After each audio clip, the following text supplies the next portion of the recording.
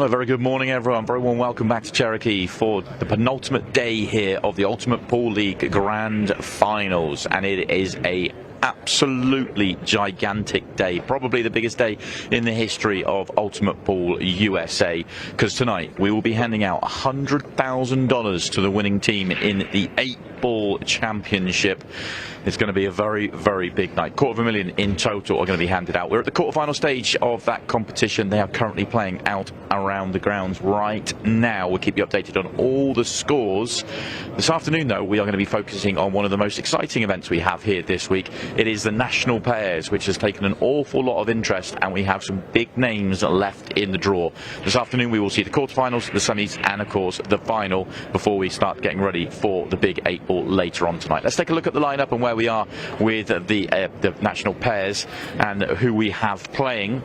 First match of the day is a big one because arguably the two biggest names in 8-ball pool, Shane Van Boening and Tom Cousins, are pairing up together, and they will be taking on the legendary pairing of Tommy Kennedy and Johnny Archer. Chris Melling and Jordan Shepherd are probably the most entertaining pairing we have. Joe Van Bustamante and Joe Prince will be taking them on. Dennis Hatch and Craig Waddingham, a great partnership, that one, taking on young Caden HERRBACH, taking on Jam-Up's Damian Pompanuk, and then we will round out the quarterfinals with Rodney Morris and Chris Reinhold taking on Justin Bergman and Skylar Woodward, and then we'll have the semis, and then we will have the final. There are some huge pairings here, big names everywhere you look.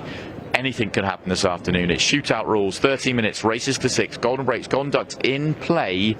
We are all but guaranteed drama, so let's send it down to our commentary box and get our first quarterfinal on. Welcome to Harrah's Casino here, Cherokee, North Carolina. The pairs that we have been waiting for this and very excited. The lineup is incredible today. First up, we've got Tom Cousins and Shane Van Boening versus Johnny Archer and Tommy Kennedy. Two legends of the game. Well, it's four legends of the game from different eras. I'll tell you what, this will be an exciting battle. Cousins and Van Boening together in a partnership. Incredible. England and USA in the same team. Cousins, top cat, about to break off in the opening rack. I'm Tony Holgate, and joining me in the commentary box, Mr. Stephen Wyatt. Good morning, sir. Good morning, sir. How you doing? What a lineup we got today. Yeah, this pairs is it's really stacked with a lot of high firepower teams. I think the big thing about this particular match is you cannot underestimate Johnny Archer and Tommy Kennedy. You can't do it because the guys both play very good. We saw it in the Senior Showdown, and we saw it in the Brunswick Legends Shootout. Both of them play good, and they play well together. I'm interested to see the dynamic of, I mean, it's got to be Shane sort of leading Tom, which is incredible to see for me, because obviously Tom Cousins has been the #1 in the UK for so long.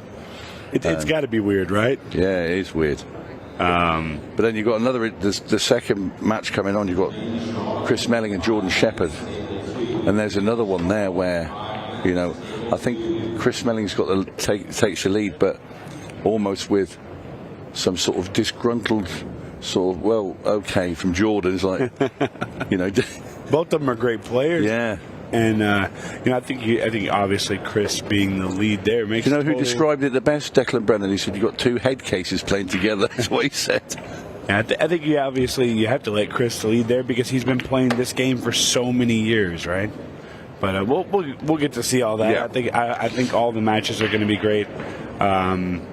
Another really interesting match for me, Damian Pompanuk and Caden HERRBACH still in. Yeah, they put out Declan Brennan and Ronan McCarthy. Big names. Big names. So Caden must be playing good, and Damian must be playing good as well. Yeah, Declan said they played very well. So he said him and Ronan had a chance. He blamed Ronan, of course. Said he missed the ball. They were having quite a laugh about it, to be fair. Just saw them there having a coffee. Now then, what have you done, Tom? I think the 8 still passes up into the top left. As you can see, Shane Van Boening eyeing it up. having a look round just to check he's got plenty of time to play this, Shane.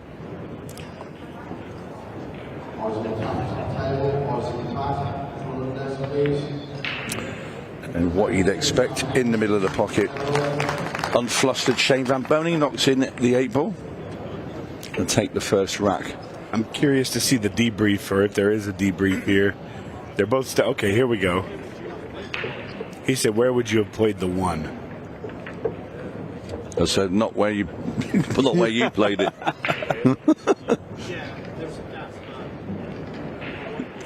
He just said there's a gap there, but he didn't like it.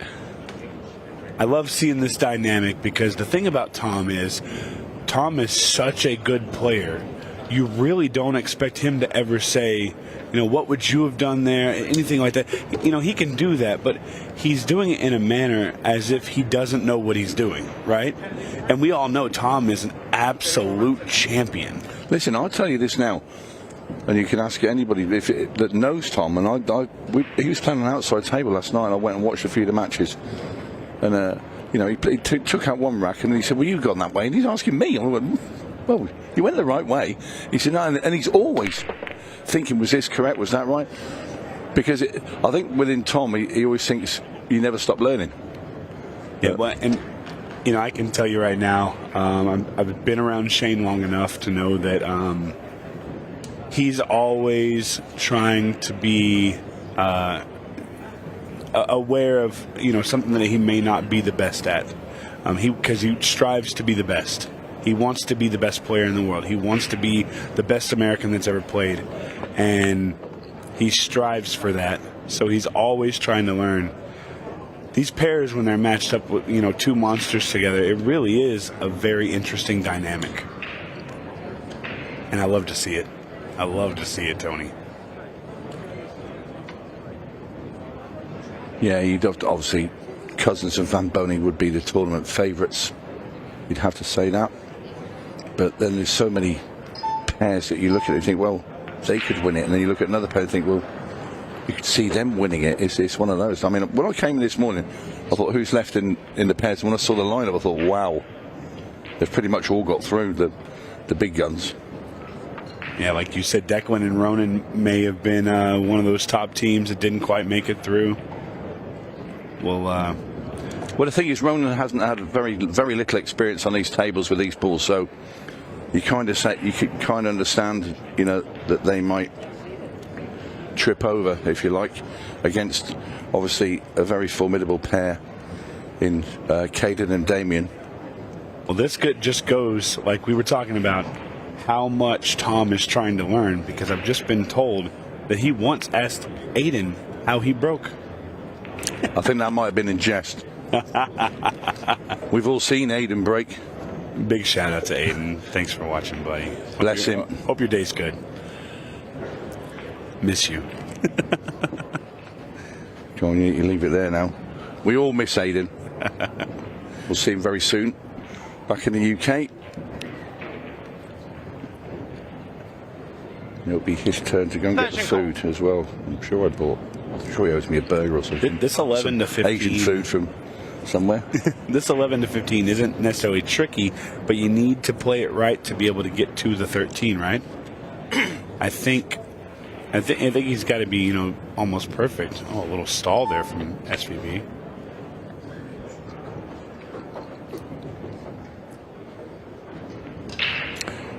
Just looking to see if he can punch the cue ball out here off this 15. Tom having a look to see where the 9 goes. I mean, he might have to leave him a long shot here. Not the 9. It's a 13, isn't it? Get my oranges and my yellows mixed up. Temporary colour blindness.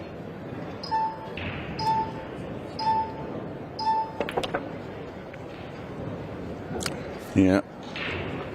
He's having to leave Shane a long ball. This 13 into the bottom left-hand corner.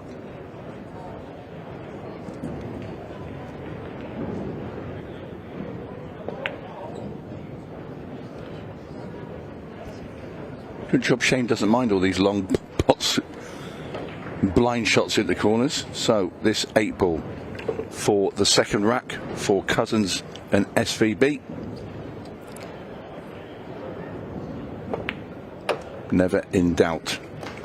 Yeah, they're running like a well-oiled machine, and something that we gotta mention here, because it could come into play, is this is shootout rules. The golden break and the golden duck are in play, and the 30-minute match clock is also there. So we have potential to see shootouts. Look at this. So a couple big names, Corey Deuel, Shane Thompson go hill with the Cousins Van Boening team. And Archer and Kennedy take out Jordan Helfrey and David Matlock. Chris Melling and Jordan Shepard whitewash Emily Duddy and Erica Testa. That was a strong team. Bustamante and Prince taking out Hayden Ernst and Landon Hollingsworth.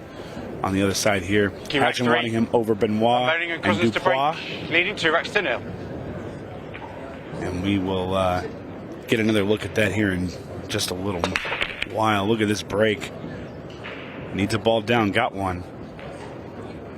Foul. And he scratched in the side pocket as well on top. So Time running. a look at disgust there from Shane Van Boening as Johnny Archer and Tommy Kennedy come to the table. Their first look at open play for these two American legends. Another interesting team that's on the list, Rodney Morris and Chris Reinhold.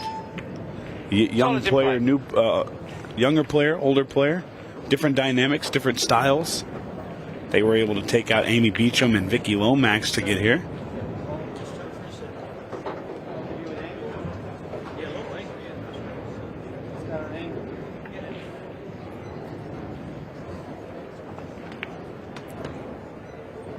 Tommy Kennedy's got just such a free flow strike on the ball. And still has that smile on his face. I don't think that'll ever come off. He's had that smile on his face since he won the US Open in 1992, and it's still there.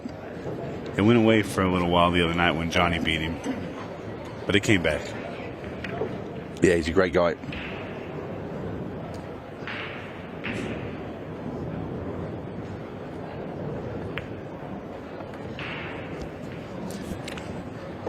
And they're going through the balls very, very well here, Archer and Kennedy. And you'd expect Johnny to put Tommy in A1 position here. I don't know if he'd just draw the cue ball back from the 4 behind the 14. I don't think he could probably get deep enough here, so he might come round into the bottom rail and around. Yeah. Maybe wanted to get to right up to that second diamond on the left-hand side, but it's okay. Long 8 ball into the top right-hand corner to get these two legends off the mark.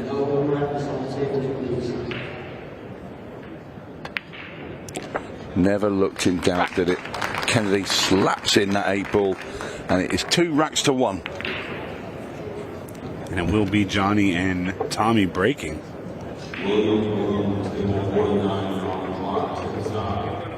There we go. Just take another look.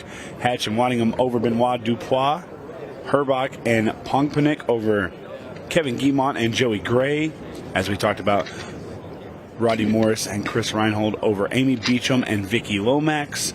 And to round it out, Bergman and Woodward over Data and Mendoza Jr. And that's how we've gotten here to our quarterfinals. It's been one heck of a tournament. I know a lot of teams were involved, and a few upsets along the way, but here we are. 22 racks to 1.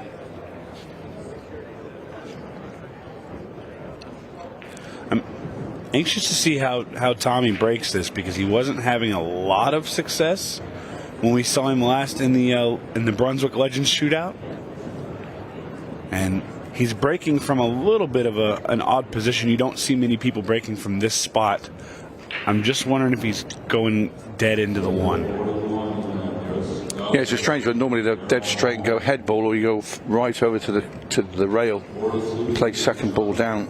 I think he's actually going head in from this angle. So watch the cue ball. He's cued him A very good hit, but well, safety break. A bit bemused there, Tommy Kennedy. I think he thought he was going to get a ball because he got everything moving. I saw on social media last night, Corey Deuel had a video of him breaking almost the same way, coming just across the face of that head ball. And he had success on it. Tommy, not so much, nearly ending in disaster there. Has he made them both? Solid in play. Well, it's all about getting on the 7th. So Cousins and Van Boening will be looking to try and manipulate that 2 ball. Lots of spin and then go into the 11. He just pushes that out of the way, and it'll free up the 7 ball. Extension call. Depends if they want to take the 6 first before they do it. I'd rather play it now. Is he looking at a bank?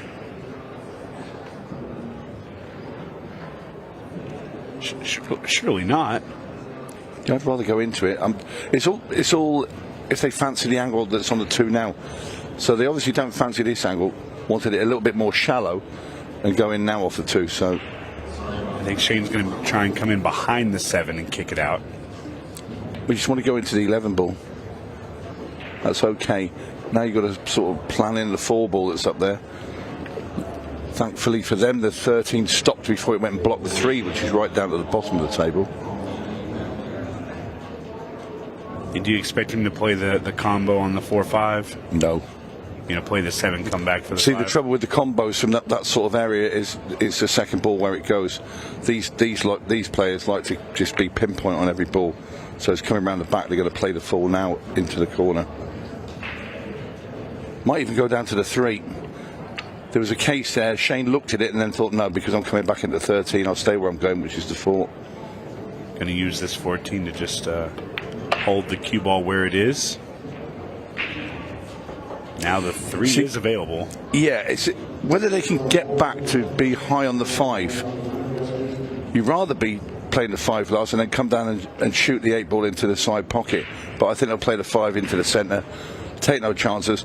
Tom will leave Shane an angle where Shane Van Boening will roll the 3 ball in and come off that left-hand side rail and then back over for the 8. So he won't come back too far. That's it, perfect. So now he's got the angle now to get onto the 8. Yeah, so we're looking at the 8 ball in the left side pocket. What these two are doing is leaving each other the minimum amount to do to get on the next ball. And they're very, very good at it, obviously, and that's perfect. Leaves him nearly dead straight, probably is dead straight. Little tap on the table there for Tom. Thank you, buddy. And Shane's probably saying, yeah, well, I don't leave you those ones that you got a pot length of the table. The first time that we saw Shane Van Boening and Tom Cousins in the same building, we actually did a little exhibition match in Iowa, and I believe it was 5-4 in favor of Shane. And there's been a lot of talk about, you know, who is the best 8-ball player. Obviously, Tom Cousins has been #1 over in Europe for how long? Yeah, different size balls, so it's slightly different game. Same rules, but yeah, the tables it's a little bit different. So similar but different, if you know what I mean. Same game, but on a different size. Yeah. Equipment.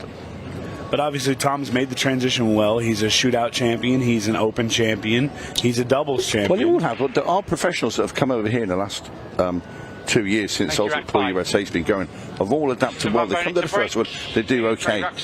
Some have come and won on the debut. Generally, they'll come to the second one after learning. And don't forget, we do have these tables in the UK. There are places now that are starting to put these into their venues because of them watching over here, and also because the players are playing in their pool rooms in the UK and saying, hey, what about putting a Brunswick in, please, because we want to practice and go to the States. So now, like Mary Talbot we saw yesterday in her pool room, it's called Spots and Stripes in Red Hill, there is a Brunswick in that was put in by Nigel Smith, put in especially for her. Joe Prince is only down the road, he also has one. Yeah, and I was going to say, if you want to look at the success of somebody like Joe Prince, it's got to be directly connected to the fact that he has a 7-foot American table in his pool hall. It's got to be. But the ones that don't have them, and I'll tell you now, Tom Cousins and Craig Waddingham don't. And Craig's now a shootout champion, two-time shootout champion. Cousins has won the Open twice. And Declan Brennan, an open runner-up. Stripes I in play. mean, yeah, the success that these guys have had has been really well. I remember talking to Craig Waddingham. He came over for the first event of the year, which was in Arizona. And he got in the shootout, and I can't remember who he played, but he just didn't. He had his Chinese 8-ball cue. He just didn't play all that well. He was still trying to adapt, and then 2 events later, he's a champion. Yeah. I'm looking forward to the day that the US bring a team to the World Pool Championships, the one that we have in Europe. I know we have it around the world, obviously. Cause, Playing English 8-ball. Yeah. Yeah. Yeah. That, I would love to see it. because it'll be interesting to see how the American players cope with the switch around to play what we play. I'd love to see it. Well, maybe one day at some point Might be in the next- future we can see. Just talk of next year. We can see an American. No, say now. There's early talks about maybe next year Marrakesh. I may have heard something. Maybe. Maybe to get you on the team. Yeah, not if they want to win. There's Tommy Smile. Look, He heard you He loves talking it. about me being on the team. Get Tommy on the team. That's why I say Tommy and Johnny. That'd be very interesting. There was some Facebook, social media drama about the UK versus the US. Justin Bergman, Sky Woodward, Shaman Boning, all chiming in on that. Ooh. Now then. Left him hooked. First big tester for SVP. Yeah, well, he's not going to not hit the balls. It's whether he pots or not, because that's exactly what Shane Van Boening wants to do. He's playing to pot this. If he doesn't get this ball, he'll be disappointed. That's the level of skill we're at with these players. And he hasn't got it. Johnny Archer very quickly out of his chair. Tommy would think, no, I'll just sit and have a rest. You crack on.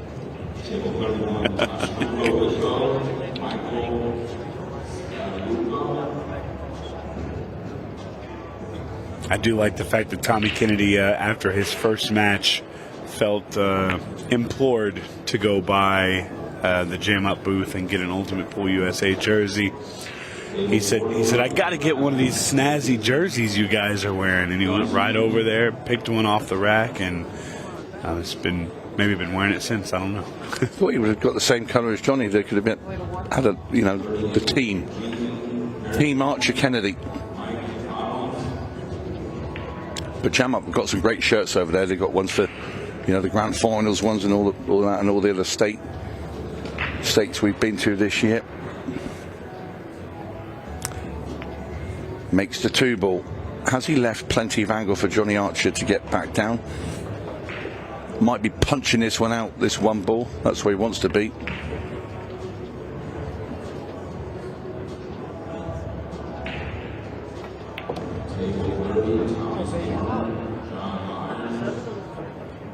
You hear Johnny Archer there a little harder. I should have hit it a little harder. That's fine though.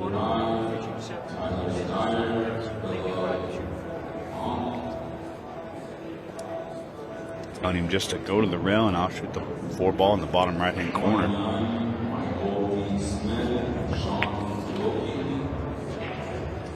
That's okay. What he'll do now, Johnny Archer, play this 4-ball, bring the cue ball right back below the 8-ball, and play the 8-ball up into the top left corner. So a little bit of right-hand spin and top.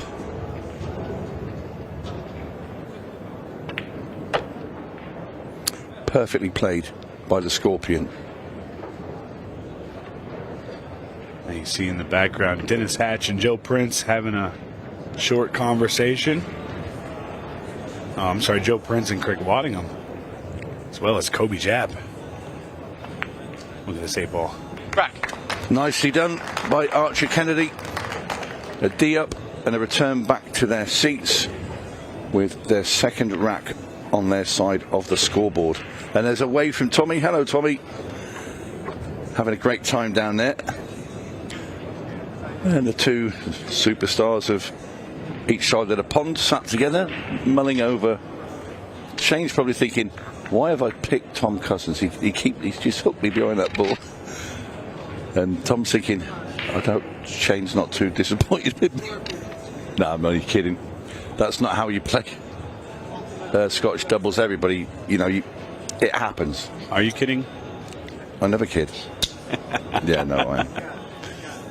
Oh, well, I'll tell you what, though, I've played in some pairs matches, 6. and I've played some real bad shots with my partner. And even though they turn to me and they say, yeah, don't worry about it, I know exactly what's going through their mind. They're thinking, why have I ended up with this lunatic as a partner? And it's true, but they'll never say it. That's the beauty of the team events, is that at one point or another, both players will carry the team. 8 ball. 8 ball. Oh, my goodness. Johnny Archer. Golden break. Extraordinaire. Look at that. Archer Kennedy at our level. Tommy didn't realise. He said, yeah, what happened? Oh, that's brilliant. Brilliant reaction there. Let's have another look at this. Johnny Archer, the golden 8 ball. And I'm sure SVB and Tom Cousins loved that. Absolutely loved it. Those two did, certainly. Oh, wow. The joy on Tom Kennedy's face. But he's waving again. Yeah. Oh. It's almost that he can see us. He is some character. We love you, Tommy Kennedy. Shane and Tom are not waving at the camera. They won't be waving at any cameras, I can assure you. You're back 7. Van Meningen Cousins to break. 3 racks all.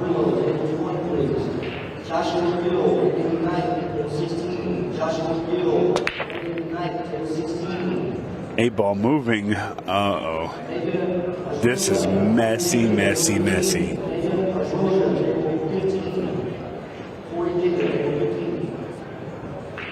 You saw in the background, Tim Ball, Grand Finals runner-up player Mitch Ammerman sitting in the crowd, sweating the pairs.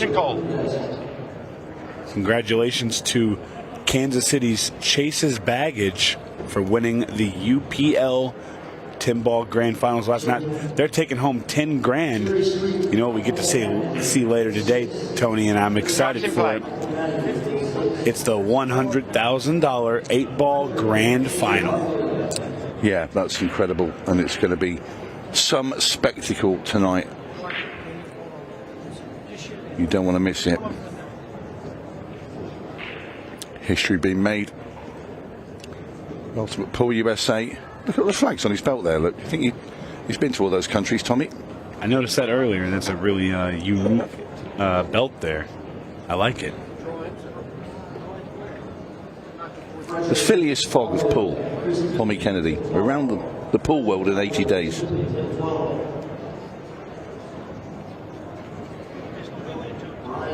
Archer at the table. Can they produce? I mean, it would be an upset for Archer and Kennedy to win this, but there's no doubt. Hello. Uh-oh. Well, he doesn't want to knock this in. And you heard Johnny say there, I'm just going to go into it. Well, you just missed it, Johnny. You just missed it. Yeah, we did well to find that gap. Now then, what has Tommy Kennedy got up his sleeve? He's only got 1 ball he can shoot at. Well, that's as good as anything. Loss of turn. Loss of turn, yeah. Managed to make 2 solids, 1 in each side pocket. It makes Shane and Tom's run a tad bit easier. Yeah, but a smile there from Shane, and because look at where the solids are. These two are going to get themselves back in front now. Come down for the 6. It might even take the 7 first. I think I would just get it out of the way in the middle of the table. Don't think Shane's that bothered.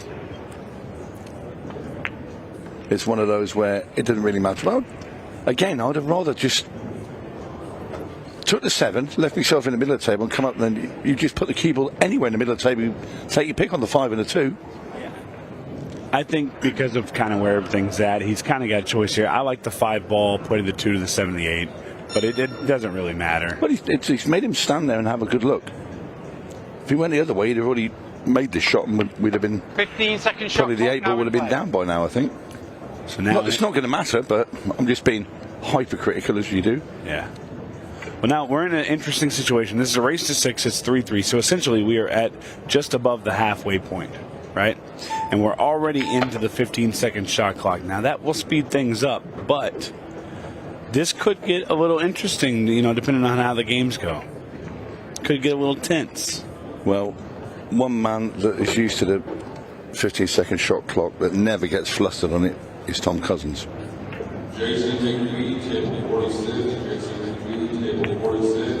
Yeah, Shane. I don't think we've ever seen Shane really get you know, worried about the shot clock. I don't think I've ever seen him get rushed. I think he's kind of used to it. I think the one person who might have a little bit of an issue with it might be Tommy Kennedy. So it'll be interesting. Well, he's the one that's played it the least. Yeah. The least, should I say. Johnny's now been played in plenty of these Ultimate Pool USA tournaments. He's used to it now in all the shootouts because he's always in them. Tom's been playing it for years. Shane the same now. He's all used to it. You know, this is Tommy's first ever Ultimate Pool USA event. So I feel like they're listening to us. I just heard Johnny tell Tommy. He said that 15 seconds goes fast. So I feel like they're listening. Yeah, it almost takes about 15 seconds for it to disappear. Thank you, rack 8. Ladies and gentlemen, Tony Holgate will be here all week. So Tommy Kennedy to break. They trail 4 racks to 3 in this race to 6. Can Tommy Kennedy do what Johnny Archer did and get a golden break?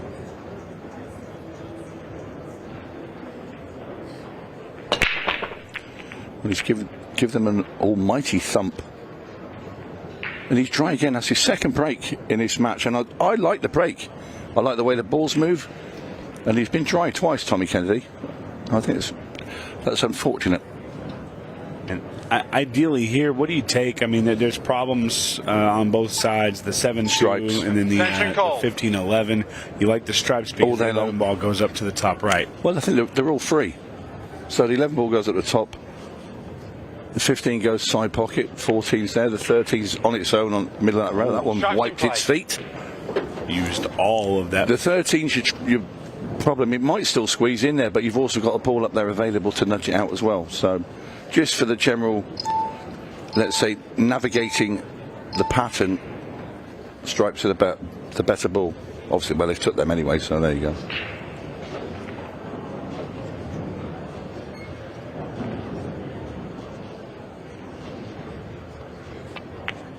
Yeah, at this point, it's all about navigating that 11 to make the 15 available, and he's done very, very well on that. Yeah, you saw Tom tap the table there.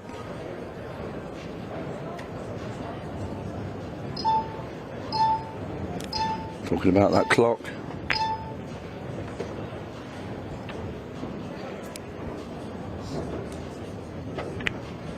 Well, they're very happy that the 9 ball passes up into the corner, but he's left Tom a little bit straight.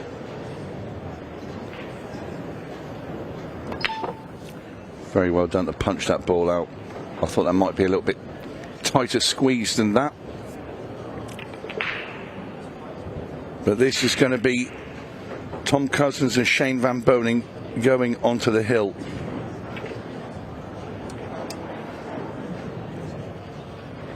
This for 5-3.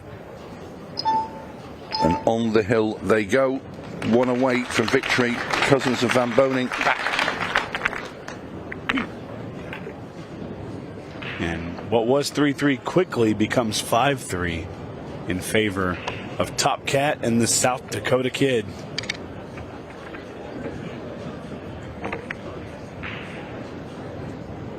Standing in the Starbucks line this morning, and Shane's ordering, and we're sitting there having a short conversation. Said he played his first group play match last night for the National Open. He's got more of those to play today. Obviously, we know that National Open is stacked 480 plus players playing in that event. You're at 9. Matches going on all around the arenas. Leading 5 racks to 3. For that, as well as the women's and the juniors.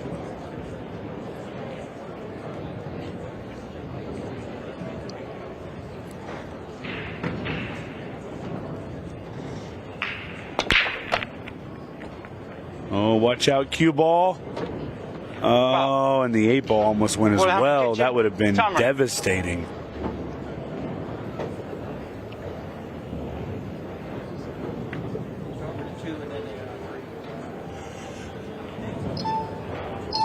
Extension called. You hear Johnny there start with the 2 and then the 3.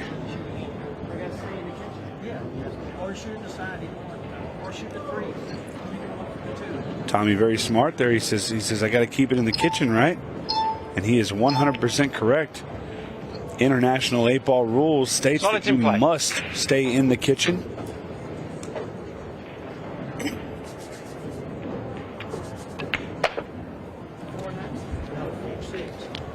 There you see Johnny Archer pointing to where he wants the cue ball. Will Tommy Kennedy deliver? It's going to be interesting, this, because these two are going to go out here. That's a great shot there from Tommy. Take your pick. You can play the 6 or the 4. It doesn't matter. It's just either or. He's taking the 6. Just draw the cue ball back. Just a tad. Tommy Kennedy drops this in. He'll take the cue ball. Doesn't need to go up the table. He can just drop it anywhere. Just make sure that Johnny can see the 8 ball. That's what you'll do. So you probably play it very softly. Yeah. No need to go past the 13 and all the way up. This easy 8 ball for the Scorpion. In it goes. It's 5-4. They're making a fight of it, Archer and Kennedy. Back. Yeah, absolutely. And like we talked about a minute ago, it could get a little testy here. Now it is going to be Tommy and Johnny's break. Ideally for them, you want to see that golden break. And here is our schedule. Of course, we are live with Tom Cousins, Shane Van Boening versus Tommy Kennedy and Johnny Archer. We'll follow up with Chris Melling, Jordan Shepard versus Jovan Bustamante and Joe Prince, followed by Hatch and Waddingham versus HERRBACH and PONGPANIK. And we'll end our quarterfinals with Rodney Morris, Chris Reinhold, Justin Bergman, and Skylar Woodward. Another monster matchup there. The way it lines out right here, we could essentially end up with a Skylar, Justin versus Tom Shane final, assuming everything goes their way, and that would be a match, Tony. Skylar and Justin, at one point, I remember in the United States, offered to play anybody. They would play absolutely anybody. And this is not good for Johnny Archer and Tommy Kennedy. Never want to let SVB and Tom Cousins to the table when they are on the hill. Yeah, the solids look really nice. They're all open. And what's more, if you look at this, Stephen, look how close together the solids are with no stripes anywhere near them. You can't miss these. You can't miss them. Yeah, it's pretty tic-tac-toe. Very rarely you see a break like that. A little skip round the table there from Cousins, realising the urgency of the clock. And these are absolute tap-ins for two of the world's greatest cueists.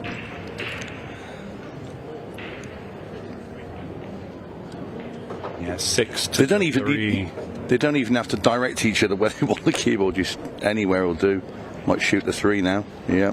Can't be bothered to walk around the table. I'll save some wear and tear on the shoes. I'll just shoot from there. There you go, Tom. Tom's going to have a look, though. He's just making sure he's leaving the angle on the 4 ball for Shane just to roll that in. Cue ball will be just below the centre of the table, and this is going to be the end of the match. But I'll tell you what, Archer and Kennedy have put up a fight, but it's going to be Tom Cousins and Shane Van Boening, the favourites, are going to get through into the semi-final. Yep, and it's all done except the crying here. Tom Cousins, Shane Van Boening. They didn't have the perfect match. They did make mistakes. They're going to have to clean that up before their next match, but they do go on. Thank you, Tom. And we will have a word from them in the studio when we return.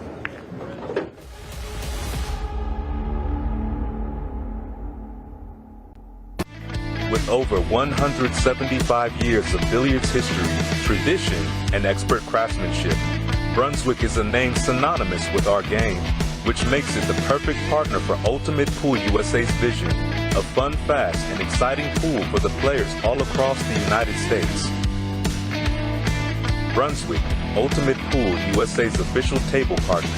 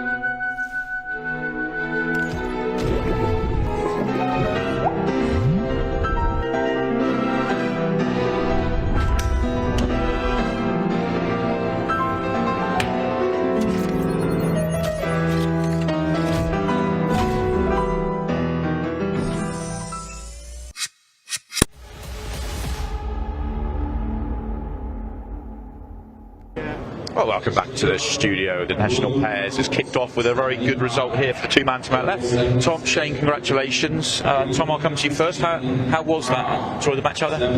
Yes, I was a little bit nervous. Playing with Shane, obviously one of the best ever. And, I'm not normally one to get a little bit twitchy, but I do feel a bit of extra pressure, and I messed up that one shot, so just have to get over the line. High standard when you're kind of worrying about one shot, but I kind of get where you're coming from. But Shane, how well is the partnership kind of gelled out there? Is it you kind of, what, you're now 4 or 5 rounds in? Are you kind of figuring out how to play together? Yeah, I think we talk about it. Which pattern should we choose? Between him or me. So I think we're in the process of working on that. So we just got to figure out and get ready for the semifinals. I think people at home might not understand, but your patterns are very different. How have you managed to work out what to do? I don't think it's really much difference at all. I mean, we play the same almost.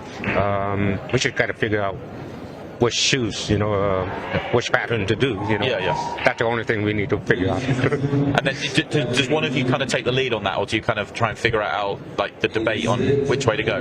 Well, that's the thing when you play 8-ball, you're trying to figure out which pattern to do. Yeah. Because there's multiple patterns. Yeah. So that's what we're at. You have to be on the same page. Yeah. Exactly. Yeah. How tough's that been to kind of? Because I think there'd be finishes that I think the one that you're on about where you messed up. I think if both of you were playing singles, you'd have probably got that. But you looked like there was a little bit of unsure which way to go. I think that frame, I would have gone spots from the start. Yeah. Shane obviously picked stripes. I'm not going to step in and tell him what shot to play. So, he wanted stripes, but see the way Shane goes, because his white ball's so good, he can play patterns different to me, where I'll play more of an area positional shot. Yeah. Just leave myself a shot, but we're working on it. Has it got better round on round? Do you feel more comfortable together with each round that's passed? Yeah, I mean, the more we work together towards the end, we're going to get better. So that's just the way it goes. There's been a lot of attention on this partnership because obviously you're two of the biggest names in the game, obviously over in Europe and over here. Has that been kind of fun? People coming up to you kind of interested in that? Yeah, I mean, Shane's always going to get fuss wherever he goes, and it's nice to people are talking about us winning together, and it's really an honour to play with Shane. I'm really enjoying it. Well, it's been fabulous to see you play together, and we get to see you do it again in the semi-finals. So best of luck. We'll see you in hour or half, 2 hours or so in the semi-finals. But congratulations. Cheers, son. And we're going to move on to find out who these two will play in the semi-finals. Let's send it down to commentary for our next match. All right, we're back with more doubles action here. The Ultimate Pool USA Grand Finals in beautiful Cherokee, North Carolina. We're here at Harrah's. I'm Mike DeMarco from Ship the Cash, and I'm joined by my colleague, Mr. Stephen Wyatt. Stephen, fireworks all day today with these doubles teams. Yeah, I particularly, when I walked in this morning, I said I'd really like to do this match because I think it's going to be one of the best ones out of our quarterfinals. But like you said, fireworks all the way through. We've seen some monster matches and some monster partnerships. I think that what intrigues me the most is that the way the bracket fell, we could see Justin Bergman and Skylar Woodward taking on, potentially, Tom Cousins and Shane Van Boening. And for me, that's one of those matches that if you don't get in the stands the match before, you might be in trouble. It may be standing room only in this arena. Yeah, I totally agree. And as the room finds out what's happening in the arena, I see that more fans are coming into the space. In our interview right there with Shane and Tom, they brought up an interesting dynamic about the partners aspect, specifically playing 8-ball format. And we talked about it a bit yesterday, where, the chemistry between the two players really matters because there's multiple patterns to play, different ways to go about it, different styles of play. And it really comes down to getting on the same page, not necessarily saying so, but just being there. Yeah, well, the thing about 8-ball is because there's so many different patterns and people have so many different play styles. I don't try to move my cue ball a lot because I'm not great with it. You may prefer to move the cue ball a lot and try and get straight in because your shot making ability might be, not as strong in your opinion.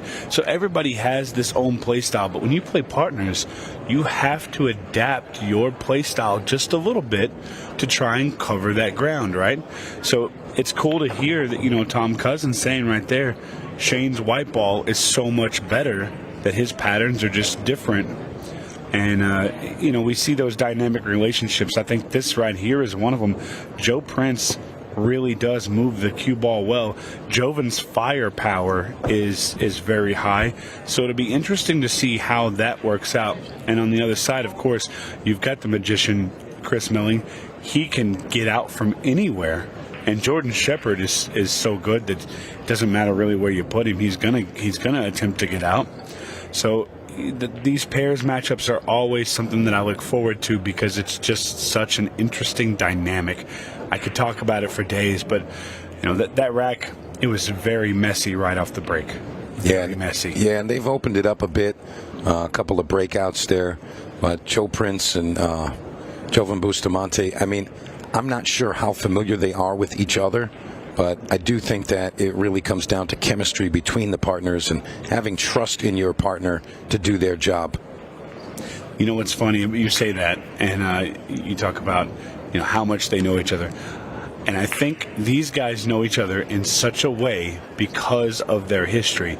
They've probably never played pairs together, but they have matched up against each other a lot. And you learn more about a player when you play them yourselves. And I think Jovan knows what kind of partner he got, and I think Joe knows what kind of partner he got. So it makes a good partnership. It really does. Yeah, I'm pretty sure they matched up in the finals of the Kansas City Open Shootout, if I remember correctly. Jovan coming out on top of that one. But you're right, playing against a player is really the best way to learn their style and their tendencies and which way they like to go about the play. So, they have played each other, so I do think that will come in handy. And I'm sure with Melling and Shepard, it's the same type of thing.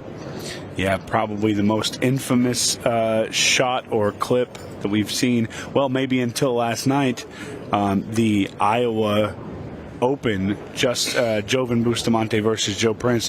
Joe Prince running out 7 balls in a matter of 20, 30 seconds. Literally hit the 8 ball with hundredths of a second left and was able to get the buzzer beater. Of course, we saw another buzzer beater last night. Amy Beecham playing doubles with Craig Waddingham made the most incredible out after a disastrous mistake. If you haven't seen that clip, you need to go find it. It's on the Ultimate Pool USA social media pages. It's already got over 120,000 views. For good reason. Yeah, and it happened just yesterday. That's always going to be controversy, and people are going to talk about it. Folks that were rooting for the Van Boening and Benoit team, they're going to say, hey, that ball was still moving, or hey, the time expired, those types of things. But right now, we've got our national pairs underway, and we've got a lovely bracket making its way to the finals. Cousins and Van Boening make their way through to the semis, and they're going to play the winner of this match right here. And on the opposite side, Hatch, Waddingham, HERRBACH, and PONGPANIK taking on the winner of the Morris, Reinhold, Bergman, Woodward duos. So all top players. The iron made its way through the bracket, and we're coming up on that epic finals in just a bit. There's so many good matches that could potentially happen here. I think one that really sticks out to me is the partnership of, I guess you would call it Team Jam Up. It's Caden HERRBACH and Damian PONGPANIK. Of course, we've seen Damian play in the shootouts before. Unfortunately, his success level is not as high as he's wanted it. Caden HERRBACH, obviously a multi-time champion with Ultimate Pool USA, but playing doubles and going through some pretty stout teams. I mean, you saw right there on the bracket, they took out Kevin Guimond and Joey Gray, who are both very top-notch players. Yeah. So, and I see that previous round to get us to our final 8 teams. Hatch and Waddingham took out Benoit and Dupuis, and that was our Northeast team. A lot of people were behind that one, and that was a 6-4, very close there. But Hatch and Waddingham, that's a unbelievable strength for a doubles team. And looks like Mr. Shepard here And Mr. Melling up 1-0 with a good look at the table. Are these guys going to be stopped? They look super strong. You know, I don't know. I have to mention this, Mike, because if you just heard that commotion, you would think that something very bad was happening. But I can tell you right now, it's something very good, because I do believe that a team has stamped their way either into the semis or the finals of the 8-ball team grand finals championship, that $100,000 match that we will see later tonight.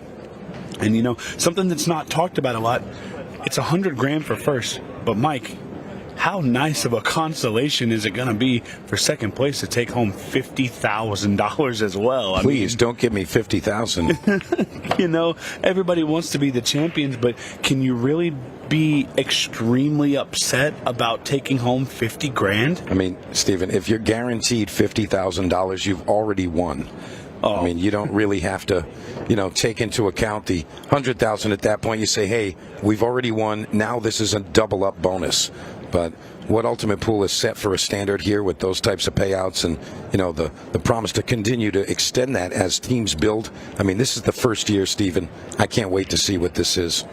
Yeah, I can attest. After last night's grand final, worth $10,000 to Chase's baggage, a nice runner-up package for Carolina or bust out of Dallas for $5,000. My Facebook was blowing up. I'm the league operator for Dallas, and people want to know how they can get involved in this league as Chris Melling and Jordan Shepard take down rack number 2. People are asking, oh man, this looks fun. How do I do this? Yeah, I think it's very easy. Yeah, there's always the fear of new things and new formats, and of course the learning curve. But I think that after this grand finals concludes, people see the real winners in the reality of the situation that we're in. You know, the phones are going to light up, and emails are coming in, messages and whatnot, and the players in the United States are really going to understand how real and how big Ultimate Pool USA really is. You touched on anytime there's something new. You know, if I walked up to you and you said, hey, come play this game with us, and there's 4 people standing around, I might prefer to watch the first game or the first round just to see how everything works. And I think we're in that stage with Ultimate Pool USA. We've got a ton of teams out here, and we're watching, and we're seeing how it all works, and people realize sometimes they see the rules or they see the format and they're like, I don't understand this, it doesn't make sense to me, I don't think I'm interested. And then when they see it live, they see it all break down, they realize, oh man, this isn't that different, and this looks fun. So I mean, again, don't want to take away from this match because it's a big one, but the league finals happening tonight, it's going to be a monumental, historical moment. Yeah, looking at Jovin's power break there. Always seeing with that head ball break, the cue ball ending up table. And in this case, no different. And it's going to be Joe Prince for the opening shot. He's got a few options here. You could kind of go either way with this one, but at first glance, I feel like he's going to want to go with solids, especially because of that available 2. But still to be determined. I'd like to see him just play the 2 ball, try to stay above the 3 ball, then work his way back up table. There's a chance he slides through the 5-8, just like that. And that was really nice control there. And it's really about player preference in a lot of these situations. We talked about the dynamic between the players with different styles, but sometimes it's really about the player's preference on what they're more comfortable with and shots that they like over the different patterns. So Jovin and Joe looking pretty good here. Doesn't get behind the 11, so the 4's still available to the corner. He's just going to roll forward here, try to get above the 3 to the left corner. And if he overrolls that, there's a chance he could still see the 1 ball. But he wants to really stay close for that 3 ball. Not a big stroke here. And he elects to go right between the 9-14. And that actually makes this rack much simpler. It's going to go 1 to the corner, 5 to the side, 3 to the corner. It does make it much simpler, but that was also a very risky shot. You know, a lot of things could have gone wrong. So that's a testament to Joe Prince's cue ball control there, because I would have been scared to death shooting that shot. One little nudge and everything has gone wrong. I mean, that's really what it is, though. When you're playing at a top level, you know, you kind of don't think about what could go wrong. In your mind, you get down on the shot, and you've already seen it play out. This is what's about to happen, and then they push the button, and that's what's supposed to play out. It's almost confusing when it doesn't work out. So 5 to the corner. His line is pulling away from that pocket, so you might see him manipulate the ball, and he was able to throw that in. Nice shot from Jovan Bustamante. Yeah, a little take your medicine here. Don't over exaggerate it. Keep it simple. Throw it in there. 2 rails out. Look out, cue ball. And he's fine. So 2-1 now. Still in favor of Melling Shepherd. There you see a little bit of a debrief. Now, you know, Jovan Bustamante, I've spent some time with him. I've spent some time traveling around with him a couple years ago. And Jovan's kind of quiet. You know, he's English is not his first language. He's still learning, you know, that language. And of course, if you've ever sat down and have a conversation with Joe Prince, his accent for me is not the easiest to understand, and Joe will be understanding of that comment. So there's got to be a little bit of a language barrier there, but these guys are playing very well together. Yeah, I think they're probably just saying red here, blue here, you know, colors and pointing and things like that. But, I mean, we all speak the language of pool and billiards. That's right. And that's our common bond and what draws us all together in events like this. Back 4. And if you are just joining us, we are at the Ultimate Pool Grand Finals here in Cherokee, North Carolina at Harrah's. And what a beautiful setup we have here. I tell you, I got done a little early last night, and I finally went down and had a nice meal. There's a noodle bar right down there. Have you been over there yet, Mike? I mean, I've really been kind of focused on the stuff over here. Yeah, you've been busy. Yeah, I mean, I kind of have the worst habits when it comes to food. It's, you know, starve yourself, and then when your body says, hey, you might die, just look around and whatever's there, eat it.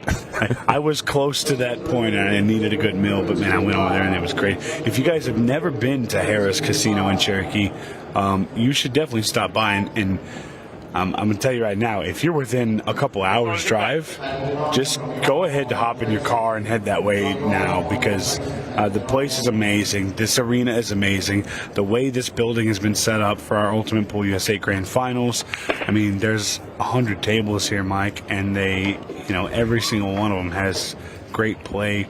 There's professionals playing on every other table in this building.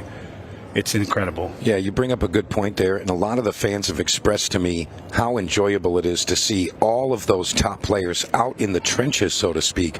You know, they're used to seeing professionals only on the big stage, and, you know, they're brushing elbows with players like Shane Van Boening and Tom Cousins, Declan Brennan, Joe Prince, Chris Melling, Dennis Hatch, Johnny Archer. I mean, there's tons of quality and top-level players here, and they're playing on the table right next to you in the same events, and it's not just you might have a chance to bump into them. They're going to be here all week long. And again, we run through all the way till Saturday night. Tomorrow night we conclude everything. So really nice experience. I had a friend of mine get into the mixed pairs with his wife, and they drew Shane and Ashley in the first round. I know you were standing over there. You checked in. They were on that table just around the corner from the arena. And I walked up, and I don't know what the score was, but it probably wasn't going well for Mike. But I looked at him and I said, hey, he's just another pool player. And he goes, yeah, I'm just here to enjoy it. And then he turned around, he said, Steven. And I looked at him and he goes, that's Justin Bergman. And he's playing like right across the corner. So he's playing Shane Van Boening. Justin Bergman's playing on the adjacent table.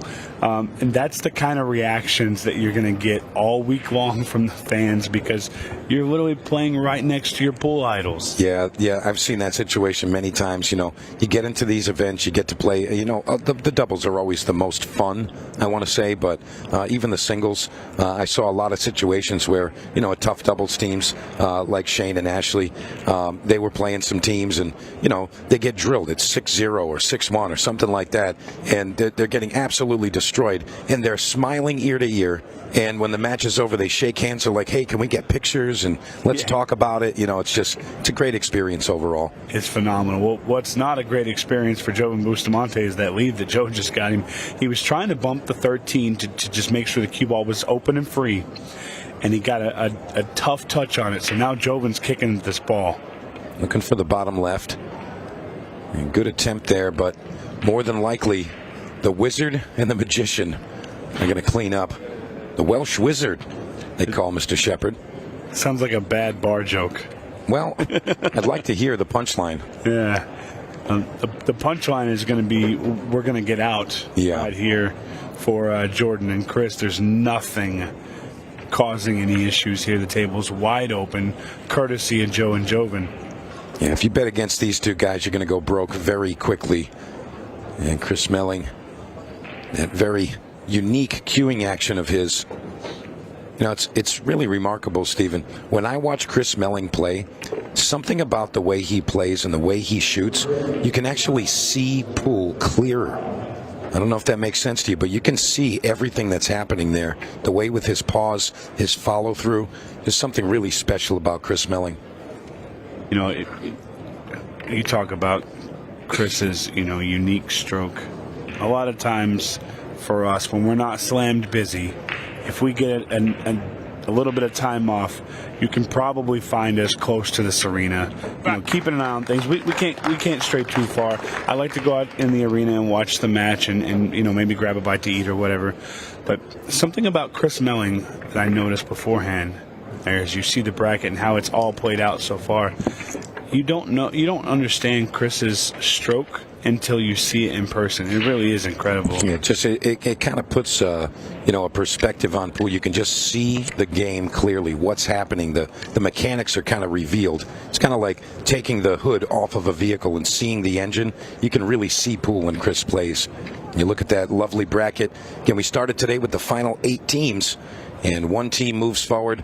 The Top Cat, Captain America, Shane Van Boening, Tom Cousins move forward. They play the winner of our current match.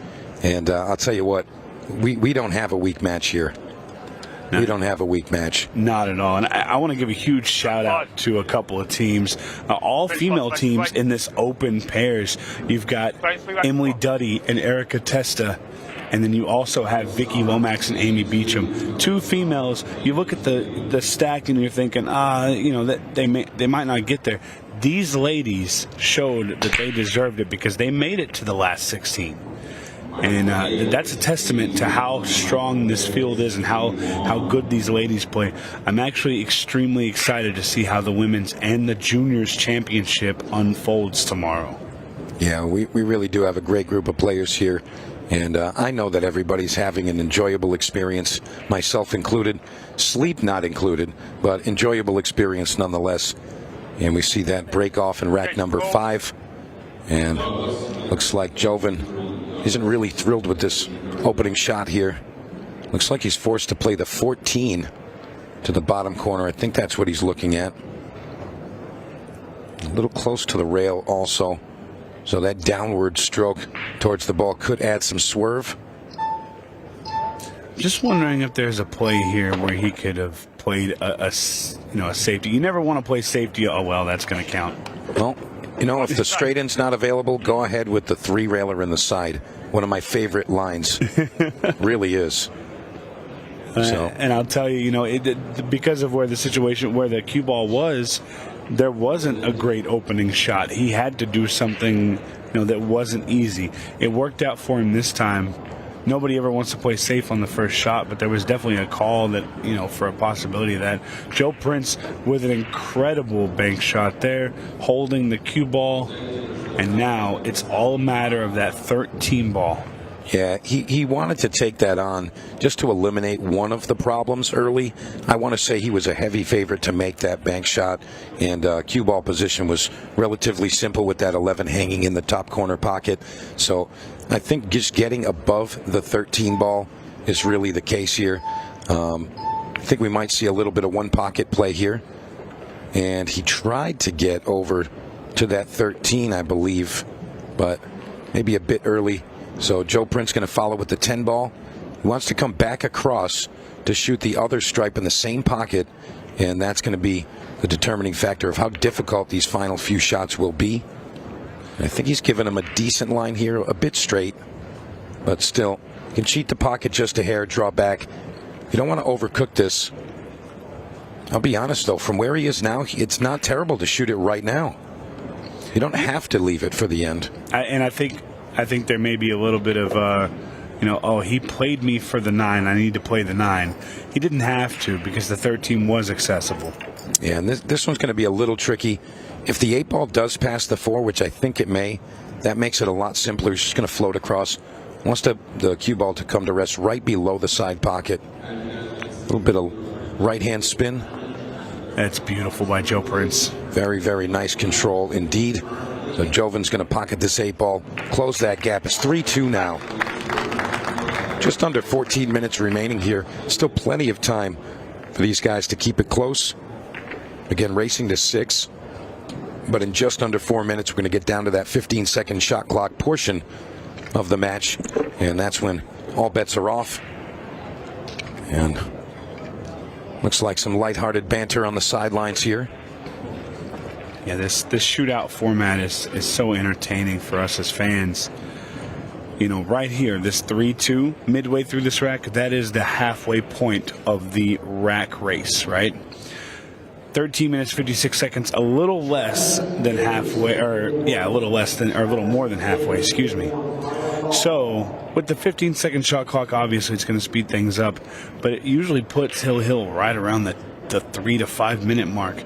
And as we saw on day 1 with Alex Ollinger and Skylar Woodward, weird things can happen in that final rack when there's a little bit of time left, but your clock is running against you. Yeah, I mean, Ultimate Pool formats, just in general, especially the shootout format, all bets are off, really. Crazy things can happen, and even just with a few minutes left, you can see some very quick turnarounds and changes of momentum, and, obviously golden breaks and golden ducks, and, 15-second shot clocks. Sometimes those things really change your mental approach to the game, can really change the result as well. So 3-2. Joven and Joe look like they have an opportunity here to tie it up. So this is really something that they need to take advantage of. He's to float just under the 15. And he's done okay with that. I don't want to say that was perfect, but he did okay.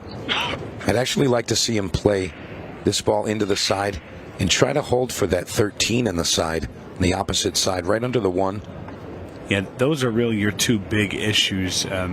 Obviously, you need to be in a good position for the 11 ball once that 12 is gone. But this right here is the big shot. Yeah, he might make the cue ball travel, but I'd like to see him just put it in, just like that. He may have left Joe a bank rather than a cut on that 13. I think he wants to play the cut right in and navigate right between the 1 and the 9. If he has to graze the 1, that's okay, but just doesn't want it to go up towards the corner pocket.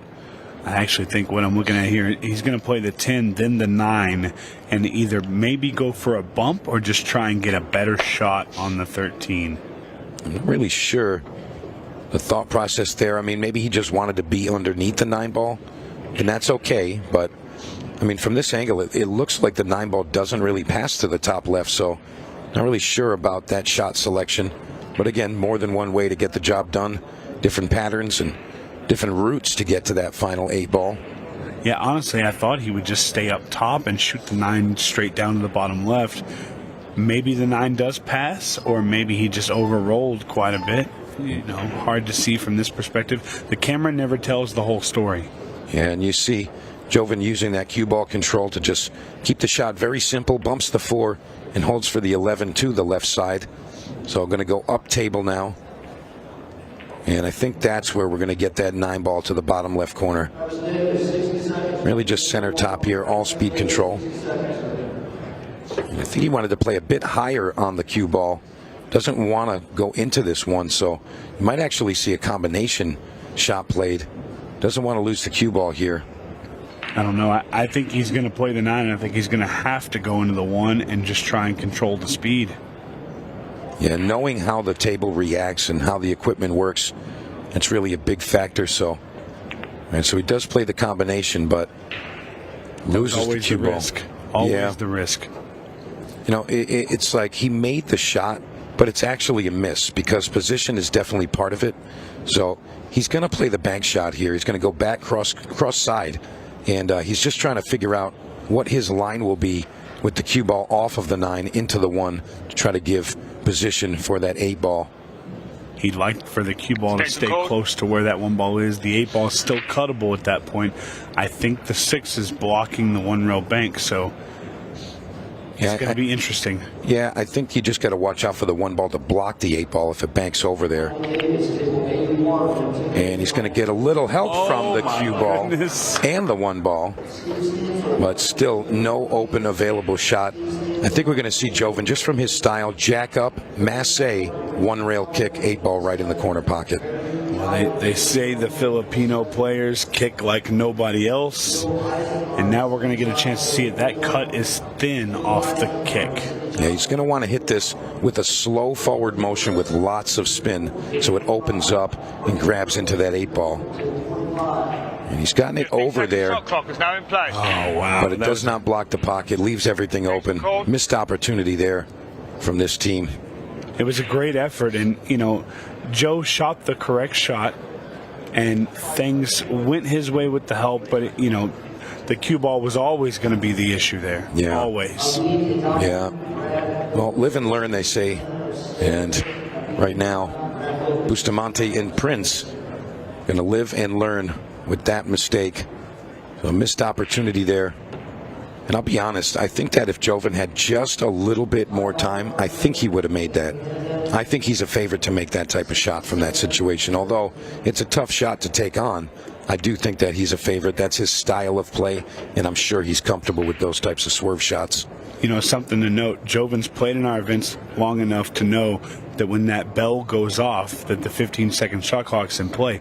However, when he heard the bell, you saw him go straight down, and he looked a little rushed. I'm not sure he realized that that shot clock wouldn't change until after his shot. So it could have been a case of rushing a little bit because he had time. He had a little bit more time. Yeah, I think he thought that might have been his warning for just a few seconds remaining on the shot clock. But, you know, when you're out there in the arena especially, you kind of tunnel vision, you just focused on the task at hand. You hear a beep, you're like, hurry up and shoot. I don't have time to think about anything else. No time to make a different decision. Just get the job done, and that's exactly what these boys are doing. And he's going to watch that clock tick just a minute, and he's going to swap hands and say, I can do it either way, boys. Watch this.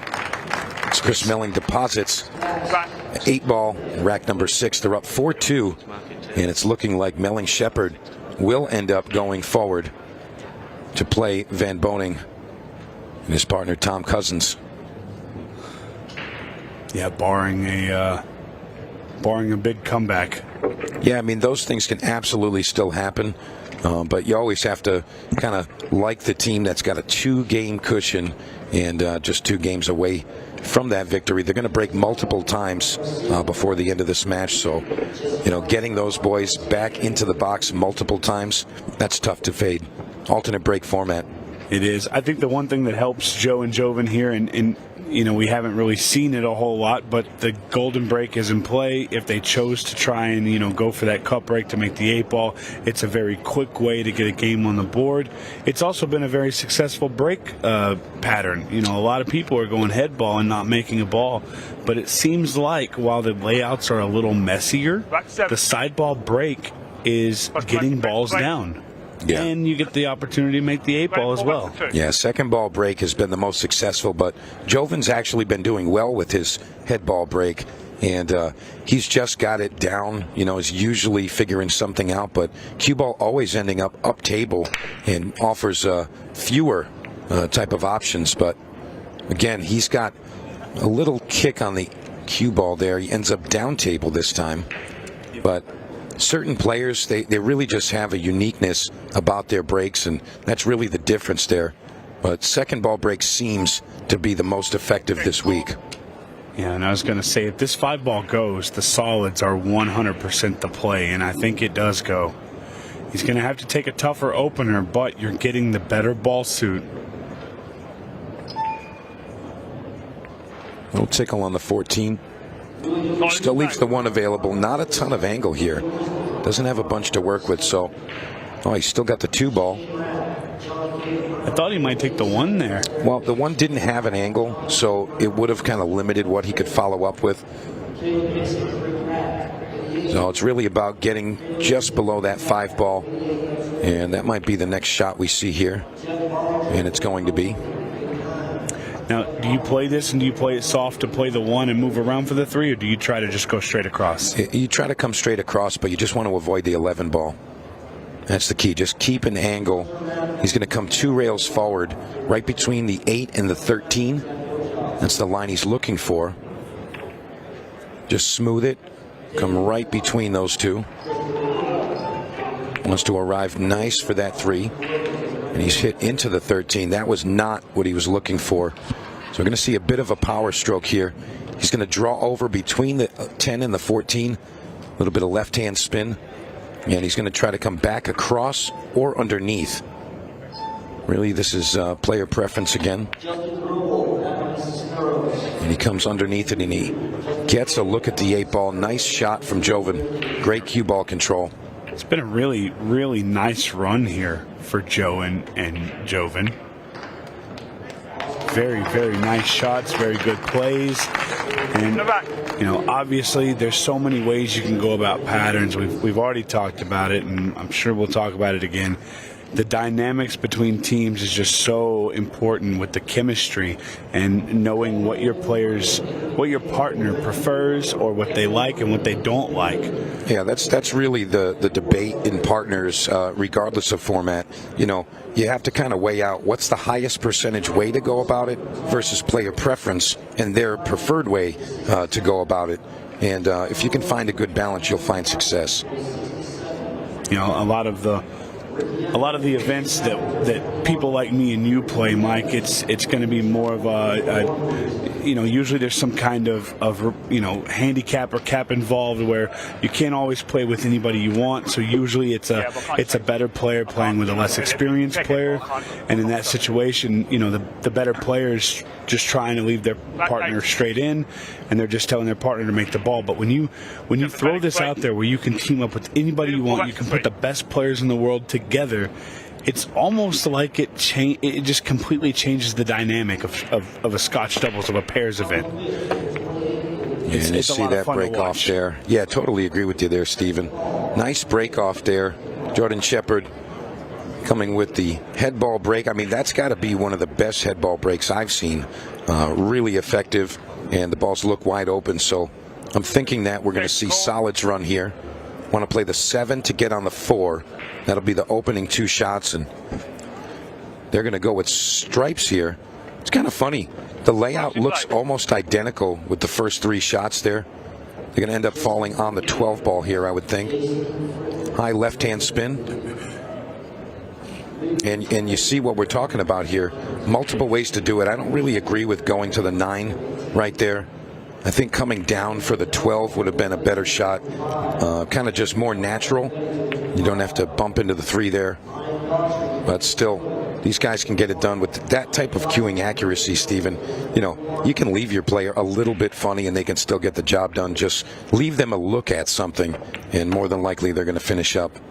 So very quick run right here from Melling and Shepherd. Little brush on the 4, or possibly a draw shot. I like what Chris is kind of doing here, because of this rack is going super quick. You saw him take a few extra seconds there to just let that clock run down, because again, 5-3 ahead. They're on the hill. There's a 2-game split, but when you leave 4 minutes and 30 seconds on the clock, Joe and Joven can get out. I mean, we've seen Joe and Joven both be able to move around the table quickly. So there's still enough time for Joe and Joven to come back and make this hill. But if they did do that, there would not be a whole lot of time left. Yeah, these guys are really just kind of staying down, head down, eyes on the prize, and not really thinking too much, kind of just autopilot. And again, the winner of our current matchup here will take on Tom Cousins Van Boening. That's, in my opinion, the top seed. Top Cat and Captain America, arguably the top 2 players from either side of the pond. And on the other side of the bracket, tons of iron on that side as well. So again, looking to seed our semifinals right now in our first few matchups. And our final will happen in just a little while right here in the arena table. the team that not too many people have touched on. If you walk up and ask, 10 random people, hey, who's your pick to win the pairs? Your answers are probably going to be Tom Cousins, Shane Van Boening, Justin Bergman, Sky Woodward. I think one of the teams that's getting slept on here is going to be Dennis Hatch and Craig Waddingham. Of course, Craig wins the shootout a couple days ago, so he's feeling good. We know that Dennis Hatch is feeling good. He's a 2-time champion at this event already, the Senior Showdown and the Brunswick Legends Shootout. So I think that's a team to really watch for. You're right, Tom Cousins and SVB are definitely the number 1 seed, but there is firepower all over this bracket. Yeah, I totally agree with that. I mean, any of these teams could definitely get the job done. It's 30 minutes of pool. And in 30 minutes, who knows what can happen, but you have to go with the higher percentage teams and the bigger names, if you will. But we've seen upsets left and right on this arena table especially.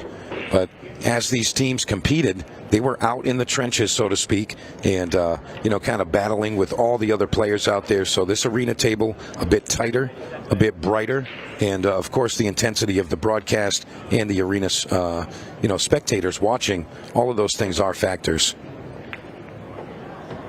And you see Melling and Shepard looking so clean. And this could be the final 3 shots in this matchup as they are on the hill. 1 rail position here. Very nice. Doesn't want to come that far. He didn't want to have to bump the 3. And he's kind of forced to do that now. I think he's going to stun into it. Looks like he might try to draw out of it. And he's just going to leave him a little window there. There's enough space to cut it right in. And this will be for the win. So Jordan Shepard, Chris Melling move forward over Joe Prince, Jovan Bustamante. Very, very formidable team indeed. So one of our semifinal matchups is set, and that's going to be this team right here taking on Tom Cousins and Shane Van Boening. We're going to be right back with another matchup in our national pairs. Be right back.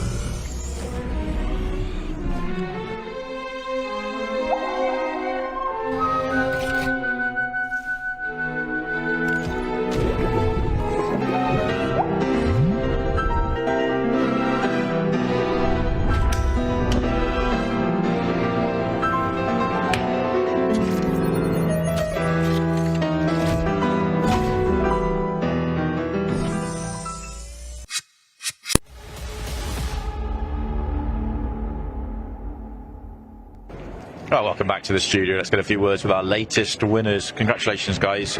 Chris, that was a very solid performance. Very little wrong. Yeah, perfect performance. Jordan had, I think, 1 dry break. We didn't make a mistake in the match. We cleared up every time we got to the table.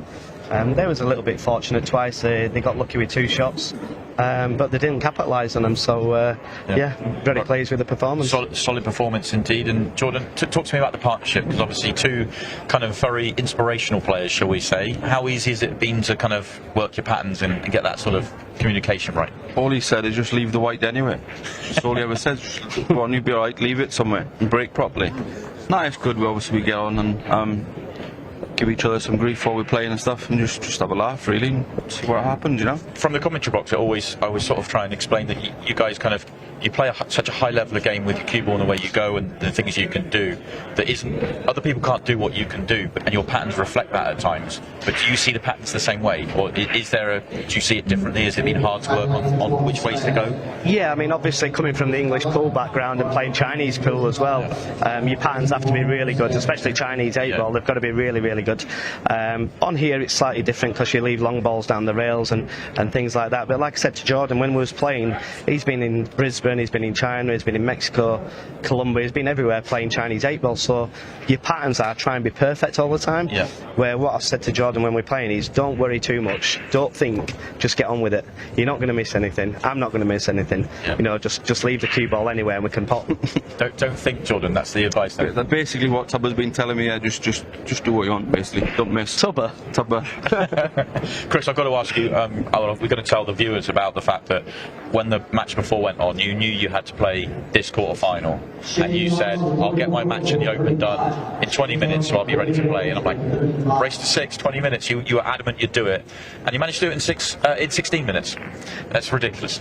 Yeah, I mean, I used to play a lot quicker when I was younger, but obviously you get battle scars, you tend to take a little bit more time these days. But over the course of the week, I feel like I played really well. When I played Dennis early in the week, I made a stupid mistake at the end, but all in all, I've played really, really good. The more you play, the better you're going to get, and obviously you've got to get over the jet lag a little bit, and it does affect you. People at home probably think it doesn't, but it really does. Your sleeping patterns are different, you know, things that you eat are different, you're playing all the time, and then one day you've got a day off. So I try to mix things up. I went out yesterday, got out of the hotel, went for a bit of a walk, just to mix things up really, and seems to be working. So you're heating up for the right time though. You kind of we're right into the deep end, obviously with the shootout's gone, but you've got the pairs coming up now, and then of course the Open finals tomorrow, rounding into form for the right time once you've had a few days here to get used to it. Yeah, definitely, and like me and Jordan, we've been getting food together, we've been hanging out, and obviously meeting a lot of people that you haven't seen before, so you're chatting with them. You just got to mix your day up and plan it properly, because if you're sat in this room, and there's nothing wrong with sat in the room playing pool and watching pool, but if you're sat in here all day, you're going to get bored, and I haven't come to America to get bored. I've come here to try and win a tournament or two, so we just need the chances. As I always say, if you get chances to win the match and you don't take them, it's your own fault. Yeah, I guess it's making sure you're fresh for the matches, isn't it? So you're not drained from just sitting here and waiting for matches and things like that. Do you have your own kind of mechanisms for dealing with that? Yeah, laying in the pit. I knew you were going to say that, that's why I asked the question. Darts on it too, so if you couldn't get my games out the way, that'd be great. Well, go and speak to the tournament directors, who knows. Big semi-final coming up, Tom and Shane, that should be exciting for us to watch. Yeah, I mean, people are probably going to say, oh, you're being a bit cocky and what have you, but I generally don't care who I'm playing. Yeah. Jordan's the same, and I'm pretty sure Tom and Shane are the same. Tom has been the best player in the world at English pool for quite some time. Shane, in my opinion, is one of the greatest that's ever lived. I mean, his record proves that. But you know, don't worry about it. I don't care. Yeah. So why should anybody else? Well said. Great attitude to have, but you have to be a world-class player to kind of be able to back that up, and you guys do that really, really well. We're really excited for that semi-final. Best of luck when we get there. Congratulations on making it through. Thank you. And we're going to move on to the other half of the draw. Next quarter-final is on the way. All right, we're back with more doubles action in the national pairs, and right now we've got Dennis Hatch, Craig Waddingham teaming up against Caden HERRBACH and Damian PONGPANIK. So another action-packed match. And remember, these players have made it through an unbelievable field of players and teams. So the winner of this will go on to the semifinals and play the winner from Rodney Morris, Chris Reinhold, and Justin Bergman and his partner Skylar Woodward. Top quality pairs action here at the Ultimate Pool Grand Finals. I'm Mike DeMarco from Ship the Cash, and I'm joined with Tony Holgate. Tony, what are you thinking, brother? Well, when I first saw the lineup today, I thought this is as stacked as it gets.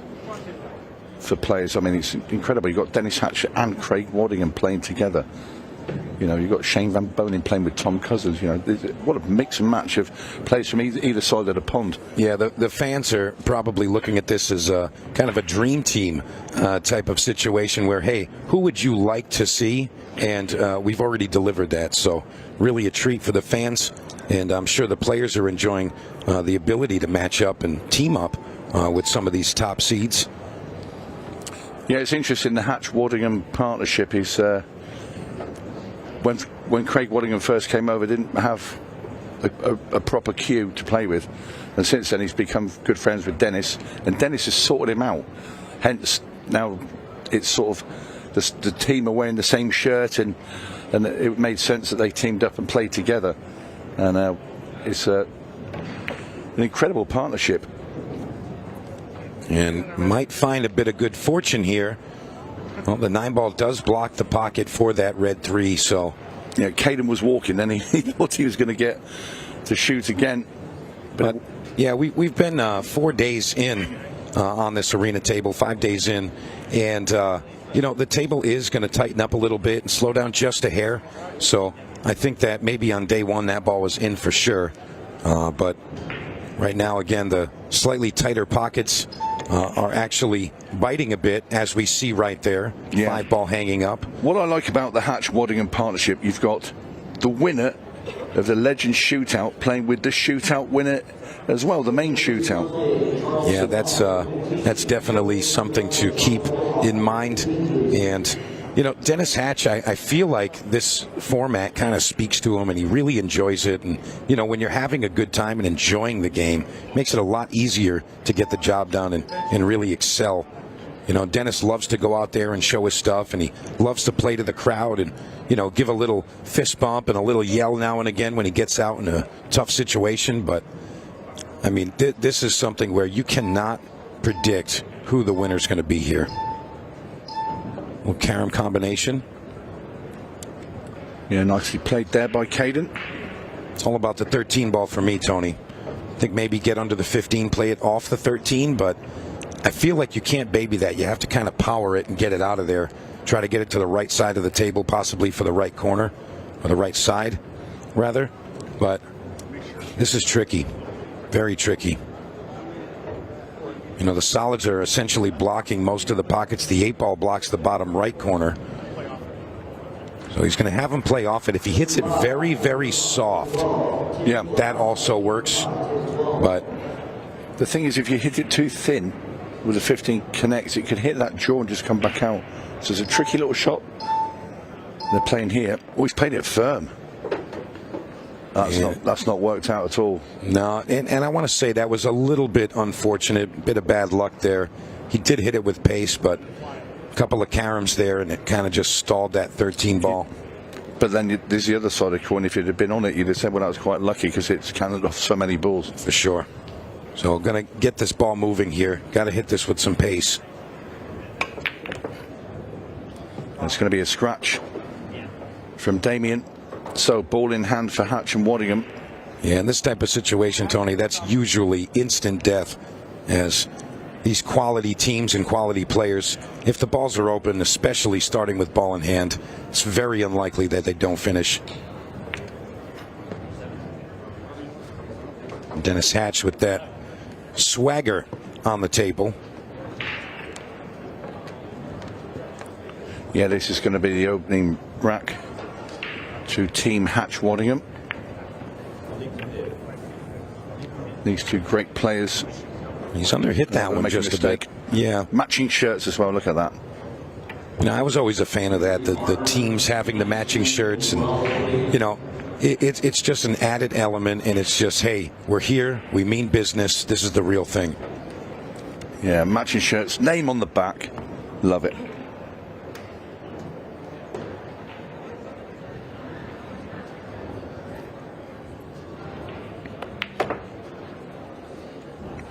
Nicely played there by Dennis. Left that nice and easy. Craig will just punch this cue ball up into the middle of the table.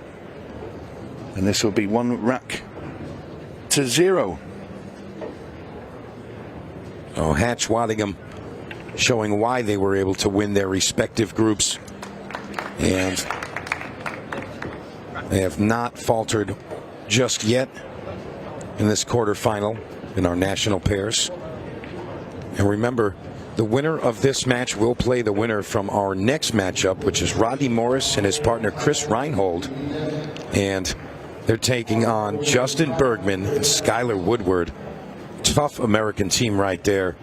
I mean, you can't really predict it. I mean, you could see it going both ways.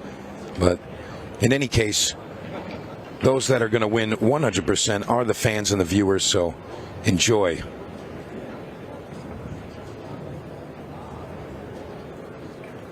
We started with 32, I believe. How many teams did we have in this? Possibly more than that. It was 32, maybe 64. Yeah, I think it's up towards the 64 mark. Yeah, there was quite a few teams. But again, down to the final 8 at the start of today. And now we're down to just 6 teams remaining, as one of our semifinals is already set to go. And set to go is Dennis Hatch in rack number 2. They're up 1-0. See what the Hatchet Man delivers on the break. Nice break off there. Again, second ball break, medium pace, seems to find the mark. And generally, that second ball break will deliver a cross side, as we saw there. It's usually the ball that will be pocketed most often. Very clean opening combination there. Tony, you see any issues here? Getting to the 9 is probably the trickiest part of this layout. 14's on its own up at the top of the table. So it looks like he's going to play the 12 and try to leave an angle on the 13 to get behind the 9 ball for the side. Try to stall the cue ball right behind that 9 ball. And you hear Craig in the background, you both like me to leave you on the 9. And Dennis says, basically, do whatever you want. Where have I heard that before? Probably me. It's my favorite line in the world. Just do whatever you want. And honestly, that's really the way to go with partners. You know, I always say, you know, it's okay to openly talk. That's fine, whatever. But I hate interrupting a player that I've chosen as my partner. And, you know, I hate being interrupted. You know, unless we're going to lose the game, I'm shooting the wrong ball, or, hey, this is going to be, a detrimental error here. You kind of have to let your partner do what they do and trust in them. You know, you don't want to question, their choices and things like that. You can make suggestions. Hey, how do you want to do this? Or, hey, I don't know what I want to do here. Or, I'm a little stumped on the layout. Ask your partner for assistance. But, you know, the best teams, they kind of just let their partner do what they do. Just play pool and go through the motions. I have to say, the 2 shots ago that Dennis played with the cue ball through the gap of 1, 6 and 5. What a lovely shot that was. And Craig played a very good ball down there. This is going to make it a little bit trickier, but 8 ball will go past the 2 into the bottom corner. I want to say Dennis might have the most experience on this arena table along with Craig. You know, they both won their respective shootout formats in singles. And obviously they've got to have confidence through the roof, getting through those fields. And, you know, they have that cue ball controlled down, and they've kind of had to, go through the motions with the equipment kind of progressing and getting a little tighter and a little slower as the week progressed. So, you kind of have to like them a little bit with the rest of the group. Tom Cousins made an early exit in the shootout. And I believe that was Rodney Morris, right? Yeah, it was indeed. It was not warmed up too much. Tom did played some shots that he would never usually play. But I like the dynamic of this team.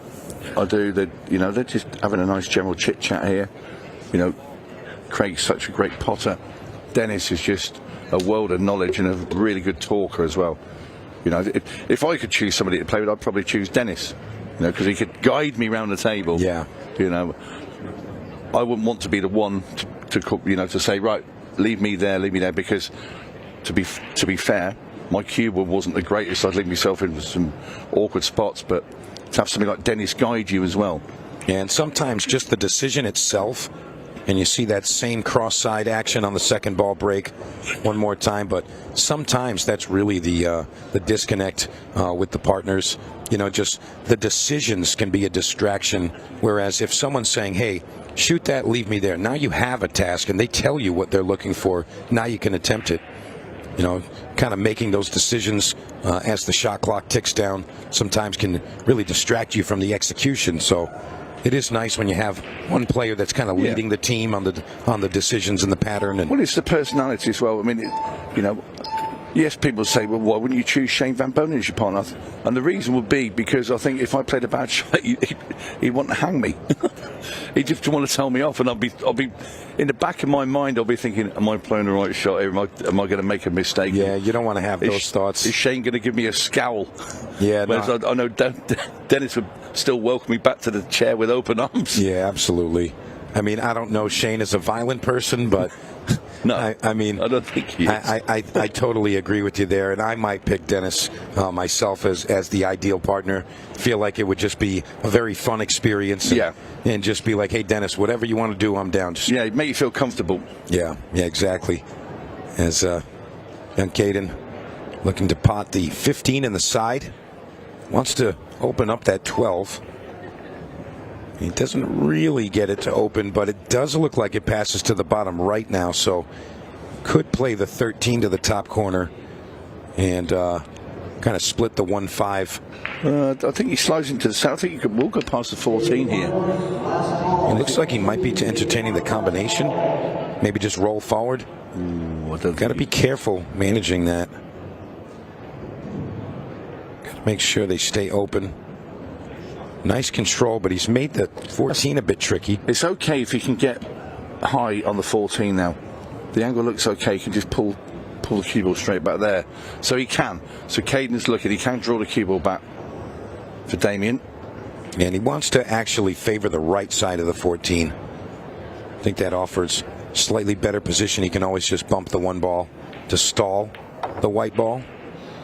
And that's just on the outside edge. So I think you want to hit this one a bit fat and kind of throw it into the pocket instead of playing the cut outright. The cue ball would be tracking square to the side. This is trickier than it looks to get on the 8. Yeah, you don't want to have to draw this ball. Drawing it would obviously pull it away, but if you go through, you send in a cue ball straight into that side pocket. So you've got to try and pull back between the two.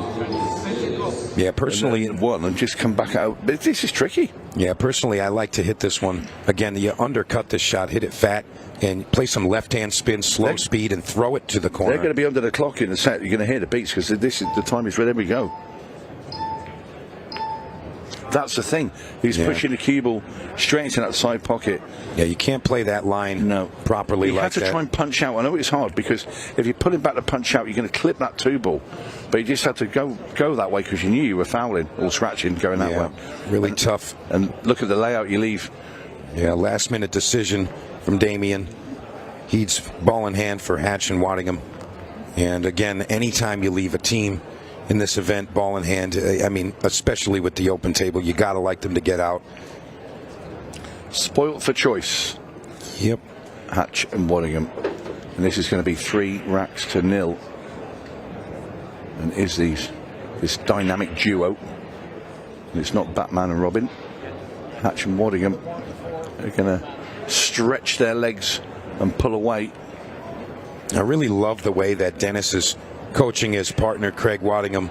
You know, he's really the one that's kind of dictating what they're going to do. And rightly so. But the way that he's saying it is really something that I can kind of vibe with. He says, send me towards the 1 ball. I can play the 1 or the 4 or the 5. It doesn't matter. He says, just put me over there. And he kind of allows his partner to just do his thing and feel comfortable, executing. Yeah, well, Dennis knows these tables better than anybody. Knows his way around the balls better than anybody. I'd like to actually see the 5 get played here. Actually like the 5 to the side, oddly enough. Craig's going to go with the simple pot on the 1. And that should do it. Yeah, you make the 5 in the side pocket now. Left-hand spin and come off that bottom rail.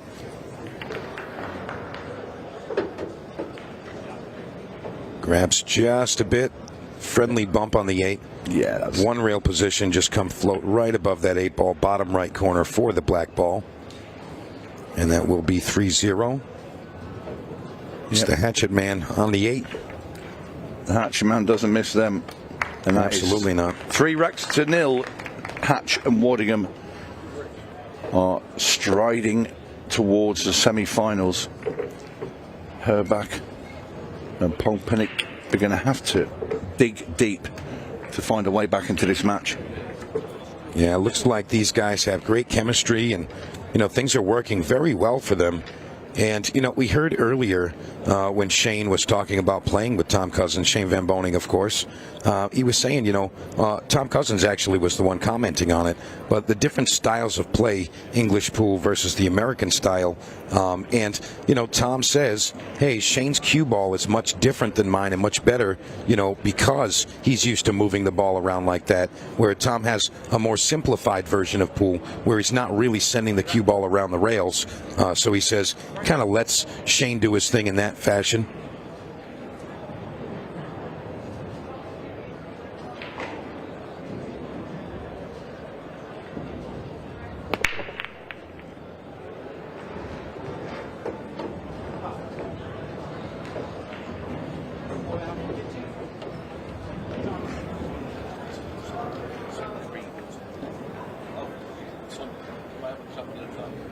And the cue ball finds a home in the corner pocket for Team Hatch Waddingham. So to the table, Caden and Damien going to get first pick. And I'll tell you what, they're going with solids here. Curious if the 2-ball passes outright. But I feel like it was kind of a 50-50 draw there. Both suits looked pretty decent. It was really just preference there. But the 7 and the 2 is really the tricky situation there. But I feel like you can play the 5 and get behind there. And there's really a roadmap for either suit here. And Damien overstrikes that one just a bit. So I think he's going to have to be forced to play the 5. You've got to be careful here. You're not playing the scoreboard. Yeah. Because you look at it and think, oh, don't make another mistake with 3 down. One mistake, that these 2 over there on the left are going to eat up any chance that's given to them. Let's see how the result comes out here. That's a good shot. How's it going to land, though? I don't think he's got enough for the 7. Yeah, I don't think he has either, Mike. He's going to have to shoot the 7 into the top right-hand corner. I don't even know if that goes by the 4 here, Tony. I think maybe the shot here is the cross-side combination. I'm sorry, the cross-side bank. 3-ball cross-side. I think that's really the only shot we see here. He elects to play defense, which I don't mind that, but you're giving Dennis Hatch an open look at this 13. Very formidable bank shot player. I don't think you really can do that. All right, extension called. And he's played it. He's playing it cross-side. All right, yeah, he's playing both balls here. So he's playing the cross-side bank on the 13. He's going to send the cue ball 3 rails around towards the 14. So he's kind of got 2 shots that could fall here. What a wonderful shot. He makes the bank. And is he going to get his back up also? Well, I'll tell you what. That would have been a tricky position had he missed, but nails the bank shot, and they're off and running in rack 4. Very likely to see a run out here. Just got to fall on the 10 ball, got to get on the back side of that. Not too much to ask for.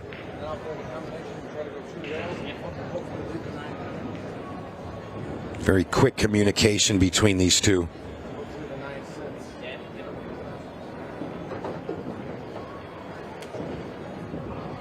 So Dennis indicating he'd like to arrive behind the 10 ball, as suggested.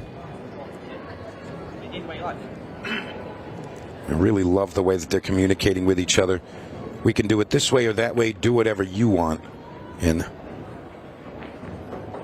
Dennis gets underneath the 10 ball on the left side. Yeah, I'll take that. Absolutely, we'll take that. Soft stun here. He's just going to send the cue ball towards the 9. He works the cue ball a little bit more, but either way.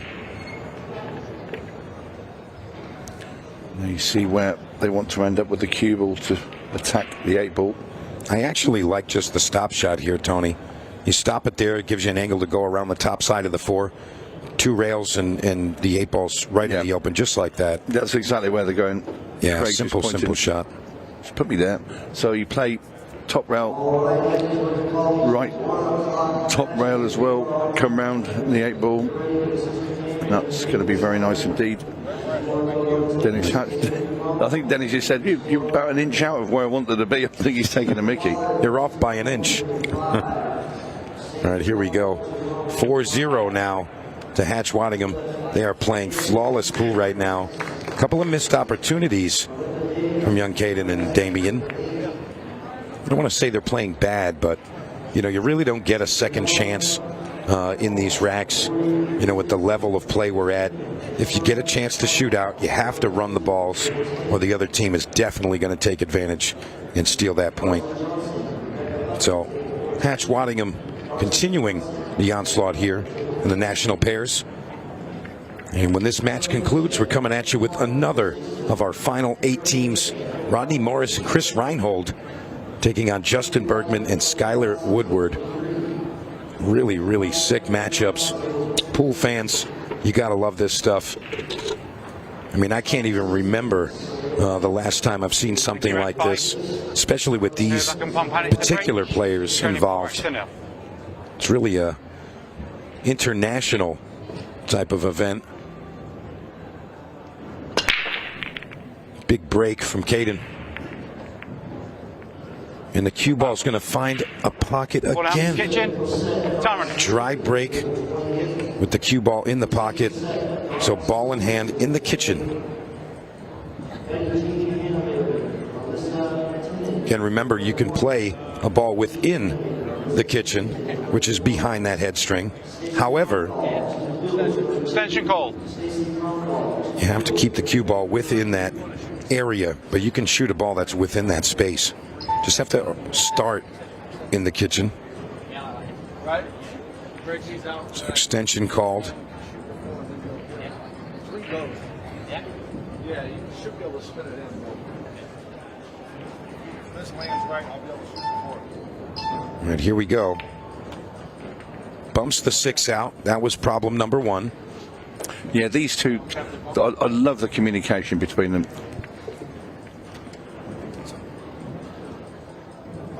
Absolute joy to watch them play. Yeah, you heard Dennis say that he tried to hit it off into that side pocket. He hit it a bit soft and didn't get the ball to the pocket. So Damien, well, not happy with that shot. Stretching across the table, left it slightly awkward here for Caden. I'm seeing that 3 ball didn't find success as we hear that chime. 15-second shot clock will begin directly after Caden's opening shot here. 9 ball doesn't find the mark. Now in play. And you see Mr. Nick Varner in the crowd enjoying himself. You got to see him on the arena table, and he was performing very well earlier. I want to say he was kind of impressing a lot of the fans here.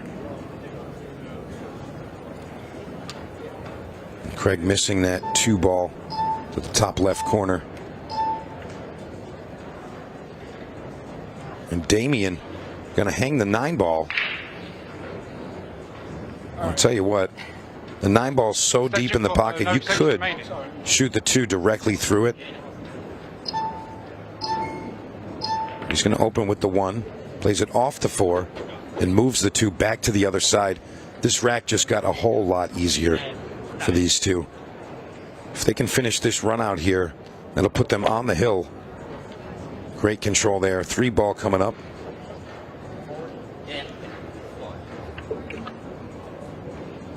At first glance, I say draw, but I kind of like him going forward to the 4. Yeah, just like that. Got to leave an angle, and he has. I'd like to see him go on the opposite side of the table, just as Dennis is indicating. He wants to be up table for the 6 in the side, float behind the 5.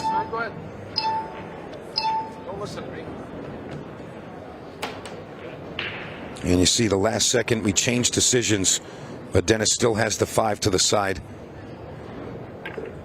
Might see him draw this off the right long rail. Left hand spin, send it up table.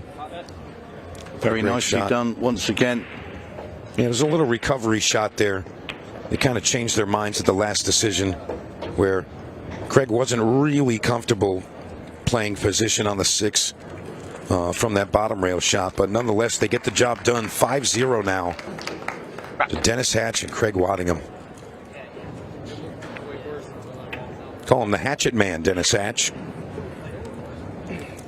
And if I remember correctly, Craig Waddingham, silver sniper. Again, you know, this particular event, I got to see Craig perform a couple of Ultimate Pool regional events. And at this event in particular, I really became a fan of his. I really just like his demeanor at the table, and you know, aside from him being a very talented player, I just like his personality and the way he delivers, kind of the total package. You know, great example of a pool player. So definitely as a fan in me. Yeah, he's just a real professional about everything he does. You know, he manages his day and his evening, so he gets his little bit of relaxation. He's sharing a room with Tom Cousins, so that, you know, both of them are very similar. You know, if they're not playing, they go and have a rest. You know, just manages the whole tournament very well. Yeah, that's good advice too. You know, if you're going to compete, especially for 5 or 6 days on end, you really have to manage your energy. And as exciting as it is, it's getting changed a lot. Yeah. Now I see these two. So when they play and they're in their pool gear, immediately, unless Craig had to go out to the main arena and play, he'll go and get changed. Yeah. Out of my pool gear, you know, chill out, pair of shorts, t-shirt, have a wander about, maybe get sent away, go back to the room, then he'll be back because suited and booted again. But I see a lot of players will just stay about the place, still in their pool gear. Yeah. That will drain you in the end. Yeah, one of my early mentors, Mr. Tom D'Alfonso, a great pool player in the United States. He would advise me, hey, if you're going to play an event, you know, go do your job, and as soon as your match is finished, you did your job, you won the match, go away. Don't hang out. Don't talk with a million people, and you know, just doing all the things burning energy. Is like, go somewhere and relax. Let your mind repair. Let your body repair. And when it's time to get back on the horse, that's when it's time to go jump back in the pool room and you know, start doing your thing. But you know, that's great advice there, Tony. You know, if you're not playing and not time to do your thing, kind of just go let your body and mind repair elsewhere. Yeah, the funny little flick there on that 11 board. Going to have to play this down into the bottom corner. He's got it. Super sharp. Little Dennis pat on the back. Says, "Don't listen to me." That's what he's saying. Don't listen to me. And they're just having a blast, enjoying themselves, and really, that's the way you want to go about it, especially in the partners. You know, you need to have that lighthearted, you know, calm, and you know, fun approach to the game. Uh-oh. It's going to stop just in time. Ooh, perhaps not. Oh, that is tight. Well, we've seen him come out of tougher situations. A little bit of swerve here. The right-hand spin. He gets it done for the win. Hatch and Waddingham. Yeah, they've been very impressive indeed, and this will take them over the line. In goes the 8 ball. Dennis Hatch, Back in the match. Craig Waddingham, Dennis Hatch. have played sublime pool. HERRBACH, PONGPANIK never got going. But it is these two gentlemen who will march on into the semi-finals. And when we come back, Simon Webb will get their thoughts. See you soon.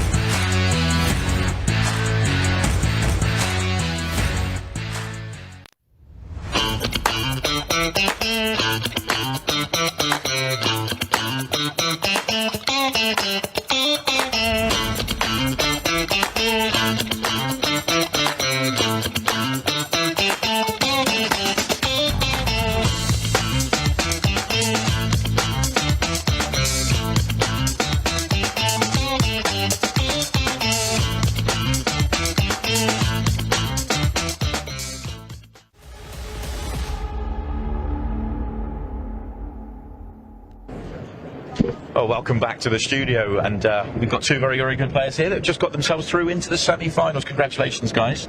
I'll come to you first, Craig. Not a partnership I saw coming, but a partnership that's obviously doing very well. Hey, listen, I won't rather have any other partner in my corner, to be fair. He's been great with me since I've been here, so now he's looked after me like you won't believe. And for you, I mean, how easy has it been for you to kind of connect as a partnership? You're now 3-4 rounds in. Is it getting better with round on round as well?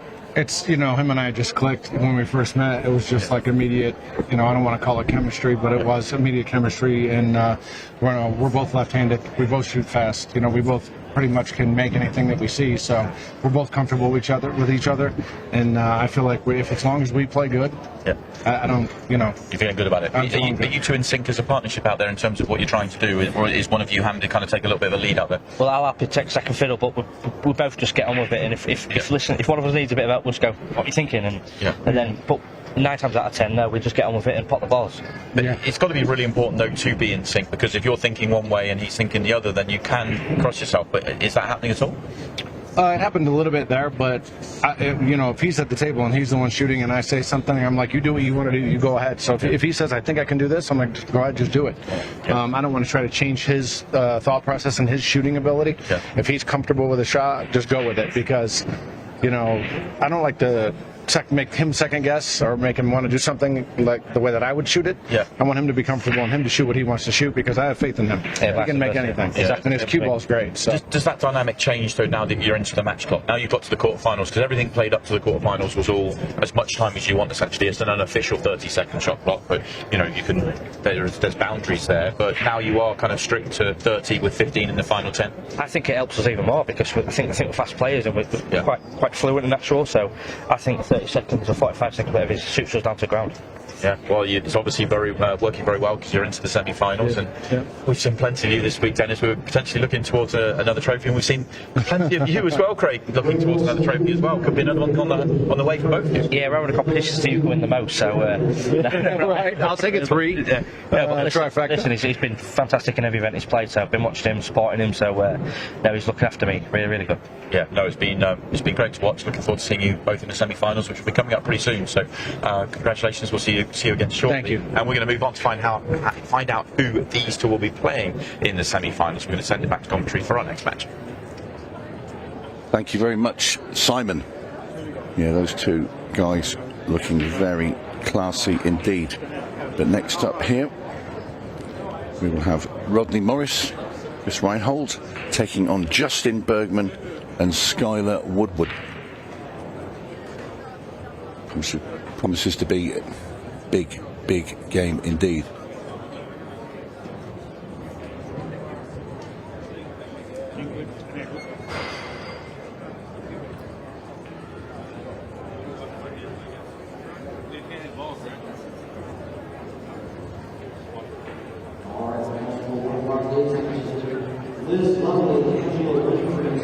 And there we have the full bracket.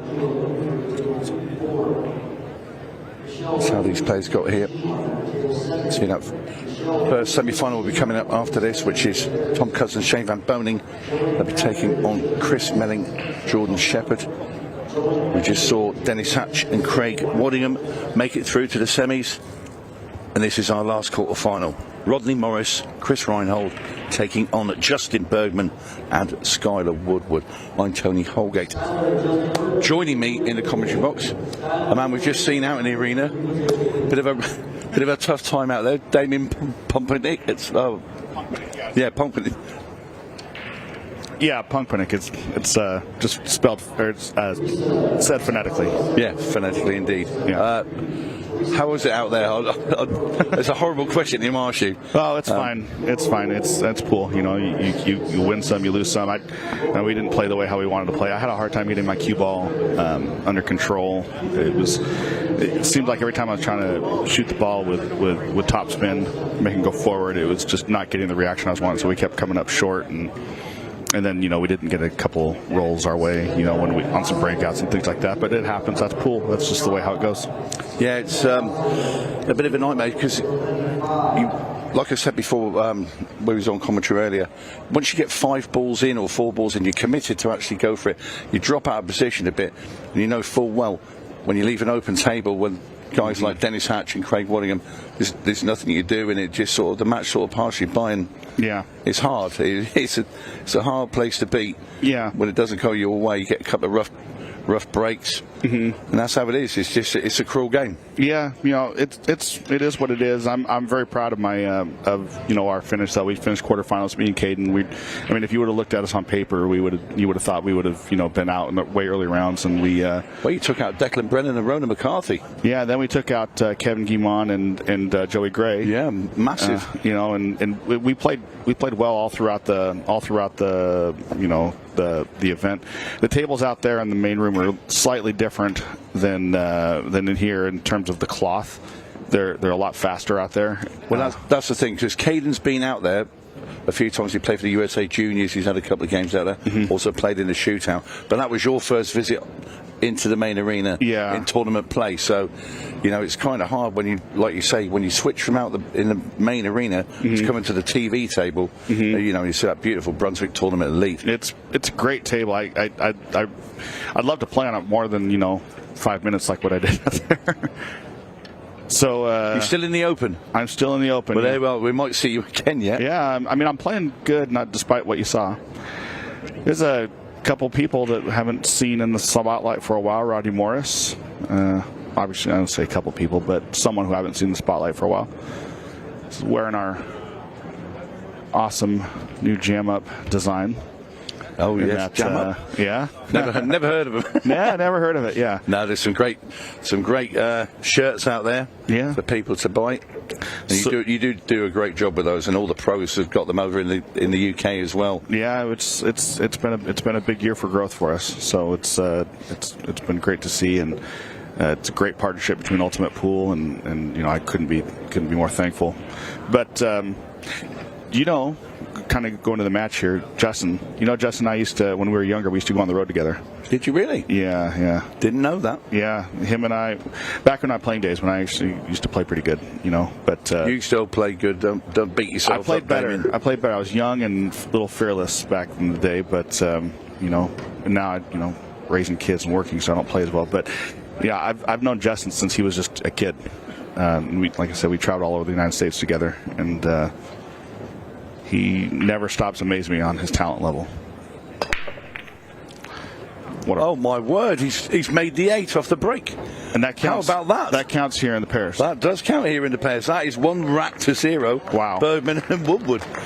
Skylar loves it. Skylar's like, what happened? Yeah, Rodney's sort of thinking, have they won that one? And Chris is like, just looks completely bemused by it all. Chris he's so cerebral and so just like you just never know if he's if he's hot or cold. He's just always so even keel. I mean, we've seen some fantastic play this week from Justin Bergman. He got to the final with a shootout. And funny enough, in that semi-final when he played Rodney Morris, they had 10 break and runs. Yeah, I saw on the spin, and then Rodney Morris on the final rack broke dry. And it was a good break. It was a really good break. Everything moved around the table. Nothing goes in. Pool gods were just not on were not for him. And Bergman ran them out. And then in this final against Craig Waddingham, Justin gets 2 dry breaks, and Waddingham doesn't miss anything. Mm-hmm. Incredible. I'll tell you, I think Ultimate Pool is built for someone like Rodney Morris.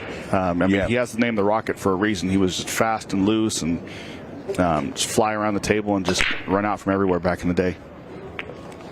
That's a great break. Yeah, I love watching Rodney play. I mean, he puts so much pace into the ball, and some of the shots are just he's just so naturally gifted. I think here you got to go solids. You have to go with solids here. Solids in play. Yep. Once you clear that 7, now the whole pattern is clear. Now it's just playing tic-tac-toe. I like coming across and just getting straight in on this 2-ball down here. Exactly the way he's played it as well. Yeah, because now he can 2 to the 1, 3 to 6. I mean, it's just like connect the dots.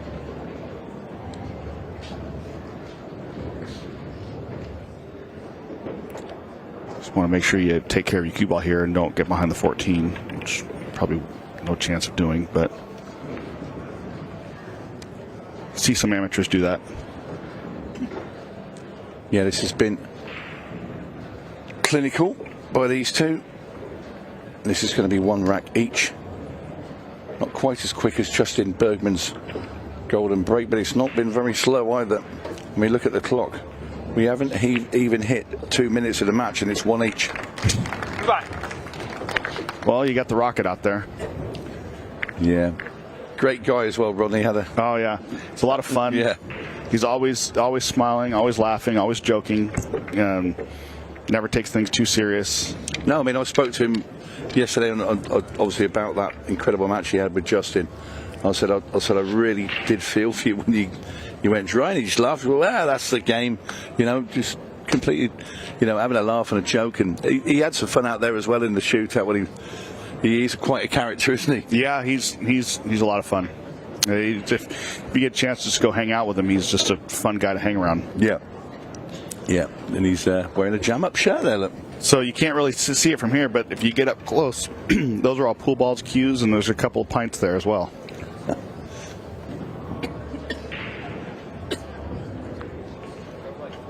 Just waiting for the referee to get the balls racked up.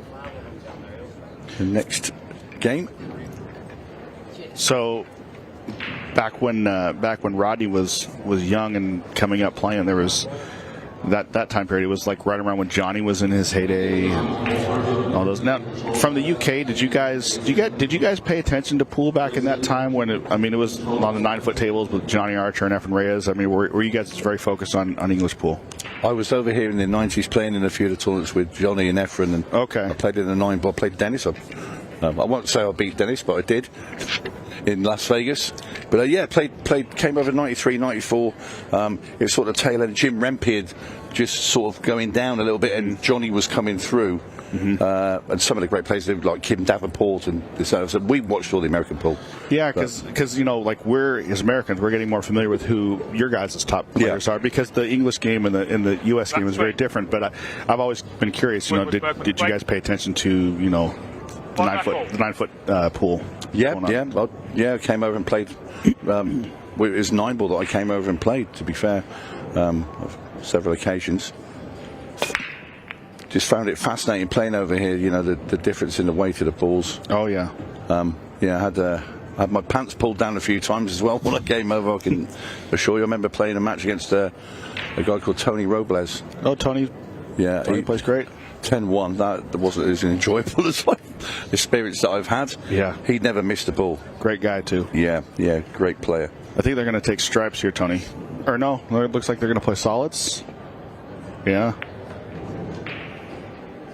Watch out, cue ball. Okay, he's good. This should be pretty standard now, right? Take the 6, you float up for the 7, take care of the 5, work your way back down table. Now the only ball that I see that's like could be tricky is getting onto the 4, right?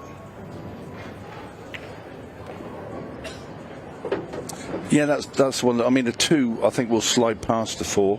The 2 will go past the 4, but if you get on the wrong side of the 2, then it makes the 4 a little more difficult. And but I like this 7, stop, shoot the 1, come down. You want to try to land right on the 2 here, so or the 3. Yeah, so I say. So if you bring the cue ball down into the middle of it, you got the choice of 2 and 3. I kind of like going on a 3 first, because if you can get straight on a 3, then you shoot a stop shot. Then you're on the perfect side.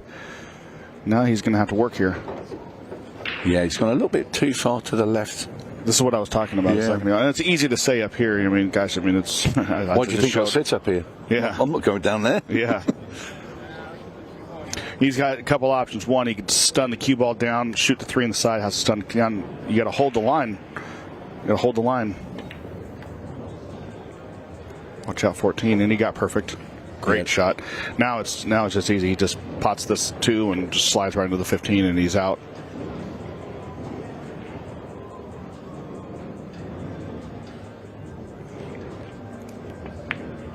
You know what I've noticed this week, Tony? You see, there's a lot of different pool going on around the world right now. A lot of the younger pros are all playing 9-ball on the 9-foot tables. They're traveling all over the world playing that. Then here you've got Ultimate Pool, and you've got them all here too. And then you've got all of the old legends of yesterday here. And as I was out there in the room yesterday, I was noticing you see them playing pairs together. You see them laughing. You see them. They look like they're having fun playing pool, doing what they originally set out and fell in love with the game to do. You know what I mean? It looked like they're having fun, as to where like you go to like one of the other pro tournaments.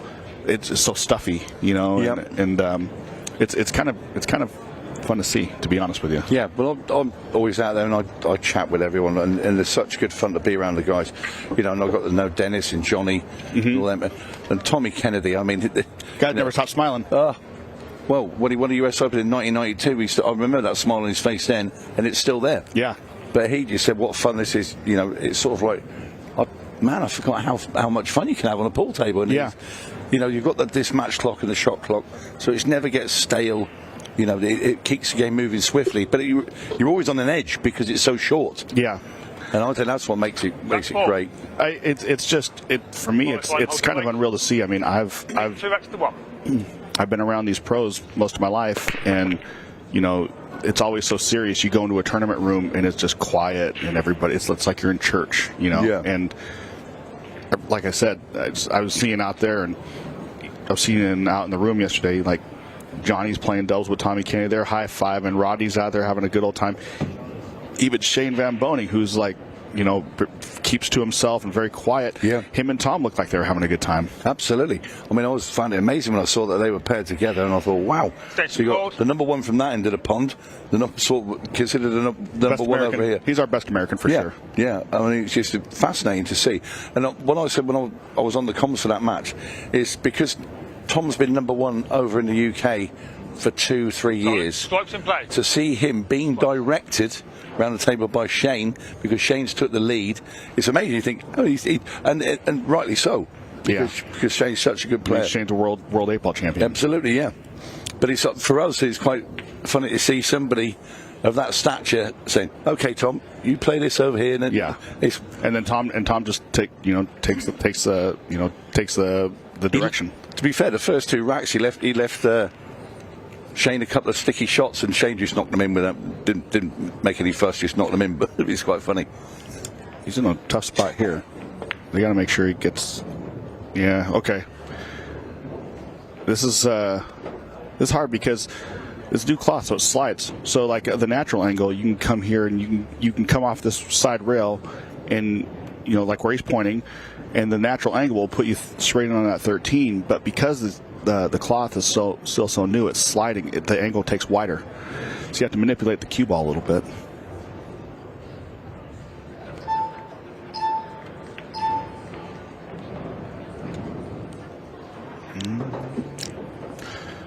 Yeah, but he can make the 9. He can make the 9. He's got to get fortunate here. I kept saying 13. I'm colorblind, I guess. But yeah, hang on. I'll stop you there. I've done that 3 times already. It's the 9 and the 13. Yeah. If you sat a long way away from our screen, does he try and make the 3 as well with the 14? I think so. Get that out of the way. He's got to get fortunate roll here. Perfect. Or not. No. Bit too close for it. Yeah. But he got rid of the 3 ball out of the way, so the 14 passes cleanly now. Yeah. But I think he can. I think he can make this ball, but he's got to take care of the cue ball. It's a stretch as well. I mean, will he have to get the bridge out? No. I can get round. Cue ball's gonna move. Yeah, into that cluster of balls. The solids up into the top left as well. Unless he just hits it like that. Oh, what a shot. What a shot. Wow, wow, wow. That's highlight reel stuff, that. That one needs to go on the reels. It will be going on the reels. Facebook reels, he hit that one about as good as you can hit it.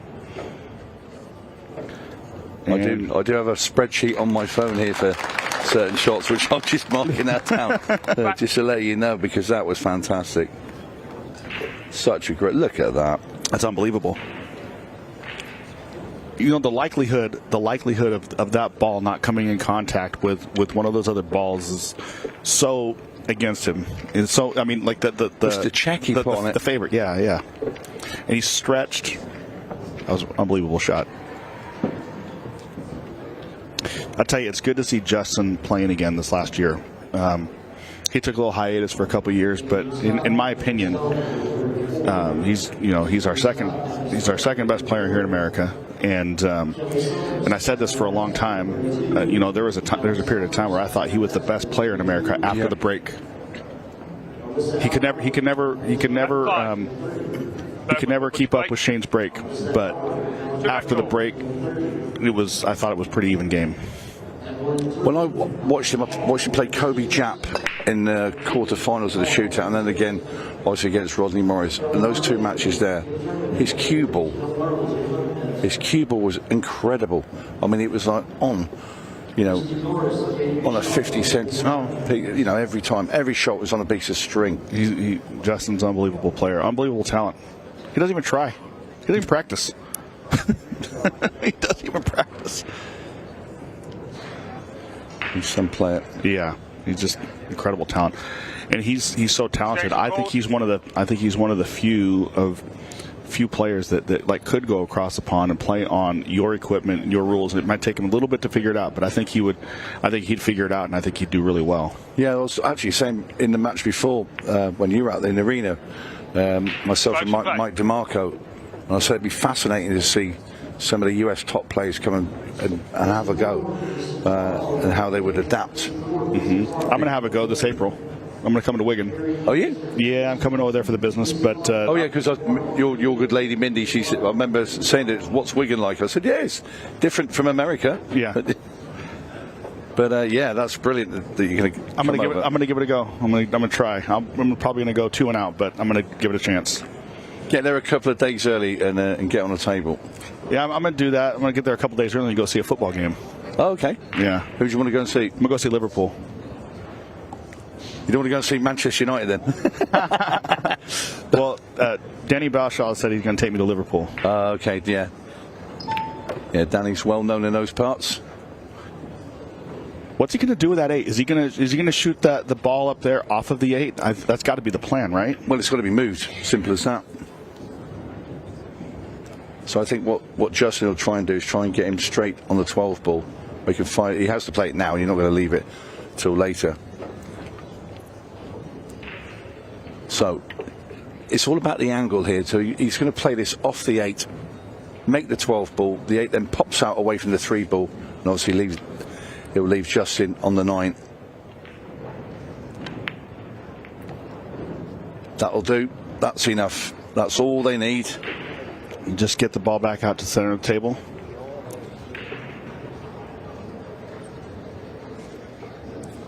Very classy from these 2 gentlemen. He went a little far, but I mean, he's going to be okay, but went a little far. Yeah, it's easier than the shot he played in the last rack when he had to play the 30. It was a little easier. Nice shot. Nicely done by Justin and Skylar.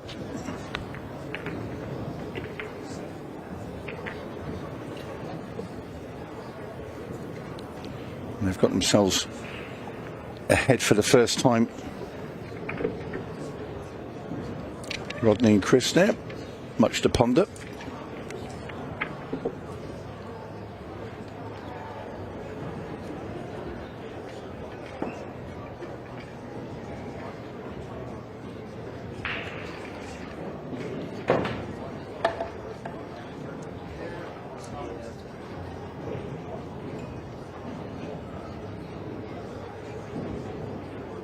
Well, I'll tell you the match. I'll tell you the match that if it ends up being that finals, I think I'm going to have to put a little bet out there online. Okay. Just if it ends up being Sky and Justin against Tom and Shane, I think that's the one that everybody wants to see. But you never know. I mean, any one of these 4 teams could make it there. But I think that's the one that everybody wants to see. I'm going to have to put a little bet down, I think, Tony. Yeah, well, I'll tell you what, I wouldn't like to bet on any of them. They're all very, very... It's hard to bet on a short race to 5, you know? Yeah, it does. I mean, they're very, very hard to call. You know, race to 6. Or race to 6, yes. But it is short enough, isn't it? But 30 minutes, you know, you've got Chris Melling and Jordan Shepherd out there as well. They will be coming up next, taking on Shane Van Boening and Tom Cousins. They broke dry, and they are not liking what they're seeing right now. But Sky and Justin love it. Yeah. And so the winner of this match here will play in the second semi-final. And they will play against Dennis Hatch and Craig Waddingham. Just fascinating. I just think it's too tough to call. It's the breaks. It's going to be the breaks. It's the breaks. I mean, anything can happen. I mean, especially when the golden breaks in play. Yeah. I tell you, playing on this shot clock is just I've never done well at it. I mean, I went hill with Craig Waddingham, went to a 6-ball shootout in Boston. Yeah, I remember you playing in Boston. I think I was on the comms for it. Yeah, and that's about the best I've played there. I've played like 4 times on this TV table now, and I struggle with that shot clock. I really do. And you see these guys playing with it, and it doesn't faze them at all. It's pretty impressive. So I like here just kind of stopping it, roll forward on the 6, take care of those balls down table. What do you do with that 2? Because it really only goes in. I think you maybe shoot the 3 and the 6 and then the 2 and draw up the table. Okay, I like that. But then he's gone a little bit far through now because when you... Yeah, he's not going to do that now. Now he has to go down table. Yeah, you want to be straight on this 6 if he's going to go the way I just maybe suggested. So. Yeah. I actually like your pick there. But we've never missed a ball from back here, right? No, that's right. Don't want to go too far. Uh-oh. Ooh. The 2... Well, the 2, yeah, I think the 2 slides past the 15 into the bottom right if he can't get through to that 5 ball. Skylar having a good check. I think he can get through to the 5. It looks like he can get through to it. Yeah, because of the way he was looking at those 2 balls up there. Yeah. There's no problem. So he'll be shooting the 2 last. Now, then where does Justin want to put? Well, where does Skylar want to be? So this is where he's saying, where do you want to be then, Skylar? Yeah, they're going to draw down past stun it down past the side. And get on below the 2 so they can come back up. I mean, you got to hit this awfully good. I was going to say, you've got to be very accurate in the way he's looking at playing to get on the 2.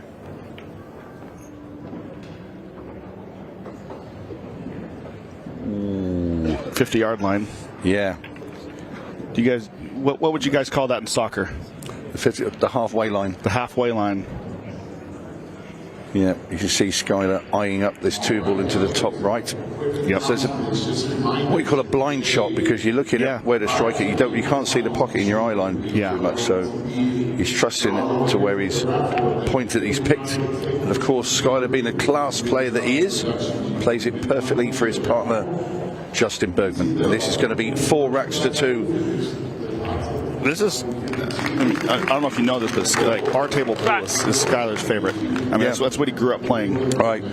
It was just within probably the last 10 years that he's like really just kind of made the full transition, focused on 9-foot pool. But I mean, for the longest time, he was just known as the Barbach Wizard here in America. Right. Well, it shows. Well, I mean, you know, when he came over, I think his first one was his first one Boston? Mm-hmm. Mm-hmm. Yeah, and I was eager to see him play up close and personal, because I've seen him play on TV, as in various tournaments and that. But when you see him close up and how he strikes the ball and everything else, you know, you can admire the way he cues the ball. Yeah, I mean, and he's a really nice guy. I was chatting with him last night as well in the bar, and just he's a good guy. Yeah, we were out having a couple late last night and talking. He's a fun guy to be around. 7. I like the way they are because they make themselves available for the fans, because people always come out and say, well, can you sign my shirt, can you sign my case, and this and the other, and they're always very accommodating. It's what I love about this format with Ultimate Pool, is it just puts the pros front and center, because I mean, let's just call a spade a spade. This is not Major League Baseball. This is not the NBA. The money is not there like those mainstream sports, and without fans, we have no sport. We have the fans make all of this possible. So you have to engage with fans, and you have to treat the fans well. But it's going to be some big money paid out tonight, though. $100,000 for the amateur team, which is unbelievable. What a spectacle that will be. We will have that live this evening. Do not miss that. One team is going to walk away with $100,000 for playing pool. Well, they will start in their local league rooms and playing their towns. Yep. And then they qualify to come here, and then they play off, and then tonight will be the culmination of the final of the national finals. Yeah. Also the US national finals. Yeah. $100,000. $100,000. And the thing is when Ultimate Pool Ultimate Pool leagues first started, nobody knew what it was. Everybody's like, is this real? Is this real? There's no way this is real. And there's a lot of skepticism. But all that skepticism was getting put to bed tonight when they raise up a check for $100,000. It's all going to bed tonight. And I suspect next year for the grand finals, we'll have minimum of 3 times the amount of teams, minimum of 3 times the amount of people here. It's going to be even bigger. They're going to outgrow this venue. Yeah, it's going to grow. I mean, the aim is, talking to, the guys that run it over here in the US, and they're all looking at 4 years, $1 million. That would be historical. That is a lovely shot there from Skyler. Wow. These two are starting to stretch their legs a bit, Damien. Yeah. There was a time period where these two called out the whole world, said, we'll play Scotch doubles on the bar table, and we'll play anybody, you bet whatever you want. Do you know, because Mike said that earlier as well, and it's true then, yeah? Yeah, it's true. Wow. We'll play anybody, and you can bet whatever you want.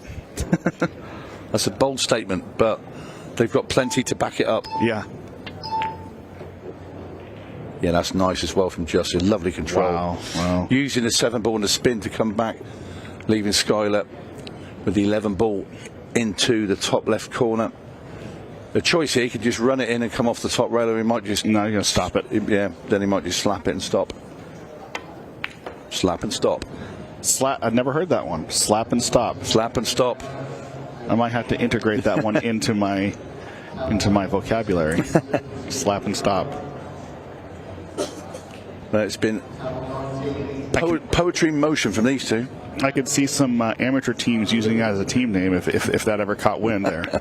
Slap and stop. Very nicely done. Bergman, Woodward on the hill, 5-2 up.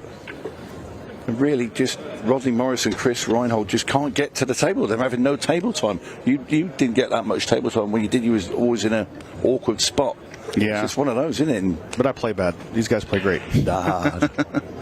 No, you don't, Damien. Certainly not. I remember, I did comment on you because I remember your very first rack when you played on the TV in Boston. You broke and ran it. I did. Broke and ran, and then I stopped. I was so excited, and I wasn't even thinking, and I touched the balls before they were stopped rolling, and I lost the game. But I do remember you, when you broke and ran the very first rack, because obviously I was sitting with the jam up over in the corner, and I said, oh, Damien's coming out to play. And then you came over, wow. Yeah. I mean, there was a time, maybe, you know, when I was in my early 20s where, you know, it took a good player like these guys to beat me. 25 back to 2. Yeah, absolutely. They're not. Just not. This is the thing. It always seems it's just not going their way. When it rains, it pours. Yeah. It always seems to that the pool gods said, right, we're going to punish you all afternoon. You're going to get dry breaks, you know, against two of the world's best players. I mean, and this looks over.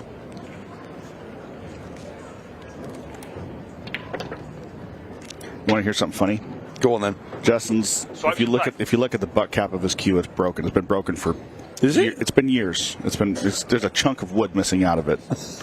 As you just look at, and the guy who makes it, his name's Steve Lomax. He's out in the lobby, and he's been telling Justin, like, let me fix that forever, and Justin just won't get around to doing it.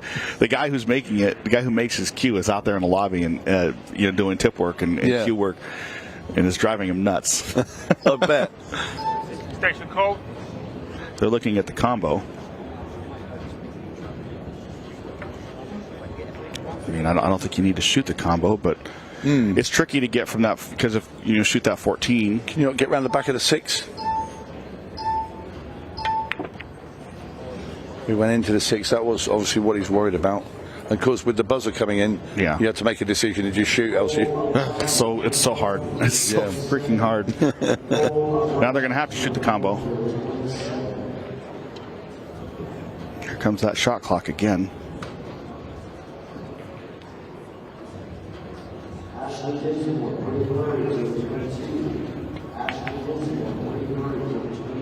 Oh, it's going to hang. It's the first miss of the match. So, Chris Reinhold. They got 11 minutes to win 3 games. They better pick up the pace. Yeah, they've got time. They have time. The only problem from that, it will be Bergman Woodward to break next rack. But they've got to run this one out first. Yeah, so he's looking to get that cue ball in the middle of the table so he can pot the 2 in the lower left corner, and then slide. Maybe not. They'll work their way down later. They're thinking, how are we going to get on that 7? I see it potting the 2 ball in this bottom left-hand pocket and then sliding the cue ball down underneath the 7. Yeah, if you can get straight on that, Damon, like you say, the 8's okay. You can just fire it up into the top right. So this is big because Chris needs to leave the right angle. He's perfect. He's perfect. Now this is just speed control right here. This is just looking at his cue there. Look. Yeah. They showed it. Oh no, they're going to play the bank. They're playing the bank. Got it. Nicely done by Chris Reinhold. Rodney Morris with this 8 ball up into the top right corner. This will drag one back. In it goes. The rocket. The rocket. Did I say it right? The rocket. The rocket. Well, it's 5-3. They keep the dream alive. There's Rodney with that smile of his. Chris having a good old smile as well. Loving it out there. So now they've got to sit and wait and hope that Bergman and Woodward break dry. Keep trying your English chocolate you have here. Yeah, this is the camera crew bringing all this in and production. Definitely different than what we have here in America. Yeah, we'll blame Luke Hollerton. It's his fault. He's got bags of sweets and all sorts of chocolates and stuff. Luke, you're fired. Yeah, I think he's actually behind the camera now. Oh, okay. Well, he could probably hear us. You're fired, Luke. He'll definitely hear us. Yeah. Yeah. My waistline does not thank you. Black 9. There he is. There is Luke. Woodward break. That is the guilty party. Leading 5 back to 3.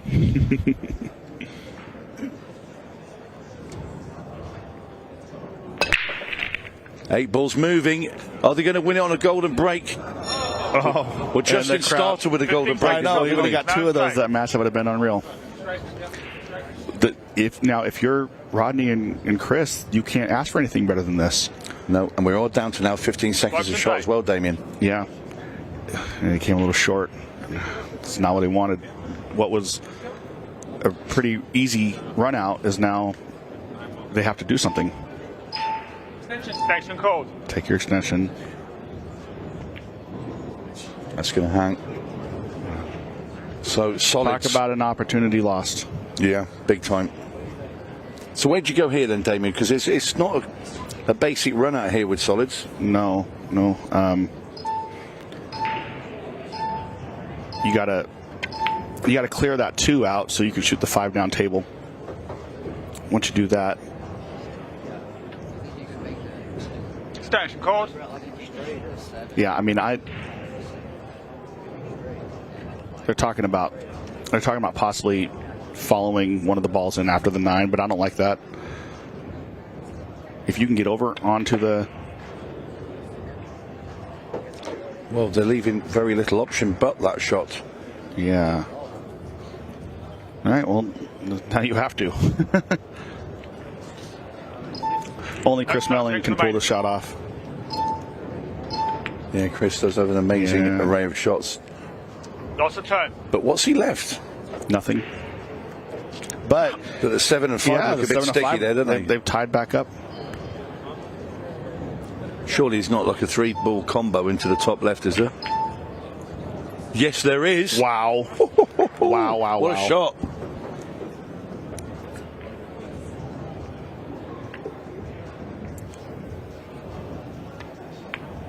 Makes the 11. Get over. Okay. Do they have time, Tony? They have plenty of time. Okay. Acres of time. Get out here. Acres of time. And you make sure you get out, and it's your break.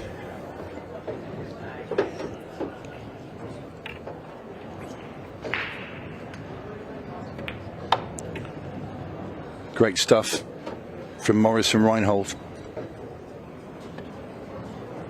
In goes the 8. It's 5-4. They're coming back. Back. So 7 minutes 26. Plenty of time. We've got ourselves a match here. That is unbelievable. This 3-ball combo they just showed. Such a great shot. Kind of got lucky that it all lined up the way it did too. Yeah, exactly right. Well, they thought they'd left nothing. Why thought they'd left nothing? You making a note of that one for your highlight reel? I am indeed.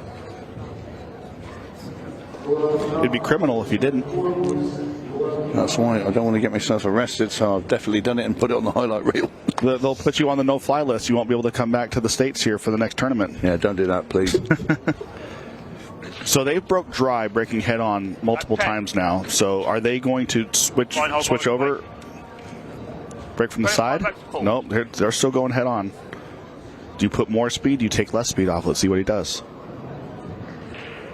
Well, the clock's not going to be an issue. We're not going to have a 6-ball shootout regardless, because the way these guys play, there's plenty of time to even have the full 2 racks. But he's broke dry, so this is first opportunity now for Justin Bergman and Skylar Woodward to get the job done, finished, over into the semi-finals for them, if they can run these balls. You have to run and bump the 1, and you're going to have to be content with taking the long shot on the 2. Solids in play. Do you shoot the 5 now? I take the 2. I don't know, the 5's not bad, but I take the 2.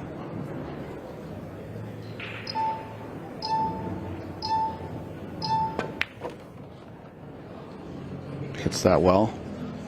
Gets over here. This is looking pretty good.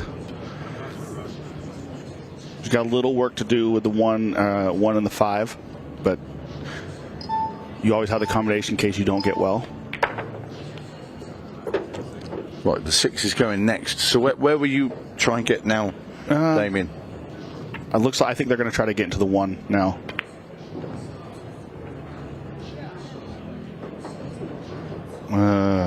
It's made the combination easier, but it's now ruled out getting cleanly onto the 1. Now you have to get on the combination, and you're jacked up over a ball, and your cue ball's got to move. I mean, this is hard. Loads of spin and come behind the 9 for me. Yeah, and come at that angle of attack. Yeah, see, because he's jacked up and he has to hit that ball with a lot of spin. The ball's going to masse. Yeah, it makes that shot very difficult. This has become very fascinating. I mean, we thought this was sort of dead and buried at 5-2. I thought it was done. Yeah. So Rodney Morris and Chris Reinhold on the stripes. Okay, there's work to be done with the 15 and the 11, which are tied up behind the 7. There's a 15 past 7, no? Why is he jacking up here? I don't like that. Station called. Yeah, Rodney's just stopped him now, I think. Yeah. I think he's going to try and go into them. I don't like... If you're going to go into him, going right now with a 9. I'll tell you what, he's queued up at nearly every ball on the table so far. You're going to go into him going with a 9 right there. Well, you know, it's easy for us to be up here and judge like this, but it's another thing when you got that. This 15 must go. It must go. Yeah, that you said this earlier, Damien. Yeah. God, you don't really love the sound. You only get that with Brunswick. We've been saying it all week. You only get that with Brunswick. Yeah. It's such a sexy sound. So we are looking like we're going to Hill. It's going to be 1 straight rack coming next. They need some fortune on their side that they break dry if they want to have a chance. Justin and Sky have had multiple opportunities to close this out, and they just didn't get there. No. Well. We thought they were dead and buried at 5-2 down. They've won 3 racks in a row. Bergman and Woodward have had a chance to get over the line, didn't take it, so we're down to this 1 rack decider. They are the pair with their tails up. Look at their demeanors now versus what it was about 10 minutes ago. Yeah, absolutely. They're smiling, they're laughing. The winner of this will get the reward of playing Dennis Hatch and Craig Waddingham in the semi-final. Boy, did they get some fortune there? They did, didn't they, against you and Caden? Oh no, I'm not talking about. Oh, I'm talking about. Yeah, they definitely got some fortune. They got lucky. They got lucky to win. I'm talking about Rodney and Chris, but yeah, Dennis and Craig. They definitely got lucky. They weren't supposed to win. Right, huge break now from Skylar Woodward. See what he does. Control your cue ball. Cue ball with the tracking in the bottom left corner.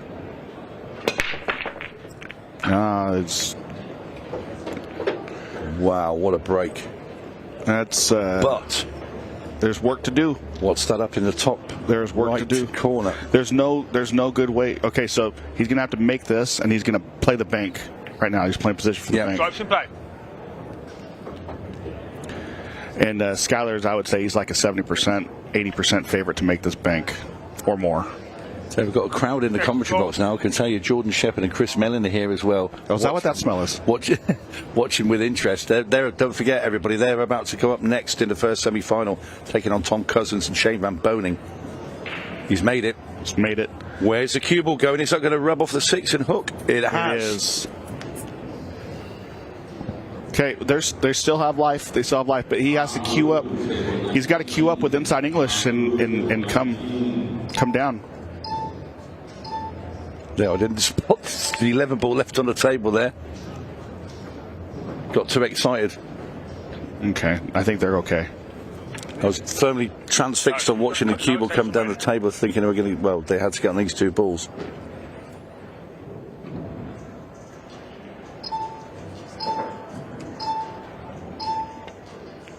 He's gone wide. Missed it. He has gone wide. He has missed it. Well. Would you believe it?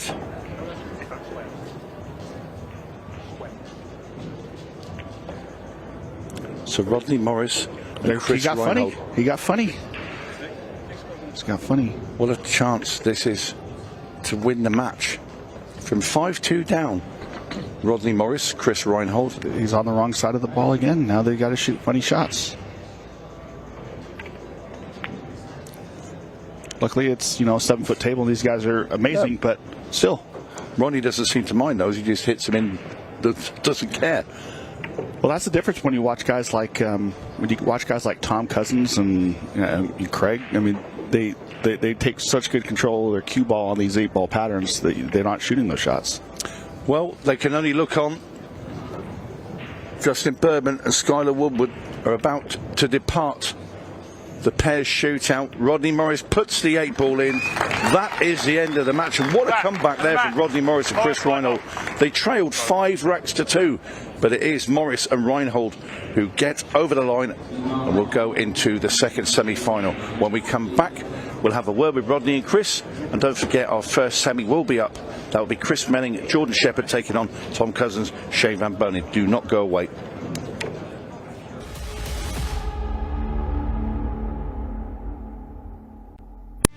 With over 175 years of billiards history, tradition, and expert craftsmanship, Brunswick is a name synonymous with our game, which makes it the perfect partner for Ultimate Pool USA's vision, a fun, fast, and exciting pool for the players all across the United States. Brunswick, Ultimate Pool USA's official table partner.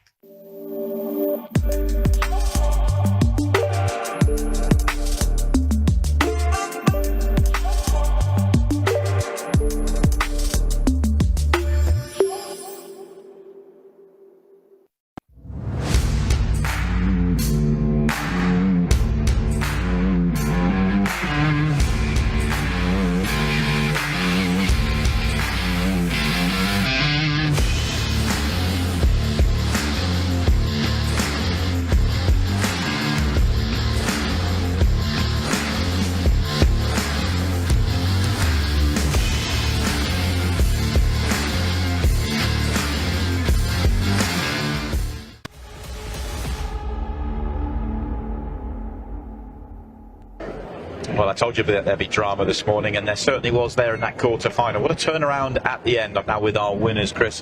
Rodney, congratulations on coming through. I'll come to you first, Rodney, and that was some ending. I mean, it felt like it was just going to get away from you, but you got that opportunity and you jumped at it. Yeah, it was one of those deals. We have 4 dry breaks, and we're like, okay, we just hang in there. Something strange might happen when it gets down to 10 seconds. I told him when it was 10:02 and they were getting ready to break, I said, the shot clock's going to come into play now, the 15-second. I said, that might show up. And it showed up. And then it showed up at the last game. I'm like, dude, that was a very, very series of fortunate events for us. You still got to take advantage of it, and that's what you did. You know, they make the mistakes, but you've got to punish them, and that's exactly what you did, and that's why you're in the semi-finals, I guess. Yeah, I mean, we broke dry 4 times in the match, and we were looking at each other like, well, should we change the break spot? We did that, didn't work. Maybe we needed to change the... Yeah, we needed to change our referee racking now.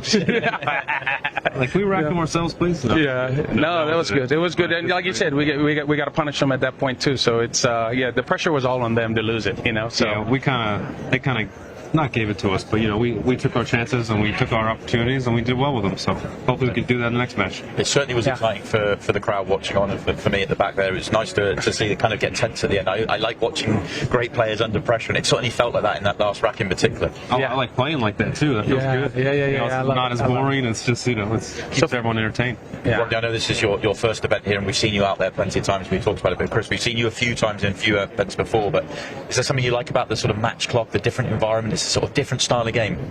Yeah, it makes it real exciting, and I like the most of the shot clock stuff's cool. When it gets down to 15 seconds, it gets real exciting, you know. And it really, I mean, no match is out of reach in this format, you know. Yeah.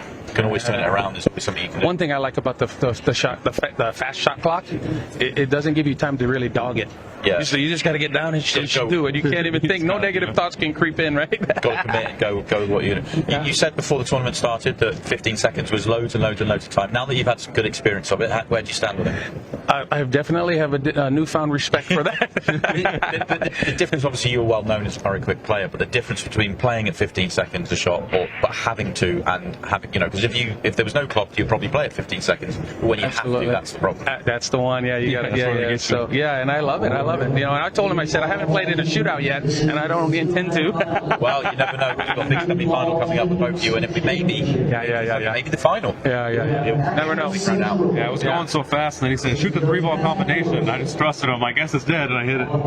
Yeah. The 3-ball combo, that was a great one. I told you, I knew it was looking good. Like the 3-ball combo, I thought you were joking with me. But I'm like, I only have 10 seconds, so I guess I'll shoot it. That was a great out. It really was. Great to watch, and good news. We'll get to see you back out there very shortly. We've got the first semi-final going on now. You'll be on the second semi-final. Okay, let's send it down to our commentary crew for our first semi-final. Thank you. All right, thank you, Simon. Congratulations to Chris Reinhold and Rodney Morris making it to the semifinals. They're going to be playing Dennis Hatch, Craig Waddingham in a semifinal match. On the other side of the bracket, Tom Cousins and Shane Van Boening going to be taking on a dynamic duo of Chris Melling and Jordan Shepard in the other semifinal, and that's what we've got coming at you right now from the Ultimate Pool Grand Finals here, Cherokee, North Carolina, here at Harrah's. And I am Mike DeMarco from Ship to Cash, and in just a moment I'm going to be joined by a very special guest, Mr. Declan Brennan. Declan, how you making out there? Very good, Mike, very good. Obviously, I haven't we got put out in the last 32, myself and Ronan McCarthy. We lost to Damien and young, is it Jaden? Is it Caden, is it? Caden Herrbach, yep. Yeah, they played a good game. We missed a chance to win 6-4, and then the guys run the match out, and yeah, they played very well. And I didn't see their quarterfinal match as I was playing. I don't know how they get on. Well, we've arrived here down to our final 4 teams, and this is kind of the clash of the titans here. We've got Tom Cousins and Shane Van Boening, arguably the top seed from both sides of the pond, and on the opposite side, the Wizard and the Magician. A bit of magic on this side of the arena table. Declan, what are you thinking about this matchup? I mean, could you really call this one? You can't really call it. Obviously, I know Tom's been struggling a little bit with just a bit of confidence recently, but he's such a great player as well, so he'll find a way to get through these sort of matches. Obviously, it's probably like a bit of a different experience playing with Shane in front of a big crowd and stuff, and obviously because they've done so well in the past, they're probably expected to win this tournament. But obviously Chris and Jordan are 2 great players as well, and Chris and Jordan probably play quite a similar game. They're both very attacking. The cue balls running about a wee bit, coming off cushions and stuff, and that's why they're so exciting to watch. But when they get it right and they play well, nobody can stop them. Yeah, fair assessment. And we saw in an earlier interview with Tom Cousins and Shane Van Boening. Tom had mentioned that it's a little bit different, English pool versus the American version, where Shane is kind of moving the cue ball around comfortably and a lot of cue ball positioning shots, and Tom's kind of playing a more simplified game where he doesn't really want to move the cue ball so much, so he's kind of letting Shane take the lead on those things. Can you kind of elaborate on that, that whole idea? Yeah, I understand totally where he's coming from, because myself, I'm coming from playing English 8-ball, and the cue ball's a lot lighter, so when we come over here and play with these balls, like, we're not used to the physics of the game, so coming off natural angles, as we would say, our cue ball doesn't come off at a natural angle compared to Americans, so we tend to try and keep it as simple as possible. So with Shane's obviously mapping out patterns and stuff, Tom's thinking, well, I don't know exactly where this cue ball's going. Gotcha. So I can definitely sympathise with Tom in that regard. So, I mean, you've had to make the adjustment yourself, and I mean, just, what's the major differences in the 2 styles with the different, equipment, the different ball weights, things like that? Well, the equipment's totally different. Obviously, I play with an ash cue in English 8-ball, where I'm playing with carbon fibre cue now in America. The weight of the cue ball is the biggest thing, though. Like in English 8-ball, we would tend to leave. We'd be happy to draw the cue ball back, as you would say. Where in American, you don't really want to be drawing the cue ball back as best you can. You want to leave yourself natural angles coming off cushions, and I think that's what the way Shane plays. So obviously when Tom comes to play then, and Shane's like leaving a lot of like thin cuts and stuff coming off 2 cushions, I think Tom's trying. It's hard to get your head around at times. So you think it's really about just the cue ball weight and the positioning, and it really just takes a different type of stroke and a different feel to move that cue ball around, getting into shape. Like I recall when I played in Boston. First match I played, any time I played a shot, just a simple, just roll the cue ball forward after patting with a bit of topspin. I must have overheaded it by about 2 foot every time because the table was so fast, and the weight of the ball as well. Just literally, then obviously the nerve set in then because I felt like so lost to what I was doing. Yeah, you can definitely notice the different style of the American players versus our friends from across the pond. And, you know, it's really, you know, the type of get down on the shot.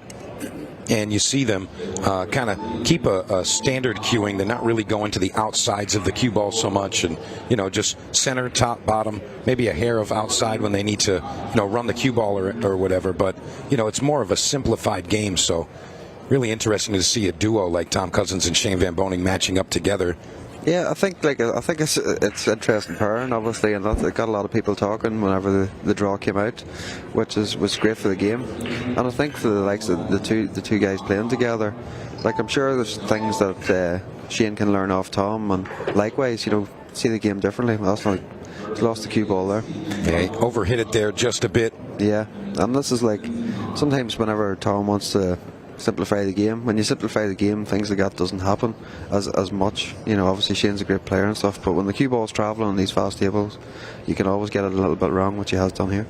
Yeah, I'm not really sure the ideal shot here. I mean, offense, I mean, he could try to massage the ball around the 8 ball to try to get it to 10, but he's going 3 cushions. 3 cushions to play the combination, not bad.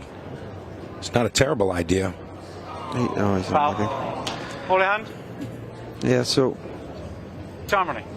Nice little starter for Melling and Shepard here now, just to get the arm loosened up, get 1-0 up, and they're breaking the next frame. So you could be looking at a 2-0 deficit here for SVB and Cousins very quickly.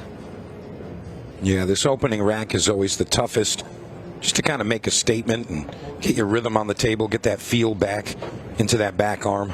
And looks like the wizard and the magician, the Welsh wizard to be exact. Yeah. I love the kind of, you know, the theme of the magic with these two. They should have dressed up as Harry Potter.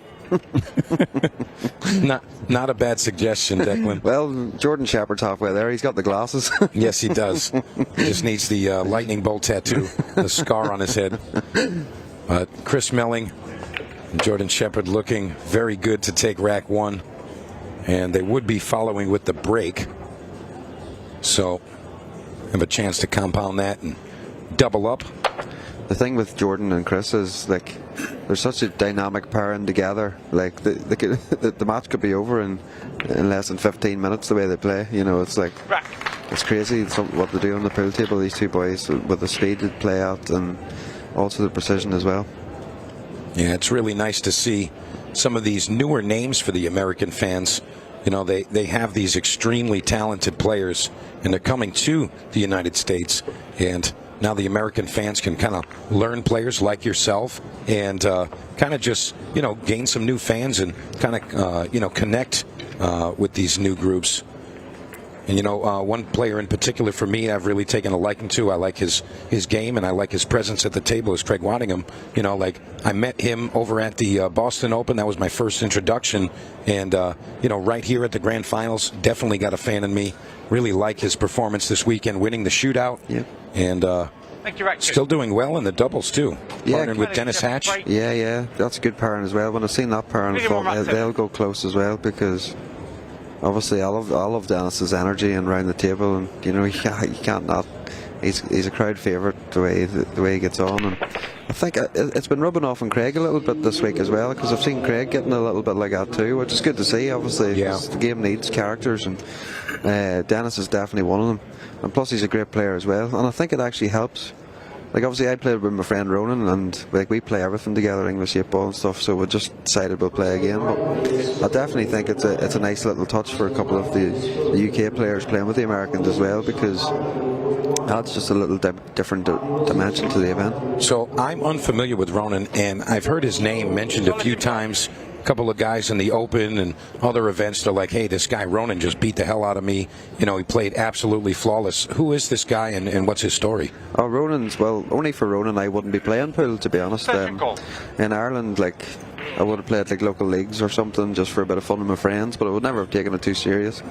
I've known Ronan over the years. He's been playing English 8-ball since he was a child, basically. And he's the best player ever come out of Ireland with all the titles he's won. He's a 2-time UK 8-ball champion, world champion.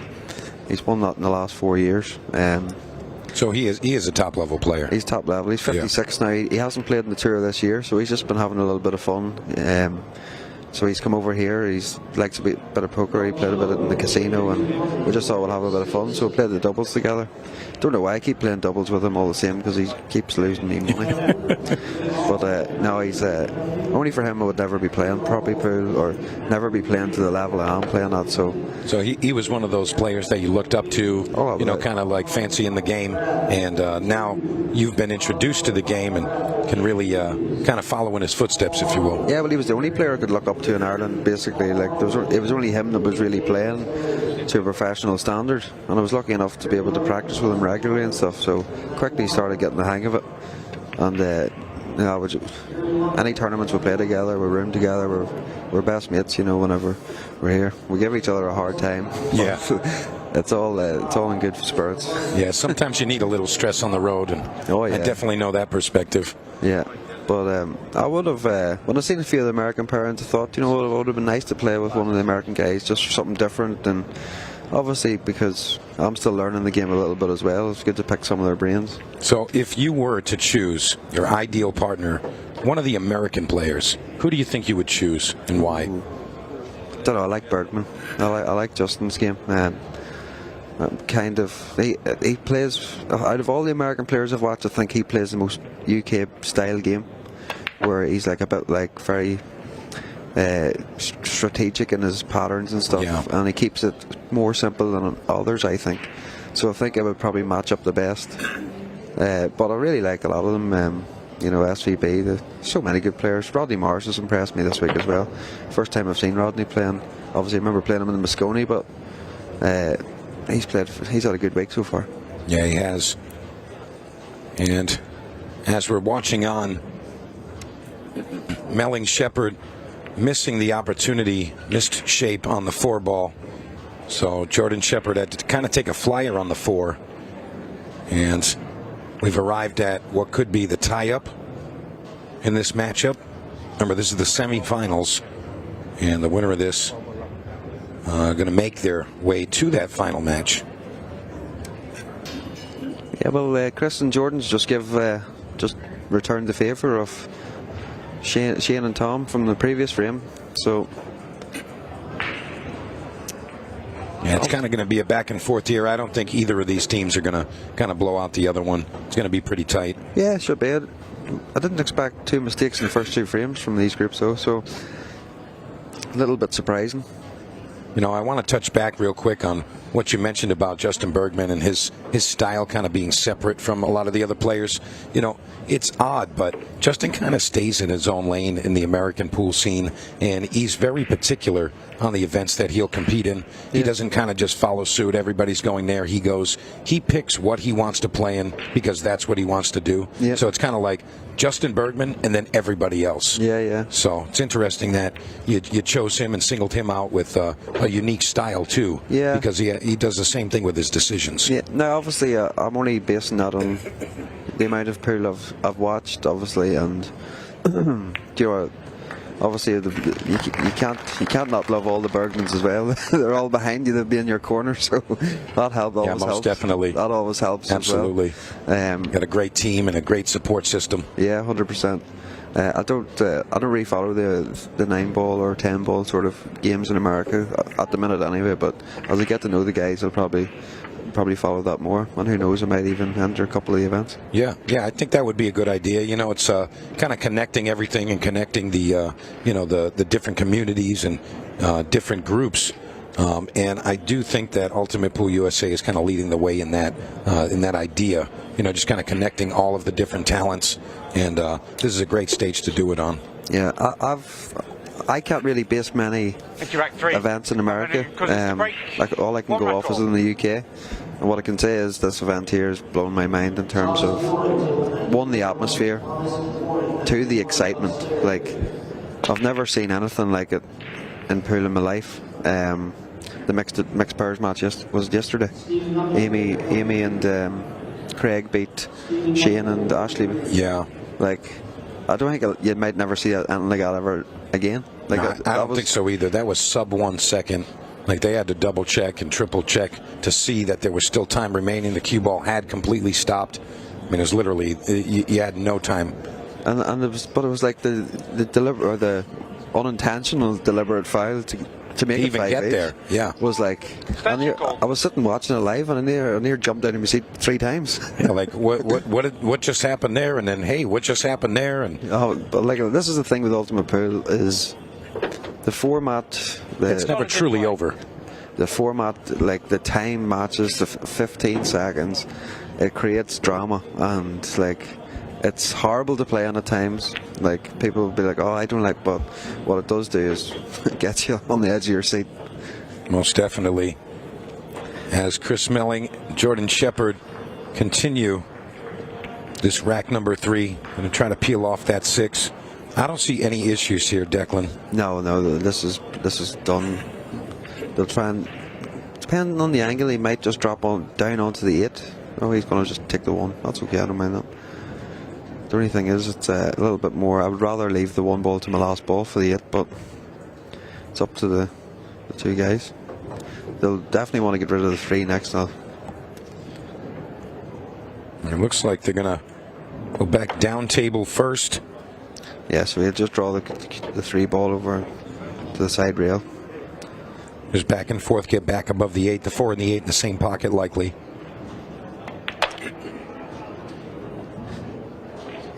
Well, he's left us probably as awkward as he could have. Yeah, I can agree with that. Chris is going to have to play a shot here. He's going to have to like draw it over to the side rail and back into the, just like in the center, just right in the center of the table is where Chris wants to get this cue ball. But he needs to cue it. So he's overheaded a little bit, but rather over than under, that's for sure. So understandable why the cue ball has landed there. Yeah, Jordan Shepard should not have any issue with this open 8 ball here. Just pocket the ball, and he delivers. Yeah, well, the thing, Jordan's playing a lot of hay ball now, and so with these balls, he's used to just only the cloth he's going to struggle with, because obviously the pockets are much tighter at the hay ball. So don't expect Jordan Shepard to miss any pots. Yeah, that's actually a testament to how strong and how talented, some of the QSR, yourself included, changing equipment can be so different, and just a very big adjustment, and all of the players have really just taken to it very easily, and they're performing at the top of the class as they would with the English stuff, but they've come to the American equipment and really just taken it. I have to say that's a testament to the actual equipment itself. Like, the standard of the equipment is so good. Like, the balls are so reactive, the cloth's so reactive, the cues are so good. There's so many good cue brands out there right now, and you said you use carbon fiber. I use a carbon fiber. I guess in Boston that was the cue I used, and I kind of just went with that. I tried the. You didn't really have a choice. It's just like, hey, this is a proper cue. I'll try that. Yeah, but I think it's a bit lighter than the wood. My English 8-ball cue is pretty light compared to some players, so I think because of the lightness and stuff, that sort of helps me have that feel around the table. Where the heavier cue, I've sort of struggled with the cue ball. So your normal cue, what type of millimeter? My normal is 9 mil. 9 millimeter. Yeah. That's quite big for English 8-ball. Generally, a lot of the players would use 8 or 8.5.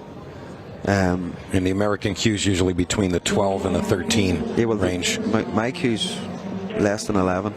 The one I'm playing with this week. The carbon fiber. Yeah. Oh, that's interesting. Yeah, it was Stripes in play. it was a cue that a guy called Wade Morley used. He was playing a bit of hay ball, but he decided he's had enough of it, so he was selling his cues and stuff. So he got that shaft specially made for that game. So I've been using it, and I like it. So it's kind of a unique cue that you're using. It's not like a regular production cue that a lot of players are using. It's a unique version of the carbon fiber. Yeah. So I had a couple of days practice with it in Liverpool before I came over, and just played an hour or two on the 9-foot table we have in the club. With this type of ball set? Yeah. Okay. So at least that gave me a little bit more preparation for coming over here, because so many good players over here. If you're coming over cold, it's hard to hit the ground running. So I had some good results to start, so I was happy with my shootout performance. Yeah, usually you make it to the end. Poole can definitely bite you a bit at times, but definitely performing well. As Tom Cousins reaching and stretching a bit, it's going to come out okay. That's fine. Now, a player like Shane may draw this shot. Yeah. He may draw this over to the right long rail, just kind of rest there. And it looks like he is gearing up for that shot here. He's hit this a bit. It's okay. It's pulled up. Yeah, I mean, leaving the open shot right there, usually that's enough for this caliber of player. Yeah. Well, I can't see the guys using the loop bridge. I've tried the loop bridge. I can't do a loop bridge. So no closed bridge at all. No, always using an open bridge. Yeah. Like that's why. See some of the Jove and Bustamante's break, like front ball break. Even Shane and Johnny Archer. I've seen them doing the loop bridge for the break. I'll try. I can't do that. I had a go at it at the club before I come over. I was like, I'll definitely not be doing this. Yeah. I think that might be more the American style, just because of the stroke shots and moving the cue ball around. Yeah. All right, so you see where we are right now in our first semifinals. Right there, tied up at 2 games apiece, and our next matchup is going to be the other semifinal. Dennis Hatch, Craig Waddingham take on Rodney Morris and Chris Reinhold. And what a final this is going to be, Declan. What a clash of the Titans. Yeah. Can't really call this one. I mean, any 4 of those teams that are remaining, I could see them winning the tournament. Yeah, of course. Yeah, definitely. I literally caught the end of Morris and Reinhold's win against Justin and Skylar, and yeah, they were up, I think, 5-3. 5-2, I think it was. 5-2. Yeah. And they just came right back 6-5. Yeah, it can happen in this game, but obviously they did get a little bit of help from Justin and Skylar. Thank you, rack 5. So I would have to make Dennis and Craig considerable favourites for the semi-final match, just the way Craig's been playing. And Dennis has had a good week as well, because he won the seniors as well, didn't he? And he had a good run in the shootout. He played a good game. So, Declan, I wanted to ask you, because I know we have a lot of American fans watching. Yep. How can they follow you? How can they get in touch to follow your trips, which events you're playing? Yep. What's the best way to get a hold of you and kind of follow you along on your journey? I'm on my Facebook, just under Declan Brennan, and then my Instagram is Declan.Destroyer. So either of them two pretty much cover my trips and everything I'm doing and what I'm up to. Aidan works for Ultimate Pool. He's helped me with my social medias as well. So I'll definitely be on my social medias a lot more now moving forward, rather than the amount to do. Kind of keep a low profile, try to anyway. Yeah, no, I get it. But hey, you're out in the light now, and the Americans, myself included, we kind of live on social media and just see what everybody's up to.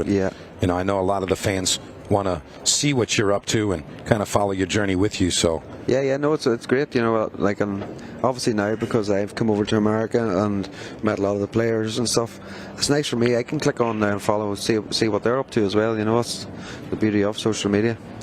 Chris has overhit this by quite a way. They were going to try and play either the 13 or is that the 12 ball, is it? No, it's not. What's the red one? 11. Yeah, we got the 11 and the 13, and then you get the 14 tied up. They wanted to just land on one of them to play off the 2 ball to free the 14, but unfortunately he's hit that quite a foot. Overhit that by about over a foot. He's going to try to leave himself underneath the 11. Yeah. And possibly play it off of the 2. Yeah. Oh no, he's going to back cut this maybe. He's underhit this as well. This is no good. It looks like he's going to have to be forced, maybe play it in the side and run the cue ball up to the 1. Yeah, I think that's the only way, is to just pot the 11 thin as possible to just get. You see how he's looking now. He's just looking for the cue ball side cushion and just miss the 2 and kick it to land on the 14. Don't really like his chances here because the cue ball is going to be travelling at a pace, so it's going to be difficult for him to land on it. I think he's done pretty well with that. But it might have a carom available. It's hard to tell. I know one man who's the best at working this out, and that is definitely Chris Melling. So if he thinks he can make it, then he'll definitely be in Jordan's ear here. I'm not convinced. I wouldn't be very good at these shots, especially with this type of ball, so it'll be interesting to see. I think he's just looking at the cut. Hold on to your hats here. This cue ball's going everywhere. Yes, it is. Yeah. It might actually be the first open pot that I've seen Jordan Shepherd miss. Yeah, well, I'll give him. He doesn't miss often. I'll give him credit. I'm not even convinced that was possible to cut in, but I'm very surprised now. There's been a lot of mistakes in this match from both teams. I think we've only had the one break and run out of this is the 5th frame, so a little bit underhit from Shane as well. Now, we talked about this earlier, Declan. You know, the arena table is a bit tighter than the outside tables. Yep. And, of course, all brand new cloth on the tables. Yep. But as the week has progressed, it's definitely going to tighten up and it's going to be a little bit more difficult. So I think that might be a factor why we're seeing that here. Could be. Obviously, like, all these guys are human as well. Like, you know, if they say they're not bothered if they win or lose, they're not telling the truth, basically, you know. So yeah, you'd be surprised to learn that they're human the way they play sometimes. Yeah, there's definitely a bit of edginess in this game, you know. Some of the positional shots have been overhit, underhit, you know, just can't seem to get everything right. So I really like the dynamic of these pairs. You know, just players that sometimes you say, hey, that makes sense, and sometimes it's like, wow, those guys are playing together. Yeah. You know, the fans are real. Yeah, really.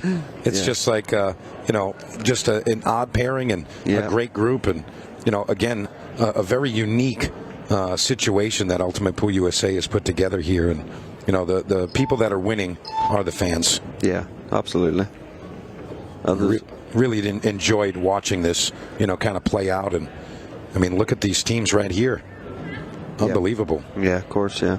And obviously, Tom's been probably the standout UK player coming over here from the events he's won. Craig's done very well as well, to be fair to him. He's a couple of shootout wins. So I think it was good for the two guys to be playing with the American lads as well, just to create a bit more people talking, you know. Yeah, so we've heard a couple of times, and this is more for the Americans, you know, just to kind of bridge the gap there. So we've heard about rankings, you know, Tom Cousins being ranked #1, yourself being ranked #2. What is that ranking, and how does that work? Well, basically we have a two-year ranking list. So generally, it's based over the 2 seasons. So next season there'll be points dropping off from our events, and we keep updating it every year then. So like, to try and replace the points that me and Tom will currently have, we need to like sort of keep sort of like winning or getting to the business end to keep sort of our status. And what events are those that are giving you the points? So we got the Pro Series events, so we've got 2 events on each weekend over 4 weekends of the year, and then we have separate events which are held scattered around the country, but they're only one event over the weekend. So we got like the European Open, Champions League, Pro Cup, which is live over Christmas, and we've got our main Pro Series events, which is kind of like this kind of setup. Gotcha. You know, and they are like the bread and butter of like our game, and we don't get the same crowd as what you guys have here, but no, it's getting there. We're definitely building something good over in the UK as well. There we go. As we enter rack #6, and Melling Shepherd need to try to tie this up here. It's a great break from Chris. Very proper break indeed. Again, tricky layout. The 6 ball's tricky, and then the stripes are a little bit tricky on the left-hand side. Extension called. I think he might elect to maybe play the 5 and then take the 1 and bulk down and kick into the 6. I don't know. He's looking now. Q's going over. Guys. Yeah, he's making some magic wand type of maneuvers there. Wow, a lot. He's been fortunate here. Yeah, that definitely helped out. He's definitely not played that. I'm convinced he's not played that, but maybe he has. Maybe he has, because I think he was going to try and kick into the 6 there, to be honest. Yeah, the cue ball kind of spun out a bit. So many mistakes. And not expecting that. Frozen ball isn't the worst here. You can just kind of. I like the 2-rail kick here, Declan. I don't mind just touching the cushion, into the cushion. You like the 2-rail? Yeah, just like that. That's a lovely shot, that is. And if you got Jordan Shepherd shooting it, very high percentage for that man. Call him the Welsh Wizard. Chris is shaking his head. The shot he's left, but this is his own fault for putting him there. Come on, Chris. That's only about 6 feet there. Wow. Almost finds the mark. Wow. Yeah, not the best from Chris Melling those last 2 strokes. No, just everyone, both teams are just struggling a little bit, you know. Sometimes you just get one of them games where just somebody makes a mistake and it just mistake after mistake sort of creeps in, and then you get the likes of Rodney Morris, Justin Bergman, who done 11 finishes in a row. Yeah. And that was insane. And then it carried into the finals. Yeah. Craig Waddingham does exactly what they did in the previous one. Wow, it's like, oh, so you have to just play perfect to win? Yeah. I can do that. Yeah. I mean, it's just crazy that, you know, Rodney Morris's semifinals in the shootout, he broke and ran 5 games, and his only error was a dry break once. And then to go into the finals, Craig Waddingham played perfect pool, missed 0 pots. Yep. You know, successful breaks, broke and ran every one of his breaks. Yep. And Justin Bergman broke dry twice. Those were his 2 errors. Yeah, it's crazy. It's remarkable. Crazy, I know. How about a high standard of pool there? That's not bad, is it? I mean, in 2 full matches, the only 3 errors were 3 dry breaks, period. Yep. That's unbelievable standard. I made one mistake against Craig in the semi-final, and it was my dry breaks that lost me that match. Because the frame I actually won, it was the frame I made a mistake in, so apart from that I made no mistakes either. So it's just one of them. So let's come up. I think he's just got far enough. Is he? I think he's okay. He's okay here. He can kind of lightly swerve or just put some right hand spin on it, kind of throw the ball in. He's got enough of the ball to contact, so I think he'll be okay. Yeah, he's just swerve there. Yeah, that's fine. He can just draw straight up. Yeah. Keep the 8 in the same pocket. Massive frameless as well. Gives some 4-2 lead with just 6 minutes on the clock as well. Well, this is a big game, and honestly, I kind of feel like Tom Cousins and Shane Van Boening might have an added piece of pressure, as it's arguably the favorite team. Of course it is, yeah, absolutely. And I think Tom's maybe it's a bit different for Tom as well, you know, because obviously Shane's like a huge name in the Q Sport world, where even though Tom is a great player in our game, but it's like, it's so, like, the difference of like popularity is insane in terms of like the name and everything else. Like, a lot of people wouldn't even know Tom. It's only basically over in England and UK, and English people players would know Tom until we've come over to the USA, of course. Yeah, but I think that's actually great, because now we can add some of these top talents to the list of what American players can kind of have to root for, and you know, now they can have their favorite Euro players versus the Americans. Yeah, I see a friend in the crowd there, Mr. Del Sim. Yeah. Arriving here. At Harris. Welcome, Del.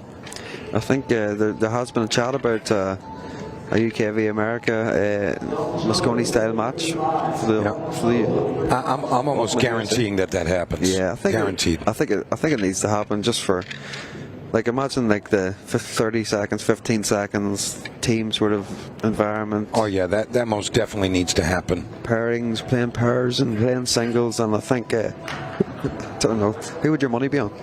Honestly, I don't know. I really don't know. I mean, I think it would really depend on the format for me to say, hey, I like that team a little more, but you know, if it's still the same type of, you know, races with the same timings, I mean, you're never going to be able to call that. No, I think TV would be the winner in that match. Well, yeah, most definitely. And Shane has adjusted his break, and he's gone with the third ball break, and I don't think he's really found success on the break at all this week. Yeah. He tried with the head ball break. I don't know if you saw his first break of the arena, his first break in any event, really, and he absolutely crushed it. It looked like it was a 30-plus mile an hour break. Cue ball flew up in the air, landed back on the table, completely dry. And he's kind of stayed stubborn with that, where he wants to continue to shoot that head ball break. That's what he practices. That's what he knows. And his backup is the third ball break, but it doesn't look like that's working for him either. Yeah, but to be fair, I've used the third ball break this week, and it just literally deserted me against Waddingham. But it worked well for me in the rest of the matches. But like when you hit the break as good as Shane does on the front ball, I would tend to agree not to change, because when you get them balls moving and so much going on, like, to come up dry is hard to believe at times. Yeah, I mean, we've talked about it a lot this week. You know, from this perspective, watching every single match, the second ball break at a medium speed has really been the most successful. And, you know, it's whenever there's a lot of power, it's almost like the balls just don't want to be accepted and it just won't fall. So, at the end of the day, it's the game. Obviously, the game's changing a lot, where the tables are so fast and everything else that comes with it, and the balls are so slick and polished. You just don't need. Wow, he nearly missed that. Did nearly miss that. Wow. Perhaps Mr. Melling needs some more coffee. Yeah, well, he's got it with the line anyway. He's good. So is that really a thing? I think overseas it's more of a tea versus coffee. What do the players drink? They drink tea. They drink coffee. I'm a coffee man in the morning. I'm a tea man at night. I like a cup of tea at night. Problem is, whenever I like a cup of tea, I like a biscuit with it. Where coffee, I can drink a coffee without anything else. But if it's a cup of tea, there's always a chocolate bar or a biscuit with it. So it's one of those things. See, that's funny. I'm kind of the opposite. I want coffee with something along with it, Danish or something like that. And then the tea, it's just an absurd amount of honey. That's what I need in my tea. Took a nice long walk yesterday. I had a short break before I got back in the box. I wanted to give my voice a rest. I'm looking for tea and honey, and at that time I couldn't find it. Ended up walking all the way to the other end of the casino. Found one tea, $6 for one tea bag. You know what? I enjoyed it. The honey was free. Oh, we've got a ball, Shane. We've got a ball. Look at that. They've been unlucky here. They've been unlucky. I mean, look at that setup. That's actually reminiscent of what Shane was doing with his head ball break. He'd smash it, sometimes make a ball, and he'd end up just like this with a cluster, like a wall of balls. Surely he's not doing this, is he? This. Oh, he's missed it. Tell you what, that was a great effort he's made there. I mean, how else are you going to get over there? He'd need a step ladder. I think they could have just maybe tried to leave them in, Shane and Tom in there. I think same position. That was risky, you know. Like obviously, it's very unlikely to get that. Made a great effort to get it, of course, but this is now. You have to fancy the guys to take the frame from here. Navigates nicely, and that's the difference now with Shane, right? See if like myself and Tom try to play that sort of shot, we'd be like, we'd be nervous playing that shot. You know, like trying to navigate between the balls like that. We'd be nervous playing that shot because you're just unsure of like the correct lines that the cue ball would take. So you might have maybe stunned it off the top rail, come between the possibly, 2-3. Possibly, yeah. Yeah. Where Shane just done that there, and it's like that. Absolutely, couldn't put it better with your hand. Well, that's the difference in terms of the cue ball control we would suffer from. Yeah, it's really interesting to see that different style of play, and you know, of course, with the teams, you know, these two players playing on the same side with contrasting styles. But I'll tell you what, it's worked for them thus far. No, it has. They have. I haven't seen any of their games. They've definitely been beatable in this match. Obviously, both teams have had their fair amount of chances to win this game, but they're looking like they're going to manage to get through now. Having said that, if there's any two people capable of winning two frames in this time, it's the two boys sitting in their chairs. You see Shane taking an extra couple of seconds there. They're burning the clock here. Yeah, they're burning the clock, yeah. And they don't want to give an opportunity for their opponents to get back into the match. So they're going to take their 2-game lead and try to minimize the remaining time in the match and really just solidify themselves into the finals. Yeah. I think it's been good for Tom as well, obviously, because he has been Tom's an unbelievable player, but he has been struggling for a little bit of confidence of late. So playing with the likes of Shane in this situation and something different, and obviously getting to the business end again, might just give Tom a bit of confidence to maybe go on and do something in the Open or whatever else. So yeah, it's been good. So what's your situation as far as events? Where do you sit? Are you still in the events? You still competing? I'm just in the Open now. I'm in the Open. Myself and Ronan lost in the last 32 of the pairs, and then myself and Nicole lost in the semi-final of the mixed, and then I got the semi-final of the shootout. So I've had a reasonably good week, you know, considering I had a tough draw in the shootout. I played Corey Jewell, Joe from Bustamante and Johnny Archer to get to the semis. So I've come through a pretty tight draw. So I was happy with that, and obviously then just a bit of a coin flip with Craig, and he played. He took his chances and played well. Yeah, it almost felt like it was just his time. Yeah, yeah. You know, this one was just for him. Yeah, of course, yeah. And you know, Craig's a good guy and top player. Thank you, Rack 9. Took his chances and Cousins and Van Boening to break. fully deserved his win. Leading 5 Rack 7. I really enjoyed playing with Nicole as well. It was just a different sort of aspect, and like I think we've done very well to get to the semi-finals. I agree with that. Like we said, I said to Nicole once we got to the quarters, we says, obviously we played Johnny and Tara. I says, well, I think we've reached this, like I think we've done well to get to the quarters, so let's just enjoy it now and see what happens. Yeah, right. And Nicole played absolutely brilliant, I thought, and we came up short in the 5-3 in the semi-finals against Princeton Talbot. Yeah, that was a tight match. I remember watching that one. Yeah. Mary Talbot, very strong player. Very, very strong, Mary. Yeah. She actually played a shot in the last 8 where I was playing, and she played a shot off 2 rails for the 8 ball in bulk. I says if like SVB plays that shot, it's going to be on the highlight reel. You know, definitely. It was that good, especially at Hill with 2 minutes left on the clock. Yeah, that definitely was a tight one, and you know, so you're in the Open now. So we wish you luck the rest of your time here at Harris. I appreciate it. I have to say the hotel's been amazing. Match conceded. Yeah. There it is. All right, Declan, thank you very much for joining us. Really appreciate your insight. And we're going to move on to our other semifinal match in just a moment. And that's going to be Rodney Morris, Chris Reinhold taking on Dennis Hatch and Craig Waddingham. I'm going to be right back with that. Don't go anywhere.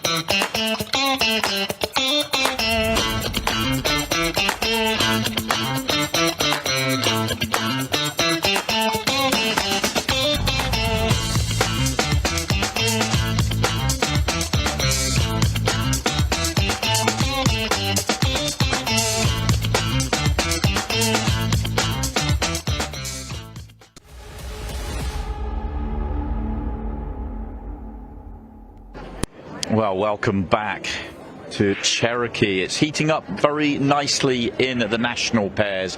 We have one semi-final done and a couple of big hitters in the final already, with Tom Cousins and Shane Van Boening getting the victory, and they are heating up as a partnership. Two of the biggest names in 8-ball pool, and they are into the final. This, though, is a big deal right now, because this is the 8-ball team semi-final. This is there's two semi-finals going on. They're sort of next to each other, and the winner of these two semi-finals will play tonight in the big grand final with $100,000 on the line. We have the task force from Louisville, Kentucky, taking on Action Central from St. Louis. That's the match you see there in front of you. You can see the timer right at the front of the screen. The other match that we just come around from was We Don't Play Safe from Quad Cities against 8 runners southbound from Springfield, Missouri. These teams right now are already guaranteed $20,000 in hard cash. The winners of these matches will be guaranteed $50,000, and the winner of the final is guaranteed $100,000. This is very real money. Amateur pool, league pool, and well, you saw last night, if you were watching with us in the temple, the dynamics of the game, the tactics, the strategy. It just makes it absolutely fantastic. These matches are set up to be 30-minute matches, 5 players in each team. You've got squads of 8, but 5 matches over the course of a match. And you start with a negative score if you're a higher speed player, and it's your job to then chase down the lower speed player. And then for every rack you win above 0, you're going to get a point on the board. And if you win the match, you will also get a bonus of 5 points. So there's strategy. Do you put a low speed player out against a high speed player and try and slow them down? Do you, if you're a high speed player, you've got to go out there and win as many racks as possible. The strategy across the 5 games is huge. Who do you put up? When do you put them up? It all makes a big difference. And on the end of it, those big differences can be the difference between making the final and winning the title and losing at the semi-final stages. We're going to keep an eye on this over the course of the broadcast, but this is very real. This is in the first round of matches. We started with we have first of 5 in each one, so these are the early stages right now. Quarterfinals were first thing this morning, and then we've got this semi-final lineup right now into the final tonight. So much going on. The final, though, if you are looking forward to it, and I certainly am myself, will be at 7 p.m. or thereafter, because we've got the 2 NSL finals as well, the National Singles Leaderboard finals. The 2 classes will be one tonight. That'll be 6 o'clock and straight after. So the final for the 8-ball will probably go on about 7:30 in reality, but 3 big finals tonight, and this one, of course, the biggest of them all. The reason we are here in Cherokee is what you are seeing on your screen right now. Somebody will win an awful lot of money. Anyway, that is all about tonight. We'll keep you updated with what's going on there. I can tell you, though, just over my shoulder, that the players are getting themselves ready in the second semi-final of the national pairs, and we have another cracker as we've got Craig Waddingham and Dennis Hatch taking on Rodney Morris and Chris Reinhold. And the winner of this one will be taking on Tom Cousins and Shane Van Boening in the final. So we were going to send it back to the commentary box and get our second semi-final on. All right, guys. Thank you so much, Simon, for the lovely welcoming. Here we are. It's semi-final number 2. The winner of this, as Simon said, will take on SVB and Top Cat Tom Cousins. We're getting down to the wire here. We've finished several events. There's more events going. Obviously, as Simon was speaking about, the league semifinals are going on. There's a lot happening around the arena, and I'm hoping that at some point during this match we get to check in on what's going in those semifinals so we can kind of keep up with the action. But we have a job to do, myself and Mr. Tony Holgate. We've got Rodney Morris, Chris Reinhold, and we've got Craig Waddingham and Dennis Hatch. And as I said, hopefully we'll be able to get a catch at what's going on in those league semifinals on some of these breaks. So, Tony, are you excited for this one? Absolutely, yeah. It's going to be a great semi-final. Chris Reinhold and Rodney Morris came back from the dead. 5-2 they trailed against Justin Bergman and Skylar Woodward, and came back and stole it 6-5. Hatch and Waddingham have been in fine form. Cruised through their quarter-final. They were my dark horse pick, was Dennis and Craig. Their styles are similar. Dark horse? Well, when you look at the field... The 2 shootout champions this week already, both of them. Well, this was before either one of them had won anything. Dennis Hatch obviously having a great week. Craig Waddingham having a good week. But I said in the beginning, people always seem to overlook Craig Waddingham's name when the shootout was released, and people ask, who's your favorite in the shootout? You know, it was SVB, it was Justin Bergman, it was Skylar Woodward. Not too many people throwing the Silver Sniper's name out there.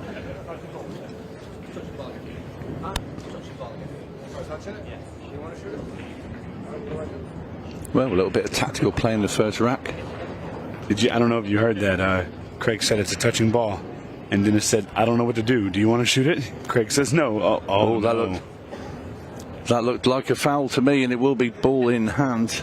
Well, maybe Craig should have shot it in light of Dennis's unfamiliarity with the rule. So Reinhold and Morris at the table. Solids are going to be the call. In goes to 6.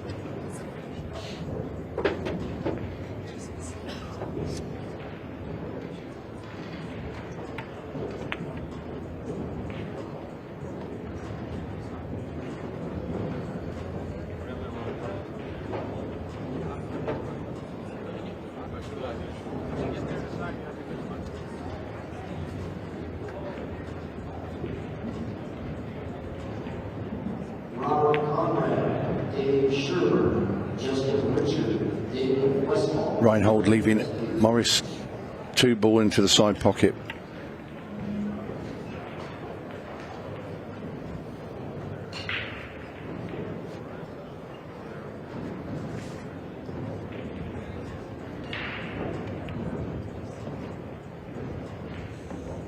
It's gone a long way up the table there with the cue ball.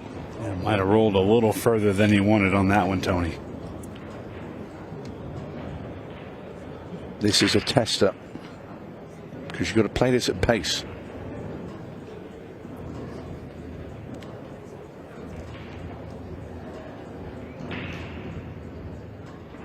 He's playing it very softly. Didn't like it. I really didn't like it. Didn't like it soft. Almost as if he wanted to roll it in so he could leave angle on the 1, but it's hard to slow roll those balls that are long like that.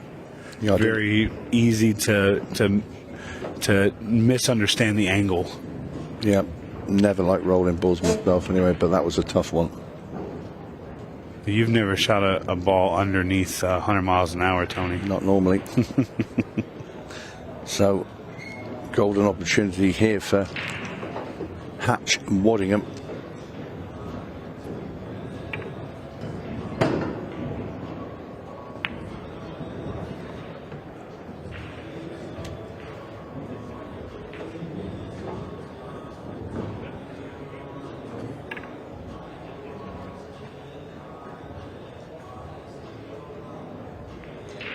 Winner of this match will, of course, join Tom Cousins and Shane Van Boening in the final, after they dispatched Chris Melling and Jordan Shepherd.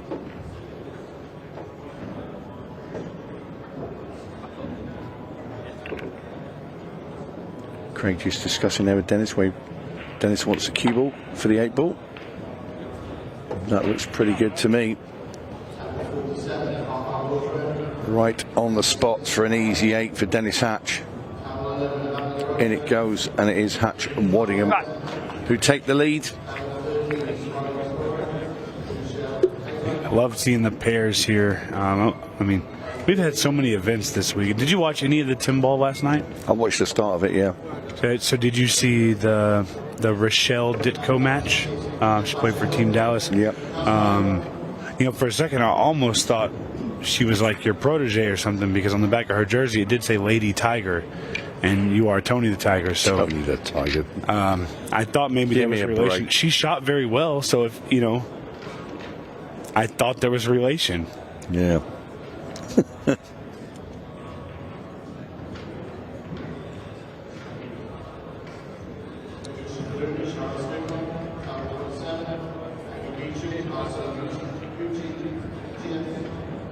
In all seriousness, we have had a ton of events. We've seen a lot of great pool.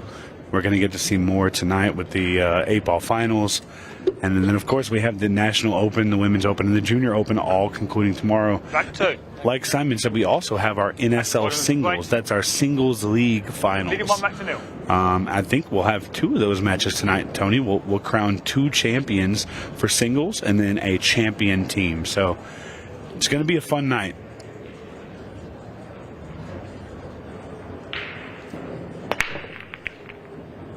Oh dear. Foul. Dennis Hatch scratches on the break. Time running. And I'll tell you, very lucky that when he kind of moved his stick there, that his tip didn't touch that cue ball, because that would have been a loss of rack.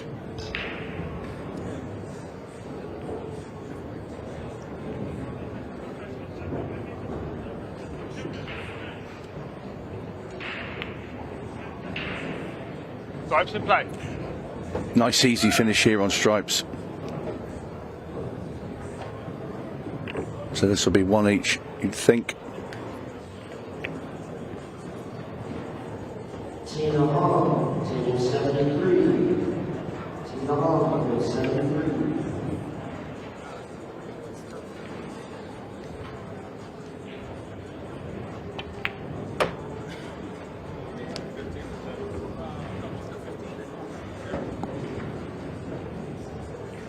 Nick Farner, table 71. Nick Farner, table 71, please. Cheers.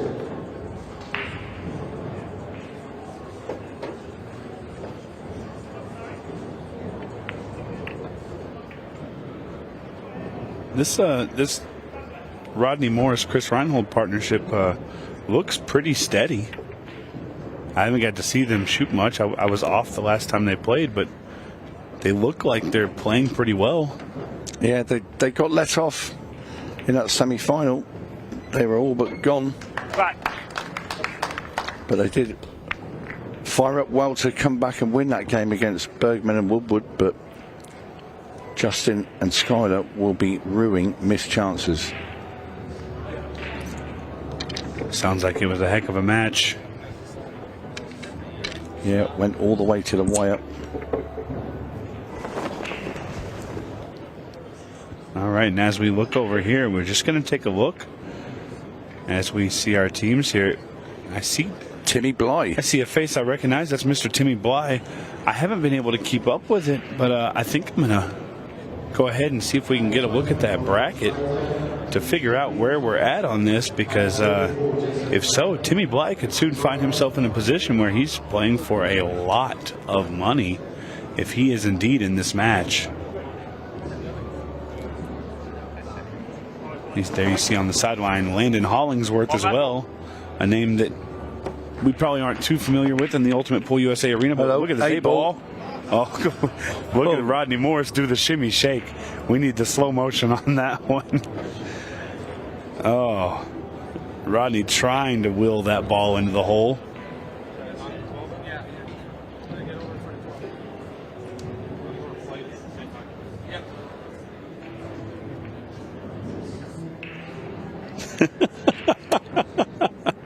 Oh, what a character Rodney Morris is.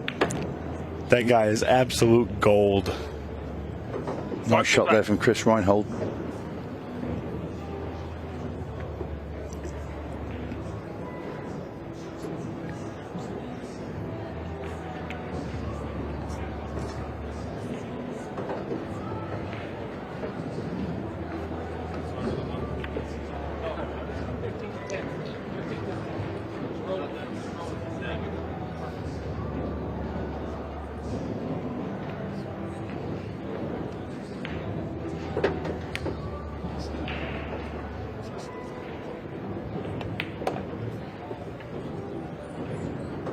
Nice control again.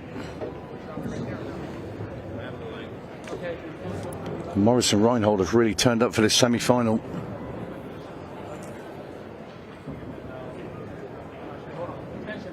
Thanks, called.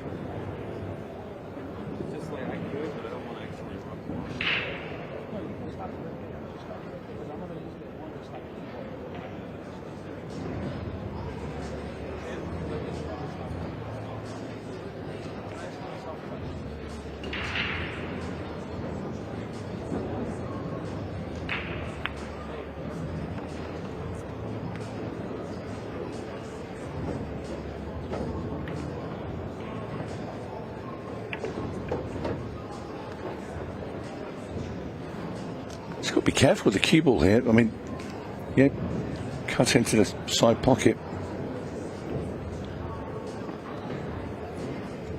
Judge the pace well. Don't want to hit it any harder.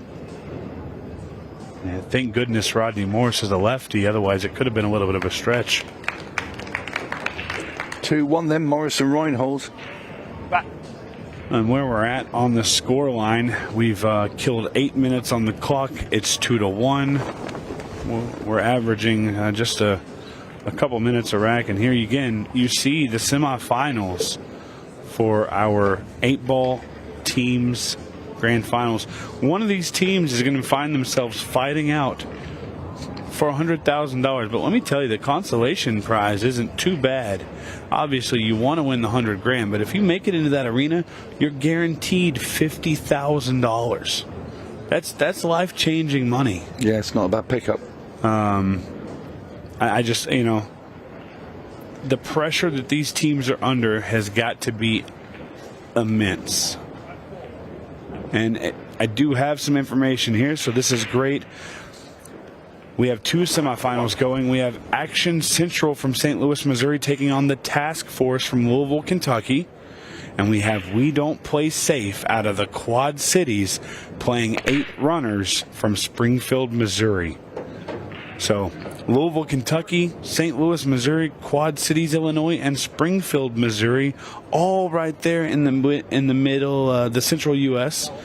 So I bet a lot of these teams know each other from playing locally.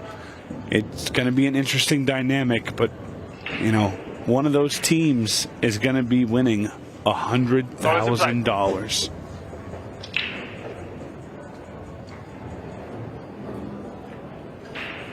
That'll buy a few beers at the bar. Just a few. Might buy the bar. Yeah, that's a good point. So you're going to put a team together next year? No. Might be too far to travel every sort of Monday or Tuesday night. I'm sure you can take like a 2 or 3 week vacation, come over here, get some matches in.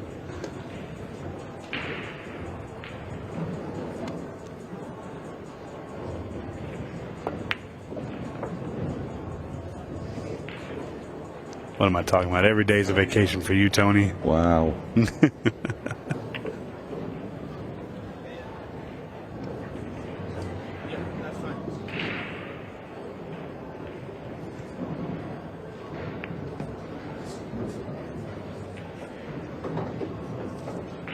Very nicely done there by Craig. That's perfect. There you see Craig telling Dennis just to leave the angle on the 4 so he can shoot it down into the bottom left and get across to the 5. That's perfect. Just wants to be quite straight on the 5, really. Pot that 8-ball side pocket. This will bring the match level. Yeah, the cue ball sitting on the rail would be grand for this team, and look at the play there. It's almost, I mean, it is perfect. It's absolutely perfect. Stop the cue ball. Even if you leave some angle, you just take your medicine. Ooh. That's why I like the stop shot, but I don't think it'll be an issue.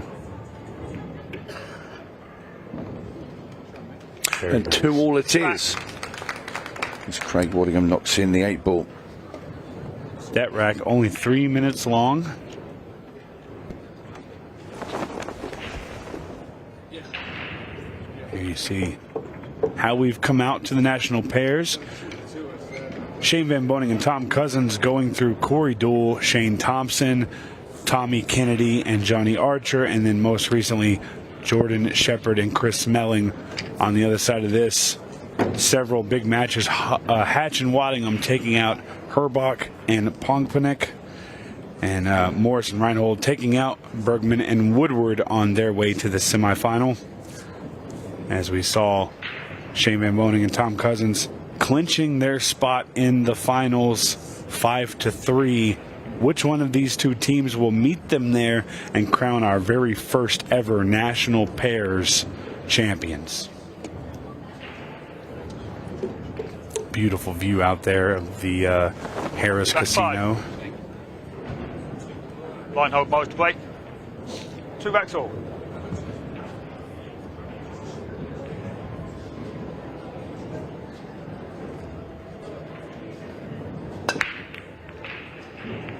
Ball down, 13 ball just squeezes in. You know, what people can't see, Tony, is just on the other side of that black curtain of the back of our arena. That's where those league grand finals, semifinals are going on.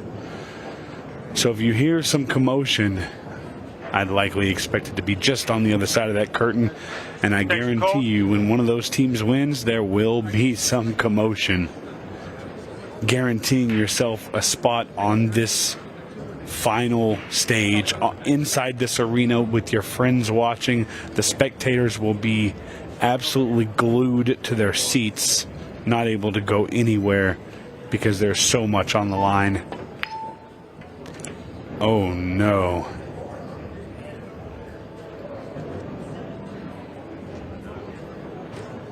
Unexpected miss there from Rodney Morris. What do you think about that one? Was he just trying to do a lot with the cue ball? Yeah, there was a lot going on with that shot. Attention called. I think anytime you're trying to move the cue ball around a lot, especially on slick cloth and tight pockets, it's very difficult to do so consistently. Eventually you're going to miss one, as we've seen all weekend long. Stripes in play. There's not a player in here that plays perfect, and this table is a little different than the outside tables. A little bit tighter, a little bit faster. Not to mention the pressure of the lights, the sounds, the cameras, the spectators. It all adds up.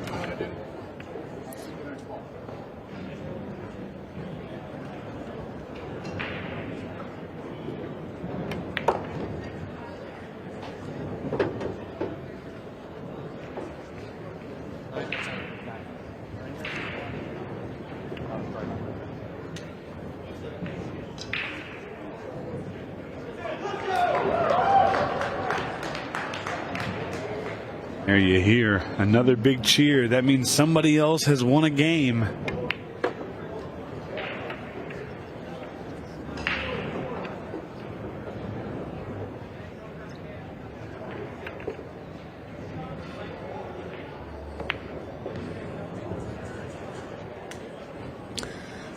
And Rodney Morris's missed ball is going to be punished by Waddingham and Hatch, and they now go 3-2 in front.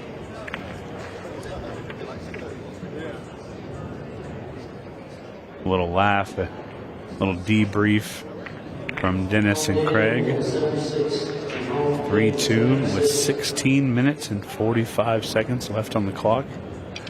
We're just ahead of schedule. Halfway through this rack will be the halfway point, and it'll likely match the clock as well.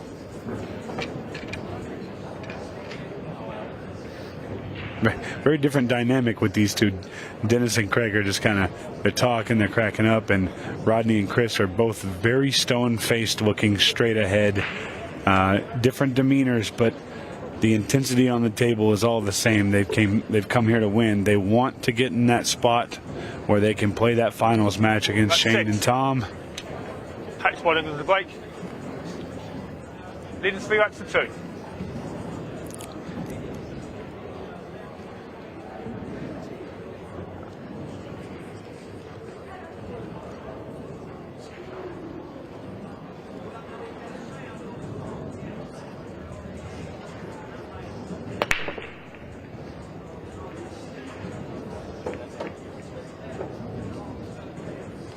Yep.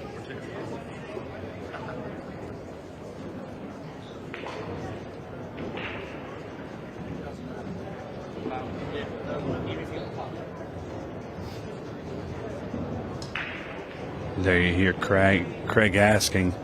Dennis says it doesn't matter. Dollars in play. And I believe that Dennis is of the opinion that they should be out here, and I would have to agree with him. Not sure I love going after the combo, but if that's what you got to do, then it works. Great shot there by Dennis.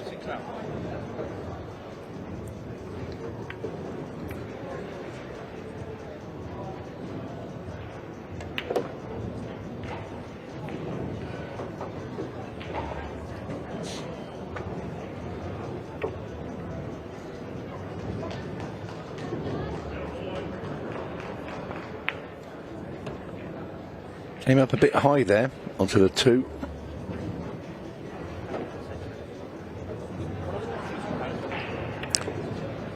Craig just checking the angle if he can run the 2 in and just push the 5 towards that bottom corner. Doesn't want it in. If that had gone in, they were at a really stiff shot there into the side pocket with the 8. But now Dennis Hatch with choice of where to put the cue ball. I think he's going to try and run the cue ball through the gap of the 8 and the 2 stripes. Didn't want that bump.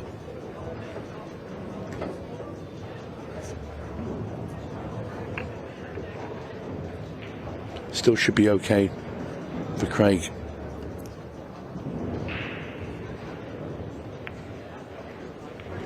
And it is, and in goes the 8 ball. 4-2 now. Hatch and Waddingham lead.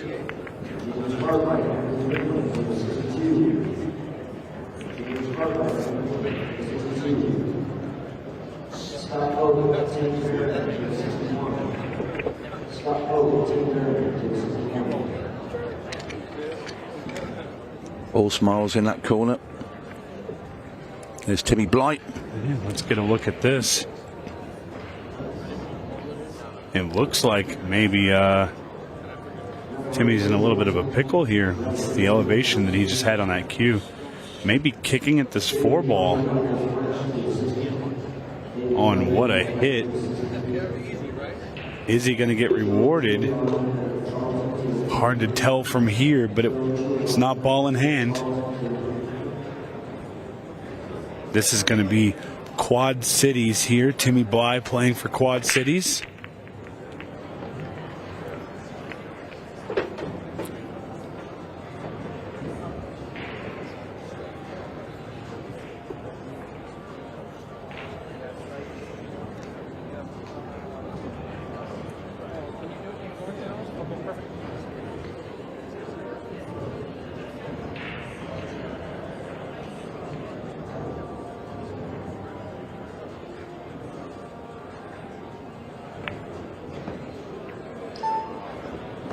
Great shot there from Chris. Stripes and play. Bumping that 3 ball out of the way to open up a clear path.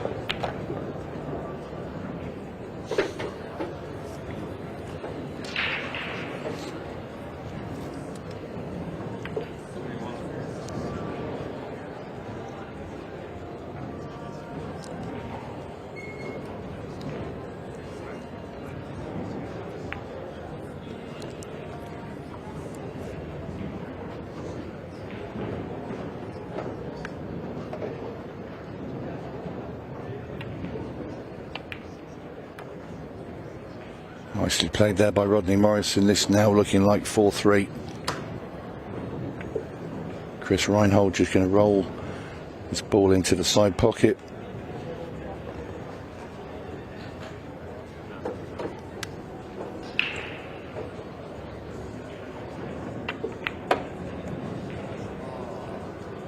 Expertly done by Morris, and his simple 8 ball for Chris Reinhold. There's Rodney Morrison. Forever the showman in the arena. Having a good bit of fun there. 4-3 now. They're still in it. No strangers for the comeback either, these two. Yeah, no, not at all. After what I heard about the Schuyler and Bergman match, who doesn't love a good comeback, right? Just checking in on scores from our outside table. Again, 2 semifinals for our 8-ball team $100,000 finals going on right now. Action Central taking on the Task Force. Task Force up 8-1, and we don't play safe versus 8 runners southbound. 8 runners southbound up 8-2. So both matches still in their early stages.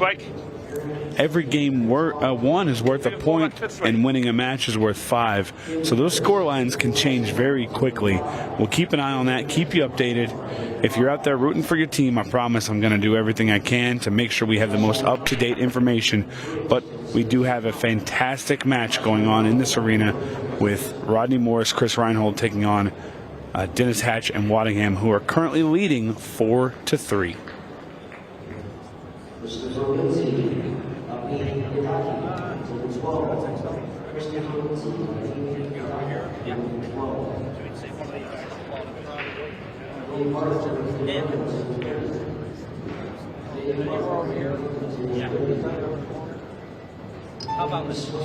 Benson called.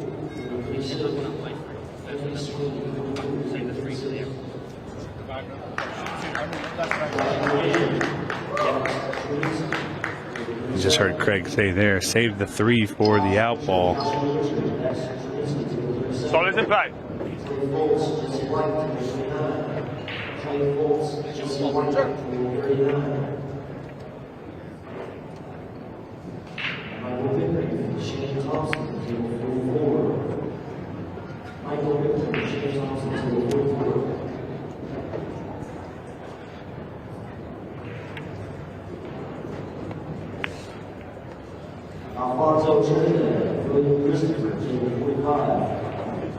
That's okay. Just drop this in and play the 4 along the top rail. Shot's leaving angle, so Dennis can get the cue ball down further for Craig. And that's why Craig wants it. Zach Roberts, Caleb Dixon, table 41. Zach Roberts, Caleb Dixon, table 41. Now, do they run round or do they play for the bank? They're coming down here. Just make sure you don't overrun this one. And that's where Dennis said, just leave me halfway between that spot and the rail. Just got to be careful about moving close to that 13. Oh, it's a bank shot. Yeah, I think he was trying to avoid running into that ball, Tony. Should make this. It's a very good angle. And make it, he does. And just look at that. Dennis Hatch, they're on the hill. Apologising over there, but the fist pump from Hatch.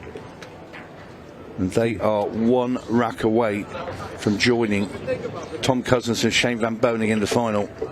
You know, it's funny, the friendship between Rodney Morris and Dennis Hatch. They found themselves on the opposite side of the arena a couple times this weekend, but you know, Dennis Hatch giving him a little bit of the finger pointing there, saying, "Hey, calm down. Don't worry about what I'm doing." This is the decider because they've won 1 each against each other. That they have. Hatch obviously putting out Morris in the Legends shootout. Then Morris returning the compliment in the other shootout, the main one.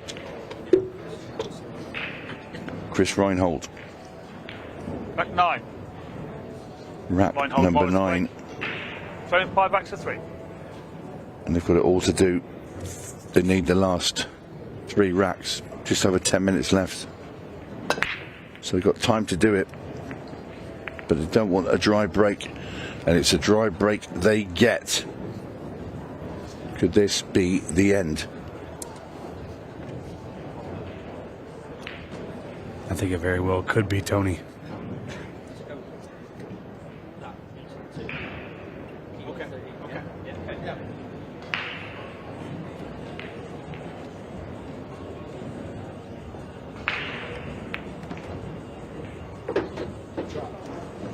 Stripes in play.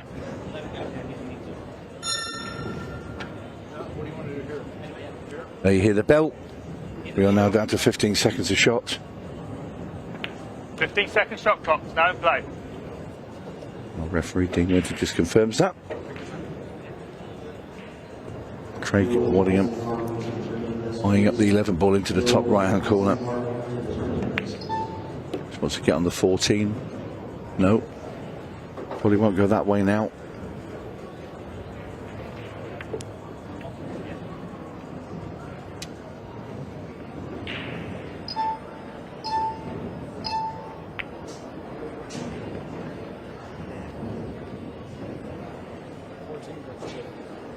But if you go 2 rails and hit 6, it should be straight in. If you miss it, There you hear Dennis Hatch. So just come 2 rails into the middle of the table. That looks good. Looks very good indeed. The writing might well be on the wall here for Morris and Reinhold. It's Dennis Hatch.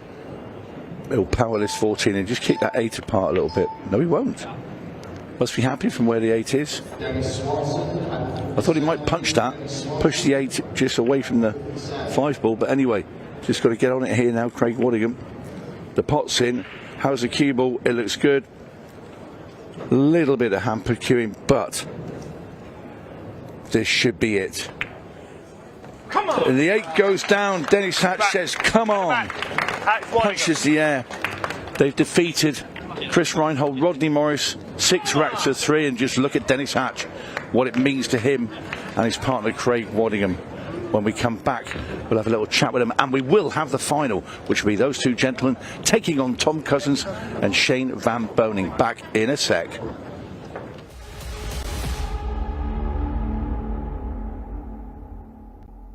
At APD Studios, we don't just design pool rooms. We build experiences around the game that we all know and love. I'm Adam Pfeiffer, a licensed architect for 10 years and a nearly 25-year pool player. I bring nearly 2 decades of real-world experience designing, setting up, and optimizing pool rooms and tournaments, both locally and nationally.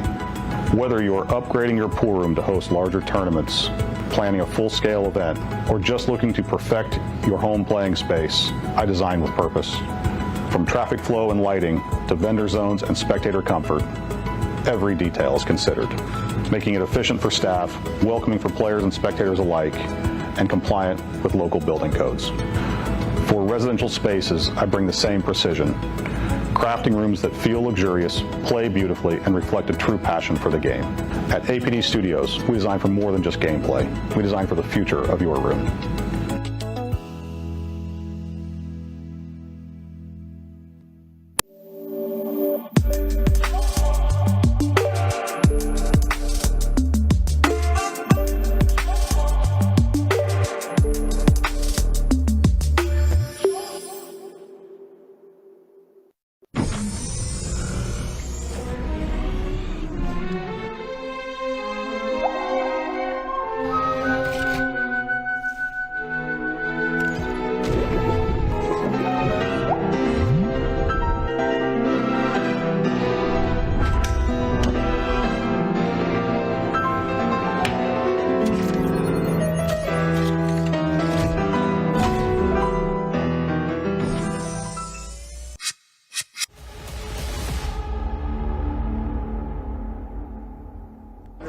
Oh, welcome back. We are down to our final 4 players. It is the final of the national pairs. We'll be coming up in a few minutes' time, but let's have a look at how things have got to this stage. This is the bracket from the last 16 onwards. We did start with 64 players. Today we started with the quarterfinals onwards. We saw great victories for Tom Cousins and Shane Van Boening over Johnny Archer and Tommy Kennedy and Chris Melling and Jordan Shepherd. And on the other side of the draw, we have seen Craig Waddingham and Dennis Hatch come smoothly through the bracket. 6-0 earlier on today against young Caden HERRBACH and Damien Pompinik from Jam Up. And then we have just seen them get victory over Rodney Morris and Chris Reinhold to put them in the position of the final. So it will now be Tom Cousins and Shane Van Boening taking on Craig Waddingham and Dennis Hatch in the final. Big final coming up, but of course we have been talking about it all week long, and we are still there. We're getting ever closer to the big final of the 8-ball teams with $100,000 on the line. It's all to play for. At the semi-final stage, we've been dipping in and out of the matches in the semi-finals, and this is where we're currently at. That is Timmy Blight at the table. This is in the first semi-final, and I have to tell you, I was out there a little bit earlier on, and the emotions were high as the racks were being won and lost. Timmy trying to do a good job for his side here.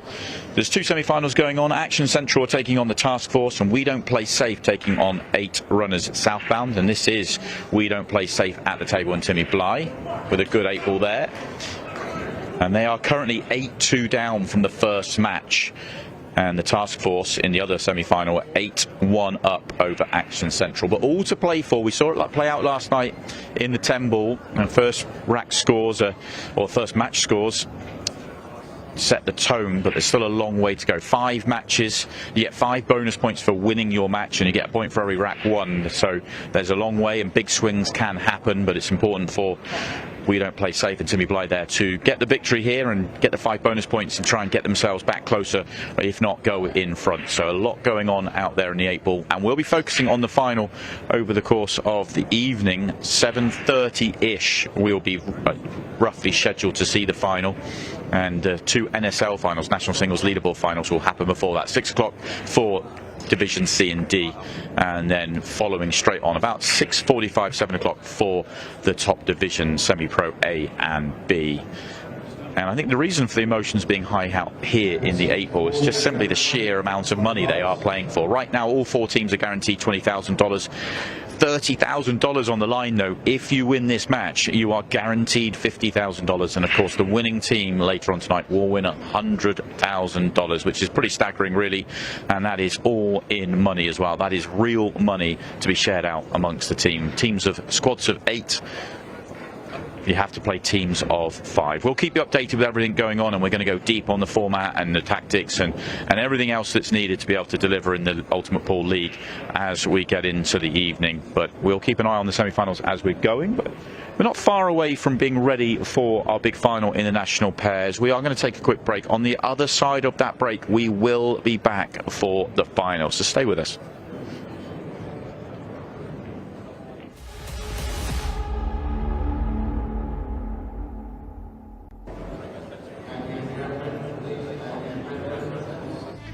With over 175 years of billiards history, tradition, and expert craftsmanship, Brunswick is a name synonymous with our game, which makes it the perfect partner for Ultimate Pool USA's vision, a fun, fast, and exciting pool for the players all across the United States.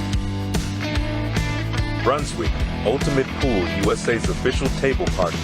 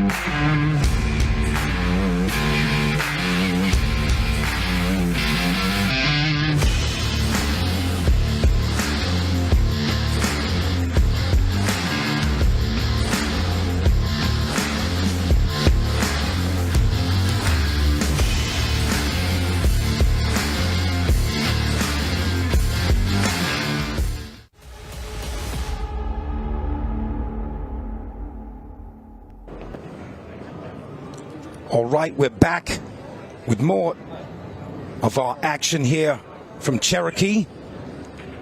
I am Tony Hogate, and joining me is Mike DeMarco from Ship to Kosh.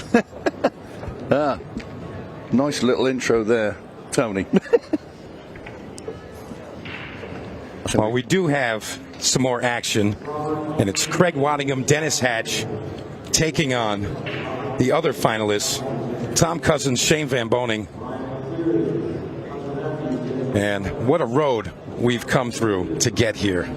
Yeah, this is an interesting final because you've got the 2 roommates, Tom Cousins and Craig Waddingham, on different teams. Yeah, I mean, different styles.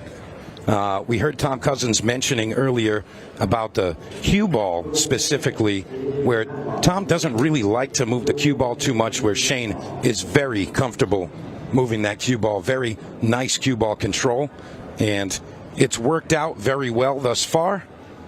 But here we are in the finals, both very formidable teams, and it seems like the duos are the English player and the American player. That's worked out the best.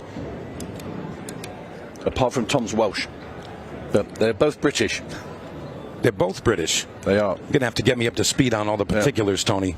Yeah, Tom plays for Wales, but similar. Similar thing. I'll tell you what, there'll be people shouting now at home saying nothing similar about English and Welsh. All right, here we go. Opening break-off, Dennis Hatch, and it's Craig Waddingham to the table. And he's got a pretty good look at that 2-ball. But also take on the purple stripe in front of the side. And right at first glance, I feel like it's stripes for me, Tony. What do you think? I'm not sure. Yeah, but yeah, no, I'd probably play stripes. Yeah, stripes looks pretty good. Really about getting behind that 13. The 11 ball could be a little bit of an issue, but these guys are definitely up for the task. Nice opening shot there. Yeah, they tried to get on the 15 there. Didn't quite make it. Come a bit too far. So it looks like he has just enough angle to get behind the 13. But the 12 does look really straight.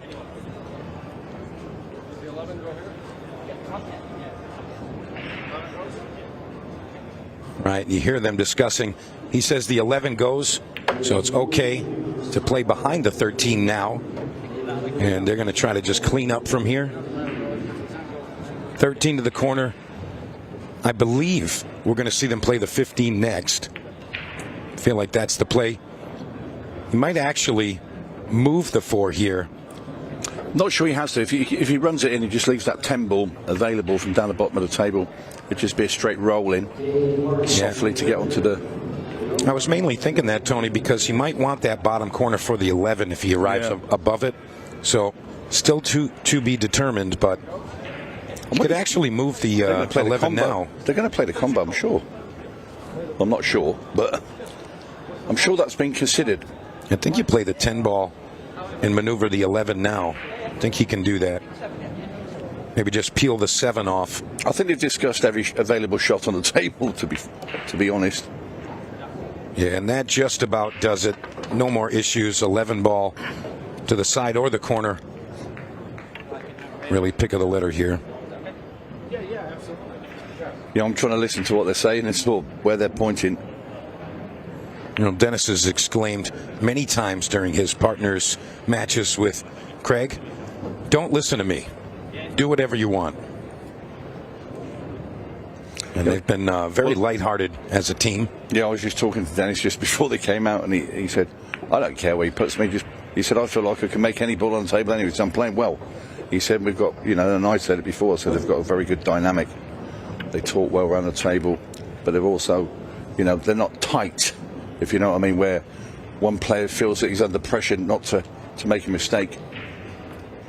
And that's a lovely shot. And this is a very good out here from Hatch and Waddingham. Can the two shootout winners we've already had this week, Hatch won the Legends, Waddingham the main one, can they win another title? Yeah, I got to be honest, Tony.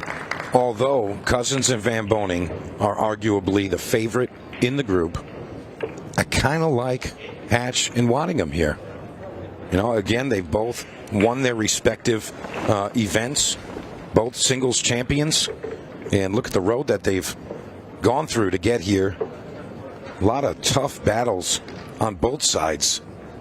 But Hatch and Waddingham, the only 2 players in this final that have a title from this week on this arena table. So they've got to have a little extra confidence as they're going into this national pairs final. Yeah, I just think they've gelled very well from the outset. Dennis and Craig. There's a real rapport between the 2 players. So Tom Cousins coming up to break off rack number 2.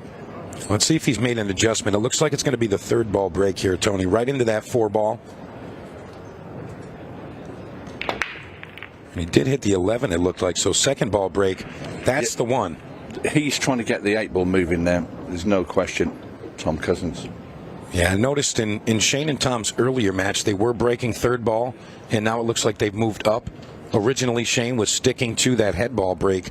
Not a lot of success there, so it's nice to see that they've made an adjustment, and that could prove the factor that gets them the win here. The break is so crucial.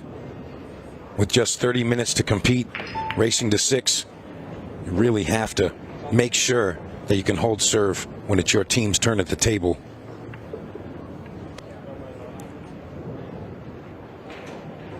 And Shane giving it a second look. Again, in this pairing here, Tom's kind of deferring to Shane. Hey, what would you like here?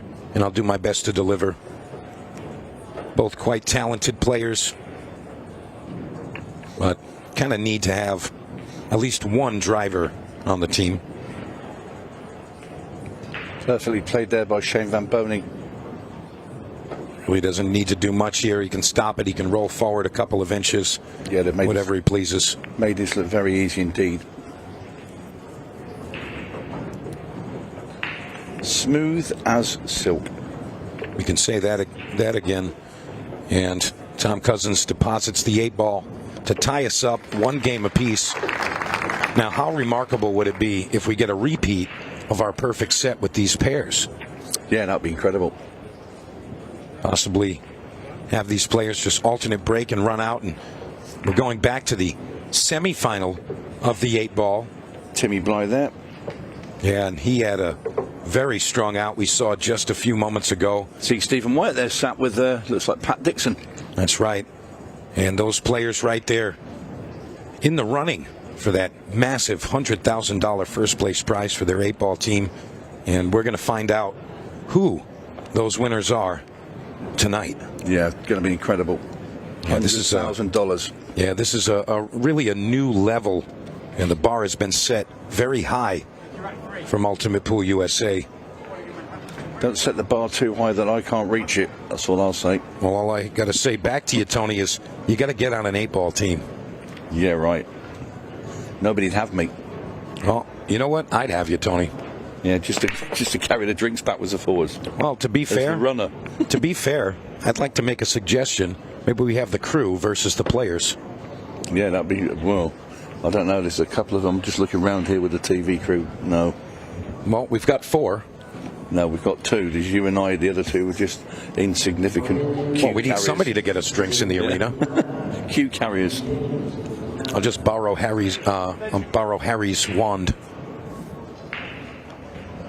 Right, so discussion going on here with Craig and Dennis.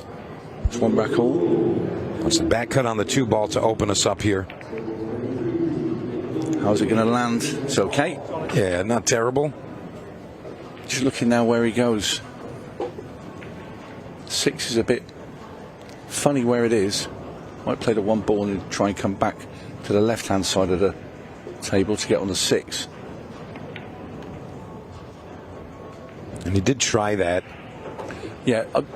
Not a great angle on the 5 either. You know, if Dennis can just sort of throw a load of left-hand side and check this 5 ball in and try and get a bit further down onto that 6. You need to get rid of it. The ball almost hangs up, but fine. It does fall.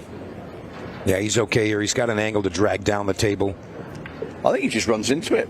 Leaves himself on the 3 from high up, but fair enough. Dennis can just slide behind the 7 now from this 3. The 8's in the open. It all depends how Dennis wants to play this. You could play it, sort of drag it with left-hand English and come behind, but that's a dangerous shot because if you hit the wrong pace, you will miss the pot.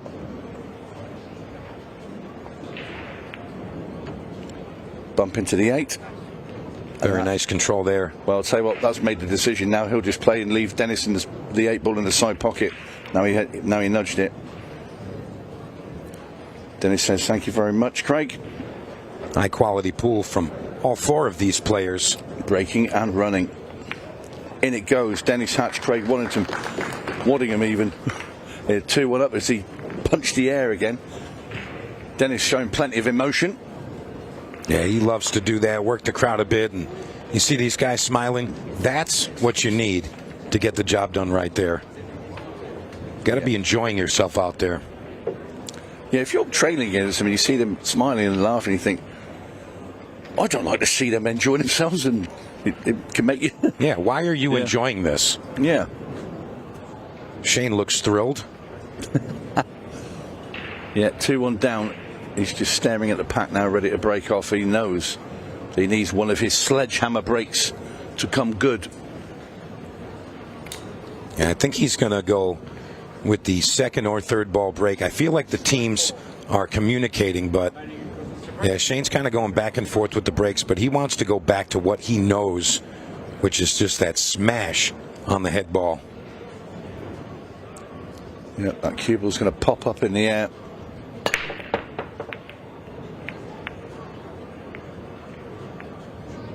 And it's dry. We've seen a couple of those from Shane this week.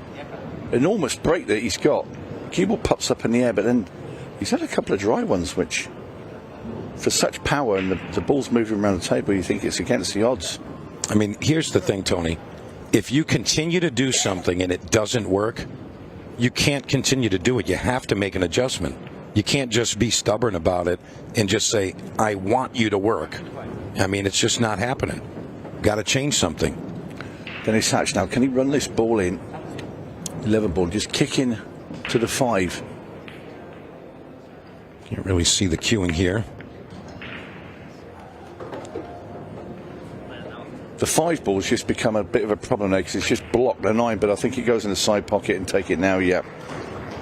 There you see, clear path.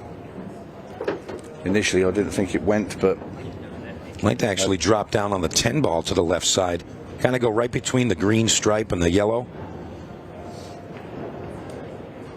A bit of left-hand spin. Yeah, you're going to have a shot wherever you land here. If he goes too far, you can still play the 13. Not ideal, but again, as you said, Tony, can still make this work. Can he just drop the 13 in and get on the 14 into the side pocket, or is he going to risk it and come around? He's going to navigate between the 3-8, come back through the 6 and the 10. Good shot. Yeah, just in time, too. Didn't want to be jacked up on the 6, but they find the mark. Just going to pot this one. Roll it in. Maybe come off the rail just a bit. Yeah, you can just roll this 10 in now. Cue ball goes into the 4 and holds on the 8. Very nice. 3-1. I'll tell you what, Tony. Only about 9 minutes has passed, and we're already through 4 racks of pool here. Very nice pace. Absolutely. Minimal errors. And well, the only thing is Shane's had a dry break. That's it. Nobody's missed a pot. Yeah, and that's it's still ironic to hear that that's what happened. You know, him being kind of synonymous with breaking so strong. And we're taking a look at some of our 8-ball semifinalists right now and the teams. And these players all in the running to take home that $100,000 first place prize. And I'll tell you what, consolation prize, only $50,000. Not so bad, Tony. I'll tell you what, there'll be some nervous queuing out there right now.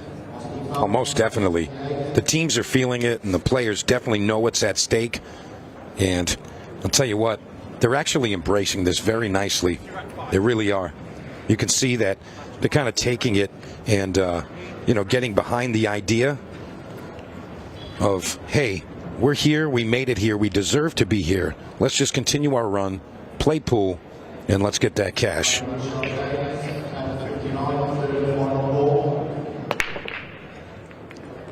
Oh, scratch from the break from Dennis. Wants to eat his cue there. That was very frustrating for him. So that's the end of the perfect match for those two. Shane Van Boening comes to the table, and stripes are the obvious choice. All in the open.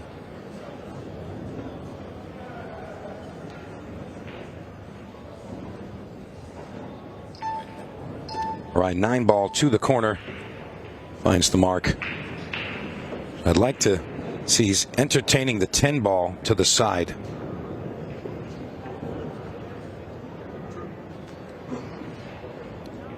Oh, no, okay. Thought Shane was indicating, hey, I want you to leave me on the 10 ball here.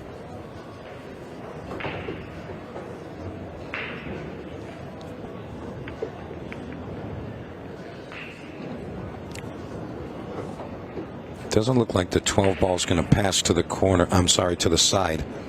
But looks like plenty of options here for the top cat.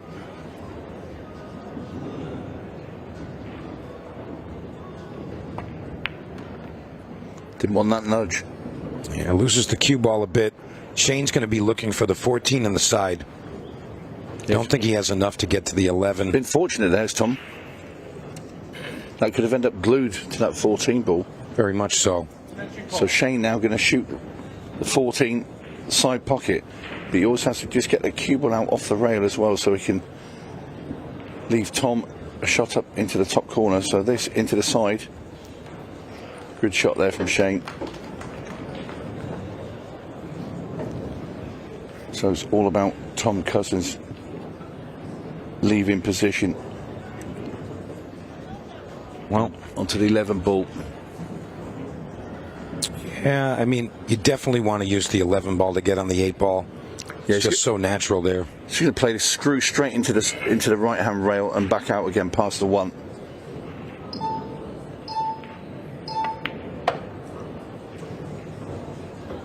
Lovely shot there. Great position. I think we're going to see both of these balls deposited into the bottom right corner. Just straight back across here. Mindful of the speed, don't want to get close to the 6. And Shane Van Boening, never a question. Perfect shape. And it's Tom Cousins to make the 8 to close the gap. 3-2 now.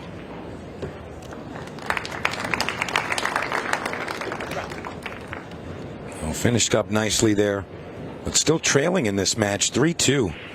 And we're just coming up on the halfway point. 17:44, you see it on the time clock.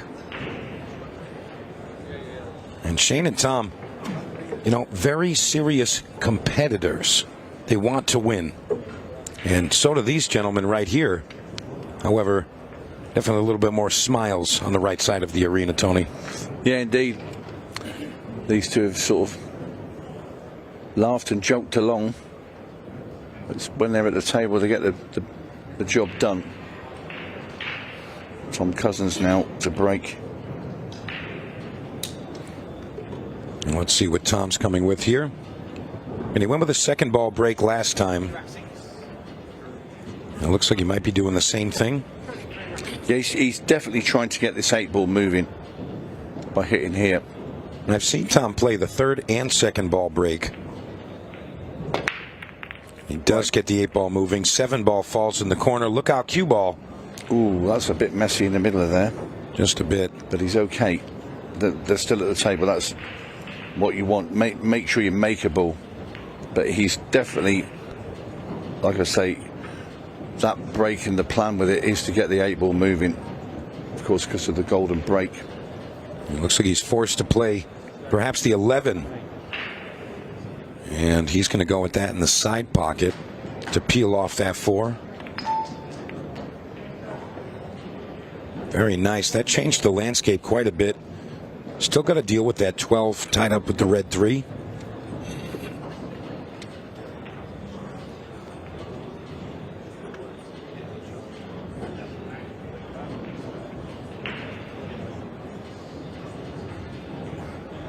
You see, Shane wants Tom to run this ball into the side pocket, cue ball down around where the 5 ball is, so it leaves an angle on the 14 to go over there and kick that 12 ball out. That's pretty much where Shane wanted it. So yeah, this might work. You might actually see him play left spin and use the 3 to keep it on the 15. Not sure exactly the plan, but that 12 ball's definitely coming out, but he doesn't want to send the 12 up table near the 4 and the 8. That could be a problem. You've got to be mindful of the pace that you pocket this ball with. And that's okay. It makes it by the 4. Goes into either corner pocket. Nice shot, SVB. Yeah, he's left Tom on the 9 as well. Of course, there's many ways to do this, but if he has an angle on the 9, I kind of like him playing the 9. Yeah, I do. I like him playing the 9 and kind of just coming across back up for the 12. But they're going to clean up down table first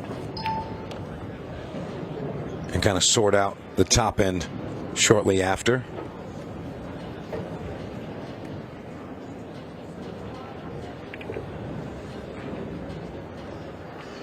So he's really good on the 9 ball here. He wants to attack it now, just because the 5 ball's blocking a portion of the pocket, so you got to be very accurate, and that he is.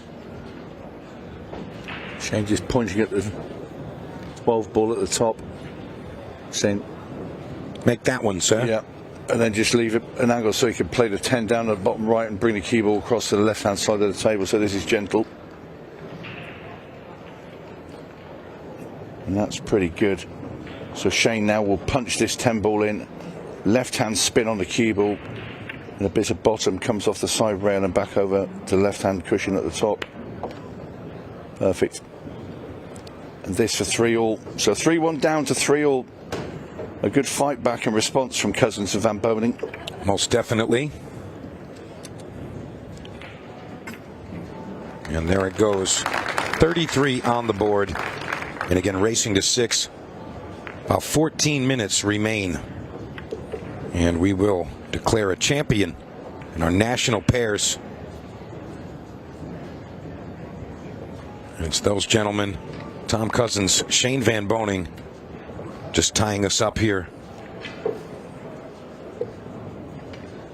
Curious what's going on in their minds coming into this final.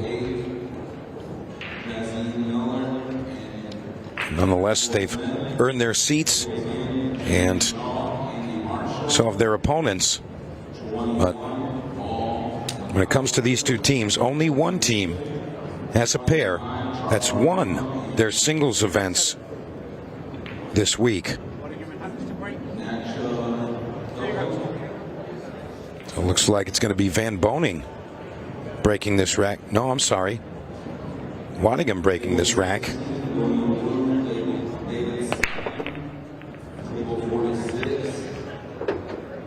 And what a break that was.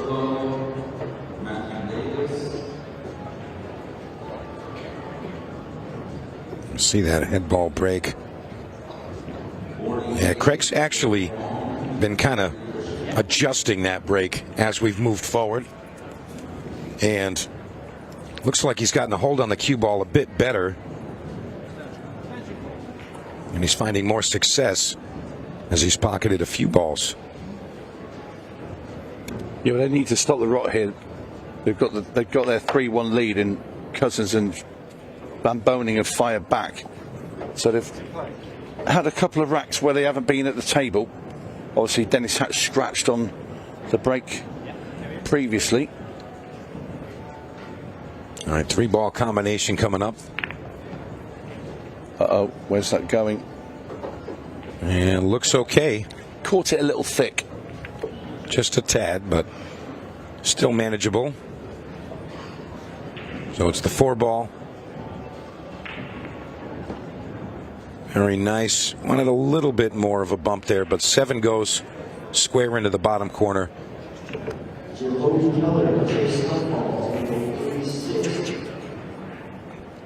Might be drawing this one here.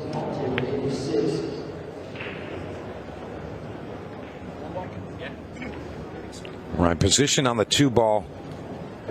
Really just trying to work himself into where he's indicated there. Center table, essentially. And it'll give them what they need. It's really the only ball to really work for position on.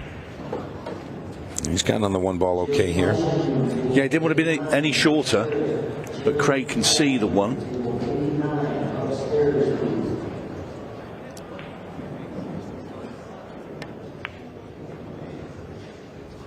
He hasn't really left it great. But again, that's the contrasting styles, the way that he likes to cue that. Yeah, he didn't. He tried to sort of drag it and pull it back, and he just got a little bit too much. He tried to leave this a little bit shorter than where it is. Dennis deposits the 2-ball. Oh, Dennis loves that, and look at that bump there. Nudges the 8-ball down for Craig to tap it in and get back in front. They now lead 4 racks to 3. And just look at Dennis Hatch. If we keep going like this, Tony, this is going to be an alternate break road to that hill, and these gentlemen would have the advantage as they lead with their opponents coming to the break. So really just, if both teams hold serve right through to the end of this match, it's going to be these gentlemen. And Shane and Tom looking on saying, hey, we're not done yet, boys. Tom just having a glance across, Shane having a smile, Tom sort of glaring at Craig, thinking, he's like, you think that's good? Uncomfortable chat in the room later if he goes down. It's going to put bed bugs in his pillow. Yeah.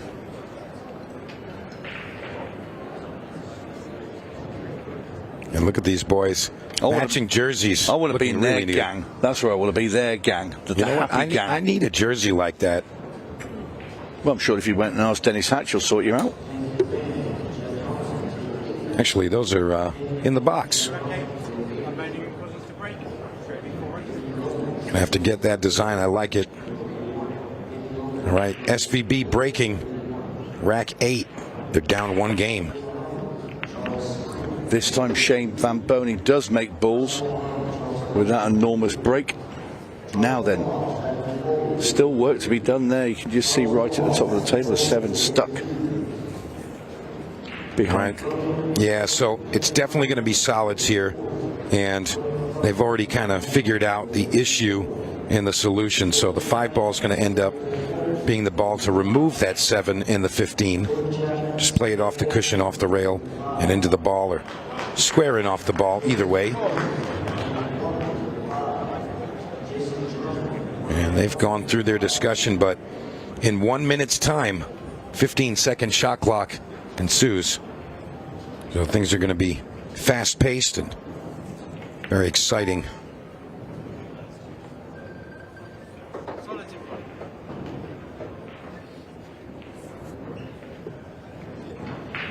Just taking a quick look around. They're going to have to make 1 quick vacation stop at the bottom of the table for the 3. And this is for position on the 5. And this is supposed to relieve that issue with the 7 ball tied up on the 15. Yeah, 5 into the side rail, goes into the 15 ball. In turn, will shove that 7 ball over to the top right-hand corner. And what he'll do is try and just pull the cue ball back and leave himself so he's stuck on the 4 as well. So he's going to bring the cue ball back a couple of inches, play this 5, side rail into the 15, shuts the 7. Whoa, and it's missed it. Well. Didn't expect that. And neither did Tom Cousins by the look of his face. But that could be huge, Mike. Yeah, that could actually be the deciding factor. He hit that very early on the rail. Yeah, too high. Very early on the rail. This is huge to get on the hill. Now, Tony, I'm curious, is that type of shot normal in English pool? Yeah, you do play it, yeah. That's a normal thing? Yeah, in that situation, you would look to play that shot. Oh. So Tom Cousins is no stranger to playing those sort of cannons and caroms. Come off the top cushion here. Navigates very cleanly around that 4 ball. Yeah, that's fine. Great speed, great shape. Really natural lines here. Yeah, Dennis will be happy enough with this. Shoots the 13 down into the bottom. In it goes. Leaves a little angle on the 9, or we could actually probably play the 10. Play the 10 and bring the cue ball into the middle of the table. They're on the hill. He's got the weight right. He has. Dennis will just drop this in dead weight. Dennis asking if it's okay to roll it in. Yeah, Craig's already walked around ready. Oh, okay. He had enough. Yeah. Looked like he had to go forward there, but not the case. As the hatchet man puts his partner in position and he's to get on the hill. Just taking his time here. In it goes. Craig Waddingham and Dennis Hatch now are on the hill. What a great performance. These gentlemen have really just kind of dominated in their respective zones. And here they are teaming up in the final and on the hill of our national pairs. What a great team. And speaking of great team, there's going to be a great team winning $100,000 tonight in the 8-ball nationals. And you can see some of that action happening around the room. And we were down to 4 teams today. And in just a short time, we're going to find out who our final 2 teams are. First place, 100,000. Second place, 50,000. I mean, you can't really lose there, Tony, but you can really take a giant win. $100,000. What a prize. Yeah, unbelievable. Dennis Hatch to break. They're on the hill. This is rack 9. It's going to be dry. Just look at the mess on the right-hand side, though. Cousins and Van Boening really have no room to breathe here. Absolutely necessity to get out right now. Extension call. Looks like Shane might entertain the back cut. Yeah, I think he's back cutting this and peeling off that 13. No, he's going all safe. All defense. But I think he might have left a shot. If you're Hatch and Waddingham, you don't mind this. You're the ones that are 2 racks in front all the time. Now the clock is starting to tick. Honestly, you just tap the 5 and leave him frozen behind the 13. You figure it out. Yep. Go ahead. You do it. Kills another 15 seconds every time. Yeah. It's like, you want to play that game? Go ahead. You do it. Touchy shot there. Yeah, if I'm Craig and Dennis now, I don't really force any issue. I'll let you sort out that big mess down there because we're 2 in front. Yeah, most definitely. We ain't in a hurry. Yep, tie up the 5 in the 13. This is good thinking. Yeah, just let the clock tick down and sit on the hill. Well, they've got to get 2 racks minimum, Cousins, Van Boening. But they've got to be aware they've got to leave themselves. They've got to win this rack and leave themselves enough time to win the next one. Obviously, the golden breaks are in play, but you know they're few and far between. Yeah, and it's not like they need just the 2 games to win; they need 3 to win. So they take 5 each and a 6-ball shootout right now. Yeah, they would accept if you that. Offered it, absolutely, they would take that. But they do. I feel like Shane and Tom need to kind of get a move on and get things happening here. The longer this goes on for, the more Hatch and Waddingham look like the champions here. Yeah, they're gonna make a ball now.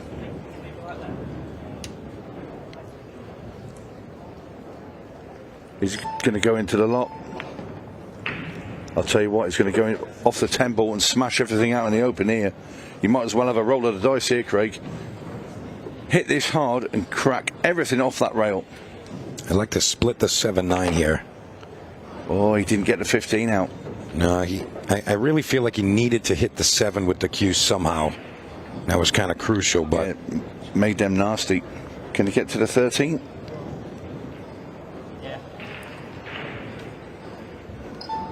All right, so they have a plan.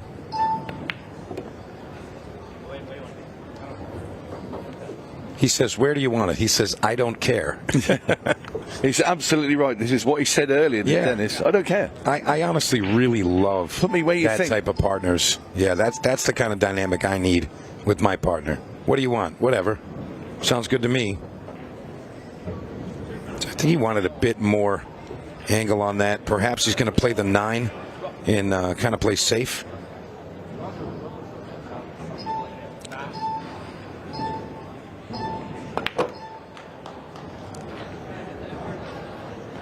definitely going to see some defense here, Tony.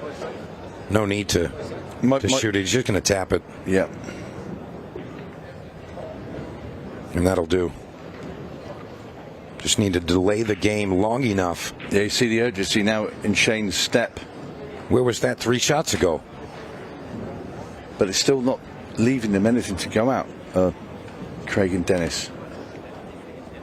Looking for just a thin hit. Cue ball back to the top of the key. Wants to hit the first diamond on that top rail, and he's going to click the 6. So Cousins and Van Boening going to have an opportunity to run out. Still lots of traffic and congestion on the right side of that table. He's going to try to leave him on the back cut on the 5. That's what he's looking for. And he's got it. Yeah, they've got to take these balls out now, Van Boening and Cousins. Oh, the 1 ball's gone back in there again. Oh, and tied at the 2. All right. Disaster. I would have played the 7. And he was able to move it there. That's okay. That's a good shot. He played a 2 up into the top corner now, screw back. Played a 1 in the same bag.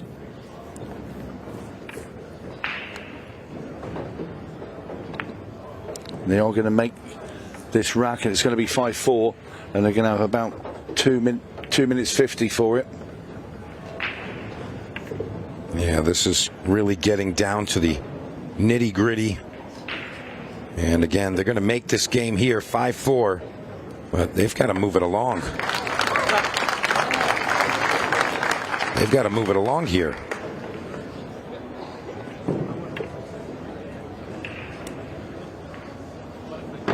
And we go back to some of the 8-ball teams action as we watch some of our finalists trying to make it to that final arena table.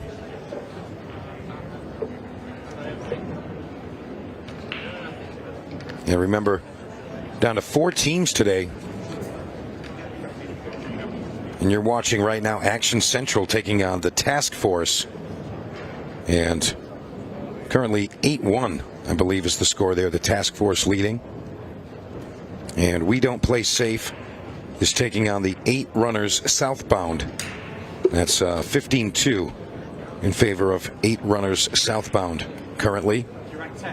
So these teams all fighting for a seat at that final table.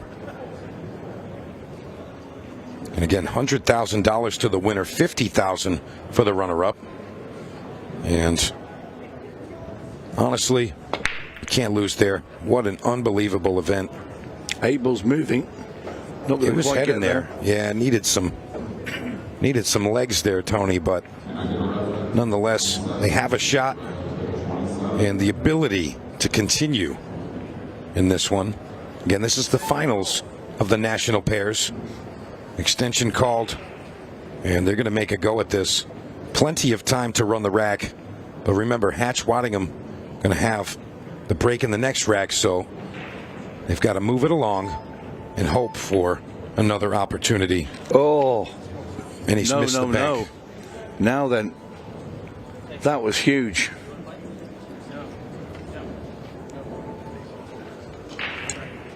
Well, they can take the sting out of the tail here. It's going to use the clock. There's the extension. Right, run some more seconds down now. Yes, the balls are there for them to run out, but they're going to try and take enough off the clock that Cousins and Van Boening won't have enough left to fight back. If Waddingham and Hatch break down on the finish. Oh, he doesn't want to glue in there. Well, 4 ball's still available. I think you can just about see it. Yeah, the 4 ball still is available. Not sure if he can hold it, though, on the backside of that 7-6. So he might be coming back around. Going to have to use the 3. We can see. Oh, it just goes in. Wow. Unbelievable. It should be there now. There for the taking. We could be seeing the final shots just 4 balls away. And this is going to be the second title that these gentlemen are going to win this week. Hatch already the Legends shootout champion, Waddingham the main shootout champion, and these 2 balls and the black ball. And this is going to be it, Tony. We are watching it happen right now. Dennis Hatch and Craig Waddingham over Tom Cousins and Shane Van Boening. 6-4 in our National Pairs Finals. Unbelievable. Fantastic performance by these players. Yeah. Let's hear it for Dennis Hatch and Craig Waddingham. Brilliant performance there from those gentlemen. And we're going to go straight down to Stephen Jameson, who is ready to present the trophy and do the presentation. Yeah, thank you very much, Tony. Welcome back into the arena, folks. It is presentation time in the Ultimate Pool USA National Pairs. A really, really fun competition, this one, with some amazing pool played throughout the last couple of days. First, though, before we speak to our champions, let's hear from our runners-up. They are Tom Cousins and Shane Van Boening, everybody. Coming up, lads. Well played, Tom. Well played, Shane. Ultimately, not to be for you guys in the end, Tom. It was a hell of a run to the final, and I know from speaking to you off there, but just how much have you enjoyed playing with the great man next to you? Yeah, like I said earlier, it's been great playing with Shane. Thank you for the chance to play with him, and hopefully do it again next year. Yeah, and for you, Shane, a unique experience playing in this event. Same question, how much you enjoyed playing with Tom Cousins? Something a bit different for you? I had a lot of fun and I had a good time, and I'm pretty sure all the fans here had a great time to watch. So. We certainly did. Well played, boys, and we'll see you back next year. Our runners-up, Shane Van Boening and Tom Cousins. And how about your champions? They've both now done the double. Shootout champion, legend shootout champion. Only fitting they win the pairs. Dennis Hatch and Craig Waddingham, everybody. Boys, congratulations. Yeah, come on in, Dennis. I need to get myself one of these jerseys, I think, to join your little club. Dennis, I want to start with yourself. I don't think anyone's had more fun in this arena this week than you, but how much have you enjoyed playing with Craig in particular? First off, hats off to these guys. I mean, anytime you can beat those two, you're doing something special. I love playing with Craig. You know, we flow so good together. We talk. You know, he's an amazing player. Even if I leave him like no shot, I know he's coming with something. So it's a pleasure to play with him. Yeah, completely. And Craig, something different for you, obviously, playing in this event and playing with a guy like Dennis. How much have you enjoyed it? Oh, the man's a legend. I mean, he's looked after me since I've been here. Like you won't believe. So no, it's an absolute honour for him to ask me to play with him as well. So no, just an honour. And I know you really well coming from the UK. At the back end of last year, you made the commitment to go as a full-time player, which for those in the US might not seem like a big deal, but in the UK it definitely was. Weeks like this are what vindicates the decision, aren't they? Yeah, this is what you do it for. I mean, I'm trophy run, so money run, so yeah, let's again, fair play to Tom and Shane. It was a great match, and I don't think we made a mistake really. So no, we're happy. Absolutely. Final word for you, Dennis. 2 trophies so far. Well, 3 for you actually with the seniors. Sorry, I forgot one there. Are we adding any more by the end of the weekend? I hope I'm going to add more, yes. I'm just having fun. This is amazing. It really is. I'm so nervous over there. I got to keep wiping my hands. My hands are sweating. It's so much fun. I can't even explain it. But my question is who gets to keep the trophy? Or are we getting 2? You're getting 2. Don't you worry. We've got 1 each. We're going to bring in our events and tournaments director, Jeremy Hundley, and the Ultimate Pool USA President, Jordan Chavouche, to present the 2 trophies to your pairs champions, Dennis Hatch and Craig Waddingham.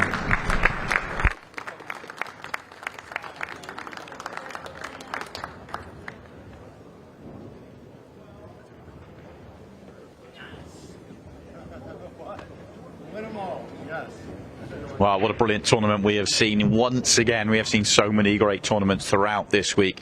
And 2 champions we've already seen throughout this week as well, and they have done it again. Dennis Hatch and Craig Waddingham are going to walk away with those trophies, and they really did entertain us in style. That final was fantastic as well, with Tom Cousins and Shane Van Boening, a partnership that so many people were enthralled to see and really excited to see, and it didn't quite pan out for them in the final, but a great run through all the way to the final. That is going to be the end of our afternoon show. We still have plenty more to come though, and tonight is the big one. We have been plugging this all week long. It's the reason we're here in Cherokee. It's the reason we have the grand finals. It is the final of the 8-ball team championship. It is going to be the cool $100,000 to the winner, and it is all going to be tonight from 6 o'clock. We're going to start off with our 2 NSLs, the National Singles Leaderboard Finals, and then we are going to be into the 8-ball final around 7:30. It's going to be about a 3.5 hour match by the way it plays out. now. But by the end of the night, around 11 o'clock tonight, somebody will be winning that huge amount of money. We're still at the semi-final stage. We've been keeping an eye on that as we've been going through this broadcast. They are going to play down whilst we're off air, and then we will be back for the final. So tonight is definitely one not to miss. So we will see you at 6 o'clock for all the drama.